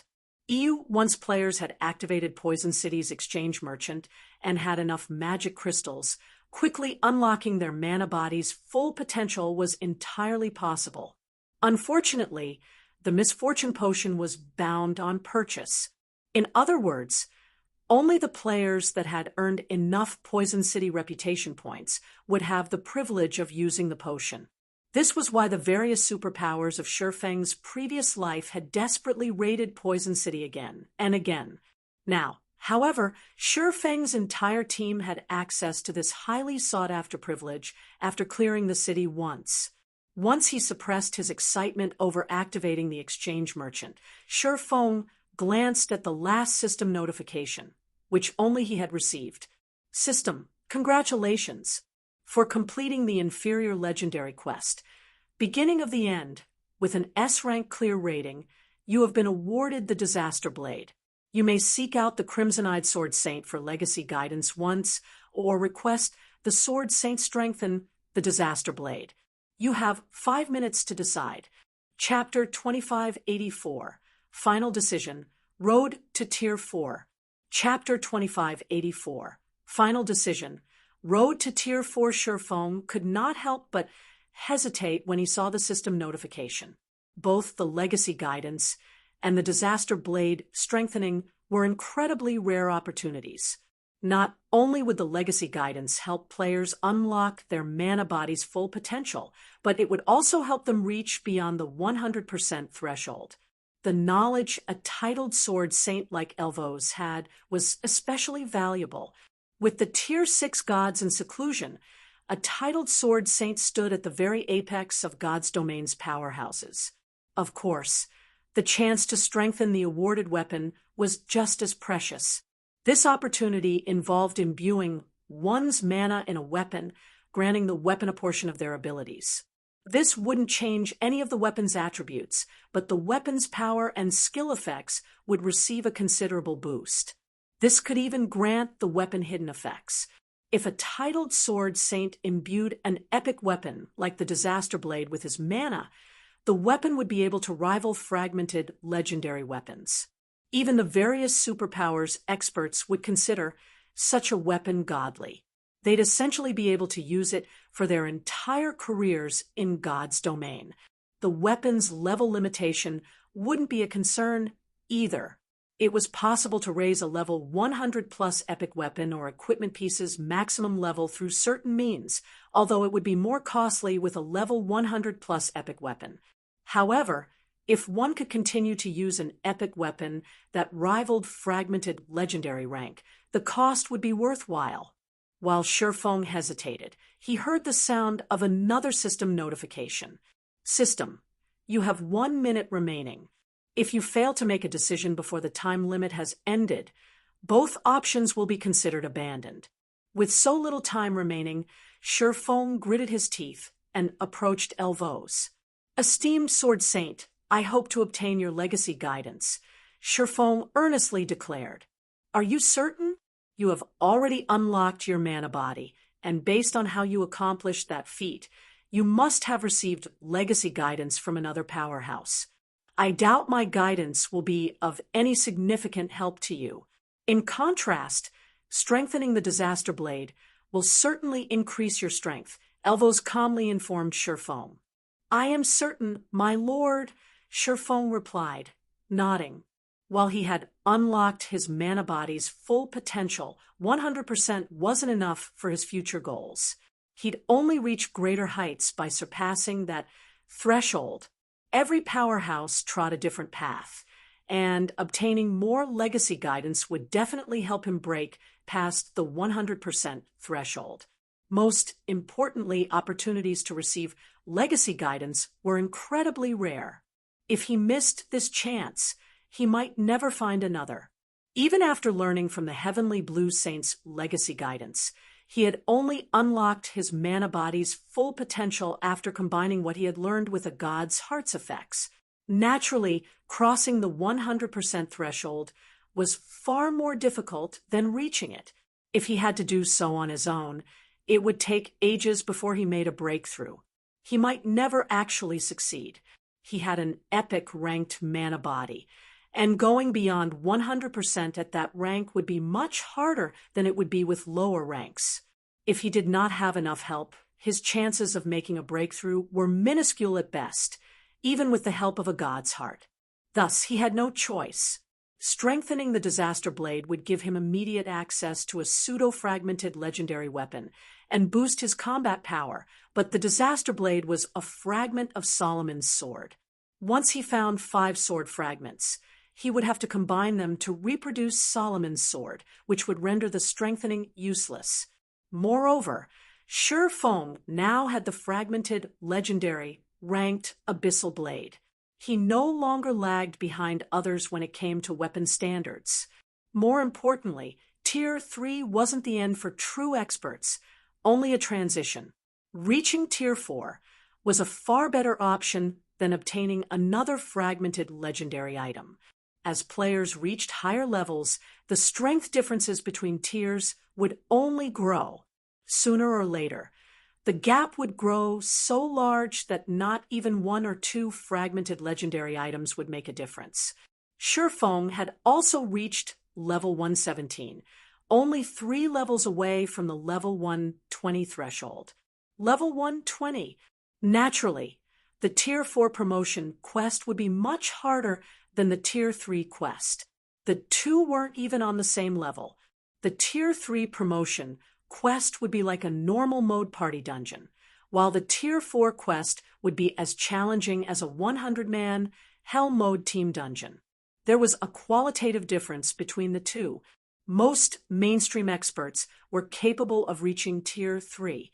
Even if they couldn't do it at level 100, they could complete the quest after reaching level 120 or level 130. Tier 4, however, was a different story. If one truly couldn't complete their Tier 4 promotion quest, they'd never do so, even after reaching level 200.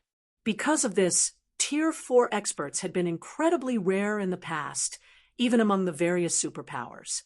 Anyone that successfully reached Tier 4 instantly became a guild upper echelon. Moreover, completing the Tier 4 promotion quest took a very long time. According to the statistics players had collected in the past, completing a Tier 4 promotion quest could take anywhere between 1 and 2 months. However, Shifeng also had to face the Silver Divine Dragon, Audiobook's trial, so he was in a rush. If he couldn't reach Tier 4 before he had to undertake the Divine Dragon's trial, his chances of clearing the trial would be all but zero. Unfortunately, he couldn't afford to lose Audiobook due to the many benefits the Divine Dragon's companion enjoyed. It had also helped him secure a foothold on the Western continent. In his current state, Shifeng estimated that his chances of completing the Tier 4 promotion quest were only around 10% or 20%. He had no choice but to grab a hold of whatever opportunities that would help him increase his chances as soon as possible. "It seems you have already decided on your path," Elvos said, and he seemed to look at the swordsman before him in a different way. He no longer viewed Shifeng as a weaker being, but as an equal. He then retrieved a crystal ball and handed it to Shifeng, saying, "This is the experience I have gained over the years. I hope it will be of some help." After handing Shifeng the crystal ball, Elvos transformed into a streak of light and vanished from Poison City. The two Tier 4 NPCs who had accompanied him also disappeared, and the dull gray longsword Crotia had wielded returned to the fountain. Removing the disaster blade from the fountain, Shifeng stored it in his bag. He had no intention of using the weapon at all. Unlike ordinary weapons, the disaster blade would convert its user's mana into dense death energy, which would affect everyone that came into contact with it, aside from the user. Just having the weapon passively equipped would influence the carrier's surroundings. The weapon's properties made it utterly unsuitable for ordinary players. Only dark players that preferred to work solo could wield the blade properly. This was another reason that Shifeng had declined the chance to strengthen the disaster blade. Read latest chapters at Wuxia World. EU Guild Leader. "We've finished collecting the boss's loot," Aqua Rose excitedly reported once Shifeng had finished his conversation with Elvos. "We've gained quite a harvest this time. Aside from the fragmented legendary ranked mage robes, Undead Swill, we've acquired 2 epic weapons, a staff and a dagger, the complete nether set, a Tier 3 set equipment for magical classes, also dropped, as well as a bunch of materials and recipes. According to your instructions, we held an internal auction for the epic weapons. Blue Frost won the staff, while Flying Shadow won the dagger. What should we do with the Undead's Will and Tier 3 set equipment?" "Give the Undead's Will to Blue Frost. He still has to command the situation in the Dark Denver. It'll make things easier for him when he has to stand up against the various superpowers," Shifeng said after giving the matter some thought. Before Shifeng and Aqua Rose could continue their conversation, though, Dark Rhapsody's Blue Rainbow approached Shifeng. Worried, she informed him, "Guild Leader Black Flame, I've just received a report stating that Demon's Hearts Alliance team has reached the first floor's 3rd boss and begun the raid. By the looks of it, they have a very high chance of taking it down. The Ancient Gods Tower's first floor had 4 bosses in total. If Demon's Heart's Alliance managed to defeat the third boss, they were almost guaranteed to defeat the final boss as well. Their rating speed is astonishing. Sherfong was similarly surprised to hear this. Each of the Ancient Gods Tower's floors was as large as a small resource map. Finding the bosses wasn't easy. However, Sherfong chuckled and assured her, "Fortunately, we've completed our task here. It's time we return." Chapter 2585, Small Problem. Raid begins. Chapter 2585, Small Problem. Raid begins. Cold Spring Forest, Stone Forest City. After acquiring the Disaster Blade, Sherfong decided to leave Poison City immediately, using a return scroll to teleport back to Stone Forest City's Freedom Hotel. As he and his team appeared in the hotel lobby, they attracted a lot of attention from the hotel's guests. Although most of the team members had hidden their statistics and auras under black cloaks, some hadn't. As a result, a heavy pressure bore down on the players in the lobby when the team returned. It was even stronger than that of level 110 Great Lords, with some players radiating even more pressure than level 110 Grand Lords. Crap, aren't these players' auras a little too strong? They feel even stronger than superpowers teams I've met before. Who are these people? Look, those NPCs are acting so respectfully before the swordsman in the lead. Could that be the grinding Team Black Flame let out of the city earlier? You might be right. Usually, those NPCs are even indifferent toward gold members. I suspect they'd only show respect to someone of Black Flame's standing. The players in the lobby fell into a heated discussion about Sherfeng's team, and many independent players watched on in envy. Now that Zero Wing controlled the Dark World's teleportation gate, Stone Forest City was officially a sacred leveling ground for regular players. Countless players from various kingdoms and empires swarmed toward the city. Just entering the city had become a problem, not to mention renting a room in the Freedom Hotel. Zero Wing's members, however, did not have these problems. They didn't have to stand in line to enter the city or fight for a room in the Freedom Hotel. Their guild had already reserved rooms for its members. Moreover, Zero Wing's normal members received a 40% discount if paid for their rooms with GCPs, while core members received a 50% discount. These were the reasons that more players constantly sought to join the guild. And to ensure that the guild could continue its normal operations while providing the same benefits, Zero Wing had further increased the recruitment requirements. Countless players regretted not joining sooner.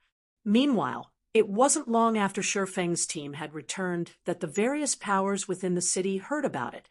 Black Flame's finally back. Dawn Dominance, who had concealed himself with a black cloak and rested in one of the Freedom Hotel's rooms, sneered as he read the latest report from his subordinate. It seems he's increased the Combat Power Dark Rhapsody and Deity Society's members by quite a bit. It's a pity that he's too late. Demon's Heart's team has almost pinpointed the third boss's weaknesses. It's only a matter of time before they defeat it and move on to the final boss. Guild Leader Flaming Light has reported that those people are now in Cold Spring Forest. Should we leave? A level 109, Tier 3 Elementalist asked from beside Dawn Dominance. Good. Yes, we'll head over immediately. I want to see just what kind of powerful individuals Flaming Light has invited to declare that he can help world domination take control of the Dark World, Dawn Dominance said, nodding. Following which, Dawn Dominance left Stone Forest City with his subordinates, making his way to Cold Spring Forest's outer region. At the same time, the various superpowers operating secretly in Stone Forest City only snickered at Sherfeng's return. So what if Zero Wing controlled the Dark World's teleportation gate? In the end, the Dark World's players would still reach the main continent in droves, and now that Zero Wing was their enemy, the guild would suffer once they arrived. Nowhere would be safe for Zero Wings members outside of Cold Spring Forest. Upon his return, Surefong instructed the NPC manager to arrange an advanced lounge for the team to rest. Guild Leader Black Flame. Demon's Heart has already begun to raid the third boss, yet you want to rest here? Blue Rainbow anxiously complained. Although they were fatigued from their trip to Poison City, players would recover a significant fraction of their stamina and concentration when they leveled up. After that final boss, they had all leveled twice, so the team was in relatively good condition. They were more than capable of starting their raid in the ancient God's Tower. Yet, Surefong had told them to rest for now, almost as if he were afraid that Demon's Heart didn't have a strong enough lead. No, your stamina and concentration might be fine, but the Secret Land's death energy is still corroding your bodies. The ancient God's Tower also has powerful foreign energy. On the off chance that these energies cause too much damage before you clear the trial, all of your efforts will go to waste. It'd be better to rest here for a while rather than take such a risk. You can use the time to drink the exotic legacy potions you've obtained.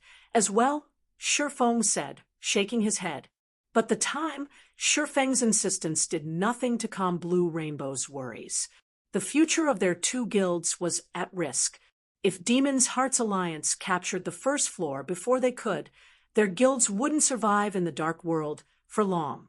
I doubt there will be any issues if you take full advantage of that potion, Surefong said, chuckling. Neither the dropped weapons and equipment nor the awarded legacy skill points were the team's greatest reward. Instead, it was the exotic legacy potions. When players normally slew Poison City's bosses, each boss only dropped 1 or 2 exotic legacy potions.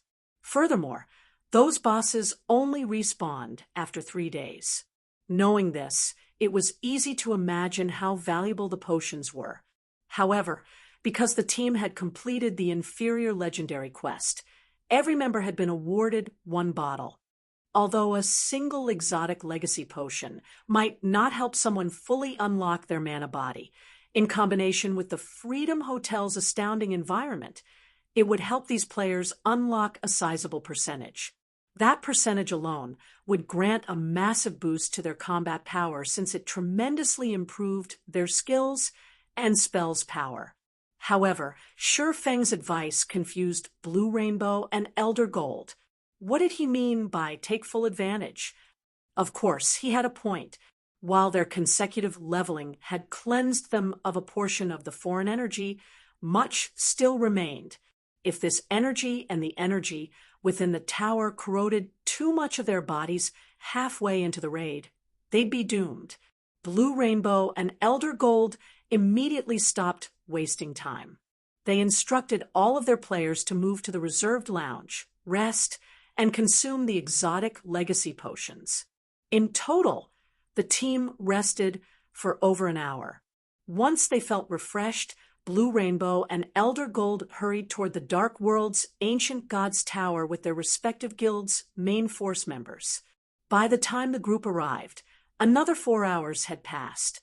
The ancient God's Tower had 7 floors and was over 1,000 meters tall. Players, whom the Dark World's various powers had stationed to guard the entrance, didn't try to stop the group when Blue Rainbow and Elder Gold arrived. They simply stepped aside and let the force enter the tower, notifying the team within of their arrival. Meanwhile, a 6-meter-tall, level 113 mythic ranked, or lay lifeless before Demon's Heart's team within an ancient city on the ancient God's Tower's first floor. Elder Heart, our scouts have located the 4th ancient city, a level 110 tier 3 Dark Ranger reported, approaching Furious Heart. In addition, our brothers at the entrance have informed me that Dark Rhapsody and Deity Society's members have entered the tower. They've finally decided to show up. The report surprised Furious Heart. How many people did they send? Are Zero Wings members with them? Their team had already defeated the first floor's 3rd boss and located the final boss. He found it surprising that the two guilds would bother to show up now. They must have brought powerful support with them, and were confident of surpassing the Alliance team's progress. Just a little over 200. We didn't see any of Zero Wings members or the outside world's players among their team, the Dark Ranger reported. Just a little over 200. Have those guilds lost their minds? For a moment, Furious Heart wondered if he had misheard the Tier 3 Dark Ranger. Demon's Heart's Alliance had sent over 1,000 Tier 3 experts just to increase their chances of raiding the ancient god's tower. What could a measly 200-plus Tier 3 experts possibly accomplish? Read latest chapters at Wuxia World. EU, should we send our spies to find out more? The Dark Ranger asked. No need. To think they would dare enter the tower with so few players. Do they think this is some kind of playground?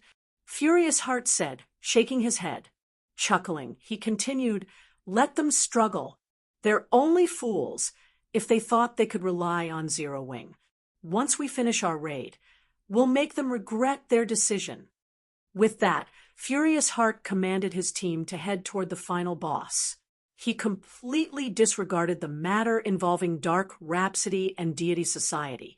In the meantime, Dark Rhapsody and Deity Society's main force members stopped before the doors to the ancient god's tower's first floor. All right, let's start the raid. Blue Rainbow exclaimed, glancing over the team. Chapter 2586, Surpassing Logic, Ancient God's Tower Unlocked Dark World. Ancient God's Tower. Chapter 2586, Surpassing Logic, Ancient God's Tower Unlocked Dark World.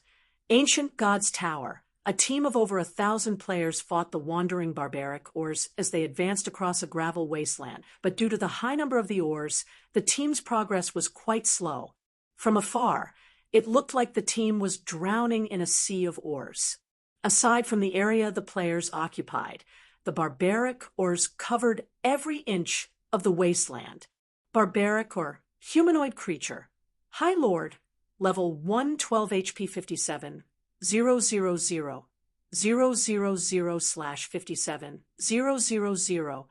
000, 000, barbaric or warrior. Humanoid creature, Great Lord, level 113 HP 140, 000, 000/140, 000, 000, barbaric or captain, humanoid creature, Grand Lord, level 114 HP 500, 000, 000/500, 000, 000. Elder Heart, too many monsters are swarming out of the ancient city. If we get any closer, I'm afraid we'll alert the guards on the city walls. One of the level 110 Tier 3 shield warriors on the front lines called back. Although the first 3 cities had been difficult to raid, none had had this many monsters. The 4th ancient city was home to at least 100,000 Ors. If their team hadn't been entirely comprised of Tier 3 experts, these barbaric Ors and barbaric or warriors would have long since eliminated them. Why is this city so much harder? Furious Heart frowned, watching the barbaric or captains on the city walls. Gritting his teeth, he commanded, everyone, change formation. Prioritize the Ors here before we continue. While their team was more than capable of dealing with level 114 Grand Lords, there were more than 30 Grand Lords stationed on the walls. In the outside world, such a force could effortlessly demolish guild towns. There were simply too many Ors or warriors for a team of their size to handle. With Furious Heart's command hanging in the air, the team moved out of their V formation into a block formation. The MTs and melee players held back the swarming Ors, while the ranged players attacked from within the block's inner layer. Once everyone was in position, the team's magic class players began to chant long incantations. More than 100 gigantic magic arrays appeared above the Or force, blotting out the sky. For seconds later, the arrays had taken shape and rained fire, ice, and lightning down on the Ors below. Boom, boom, boom. Deafening explosions echoed across the gravel wasteland. By the time the last large-scale destruction spell came to an end, the surrounding terrain had transformed. Easily over 4,000 barbaric or warrior corpses littered the deformed land. Nice. A team with plenty of large-scale destruction spells is awesome. I know, right?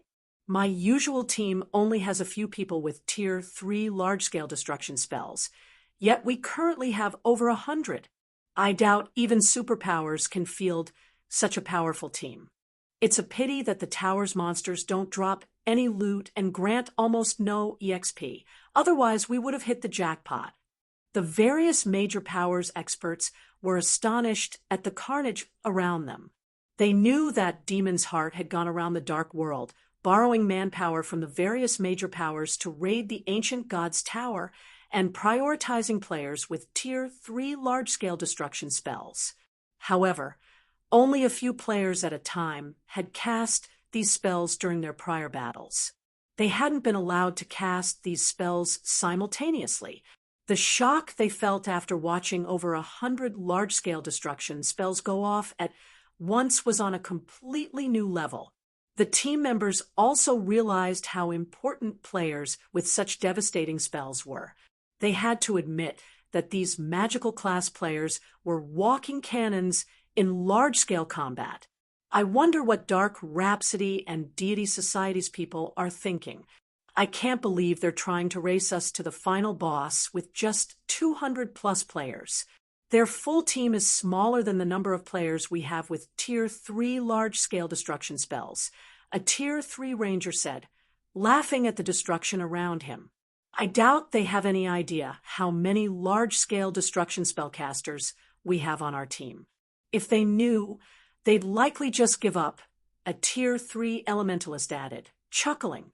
Dark Rhapsody and Deity Society were formidable guilds in the Dark World, but they weren't strong enough to compete with the combined might of the Otherworld's various major powers.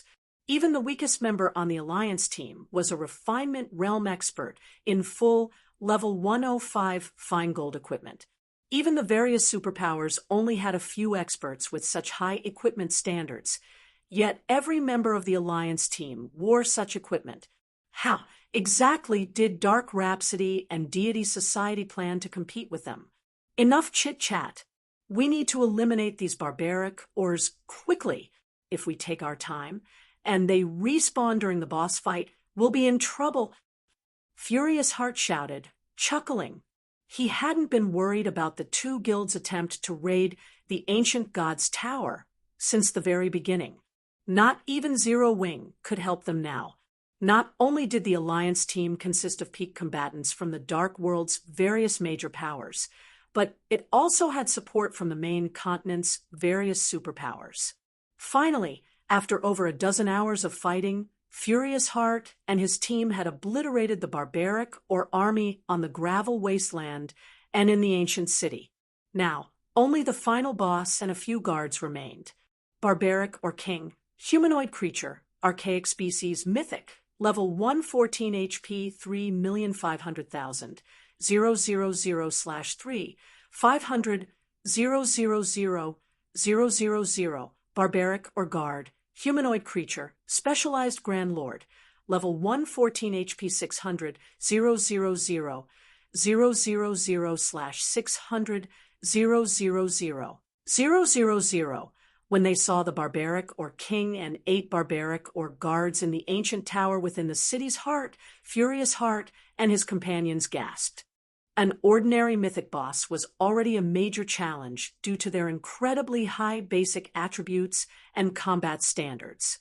However, a mythic ranked archaic species was even more powerful in both regards. Meanwhile, the system would enhance one aspect of specialized monsters. In other words, they could transcend tiers in a specific way. Hence, specialized Grand Lord's combat power could sometimes rival that of ordinary mythic monsters. Now, their team had to face 8 pseudo-mythic monsters, and including the boss, a total of 9 Tier 4 opponents. This force could even destroy guild cities. Elderheart, the guards, and the boss are too close to each other. If we attack one, All 9 will respond. A level 110 Tier 3 assassin from World Domination warned, frowning. Then we have no choice but to fight them all at the same time. Once we begin, lure the 8 monster guards aside and kill them first. We'll focus on the boss afterward. Furious Heart decided after giving the matter some thought. His teammates nodded when they heard his plan. While quite a few mobs surrounded the boss, they had over 1,000 players and could easily afford to split up their combat power to distract the boss, while the rest finished off the guards, who had significantly less HP. Once the plan had been agreed upon, everyone got to work. Read latest chapters at Wuxia World. EU just as the team's MTs were about to split up and lure the boss and its 8 guards. However, they all heard the sound of a series of system notifications. Ancient Gods Tower Region System Announcement. A team has successfully completed the trial of the Ancient Gods Tower's first floor. The teleportation arrays on the first floor have now been unlocked. Ancient Gods Tower Region System Announcement. A team has successfully completed the trial of the Ancient Gods Tower's first floor. All players on the first floor will be automatically teleported to the first floor's inner sanctum in 3 minutes. Please make the necessary preparations. How is this possible? After hearing the system announcements, the central tower went quiet.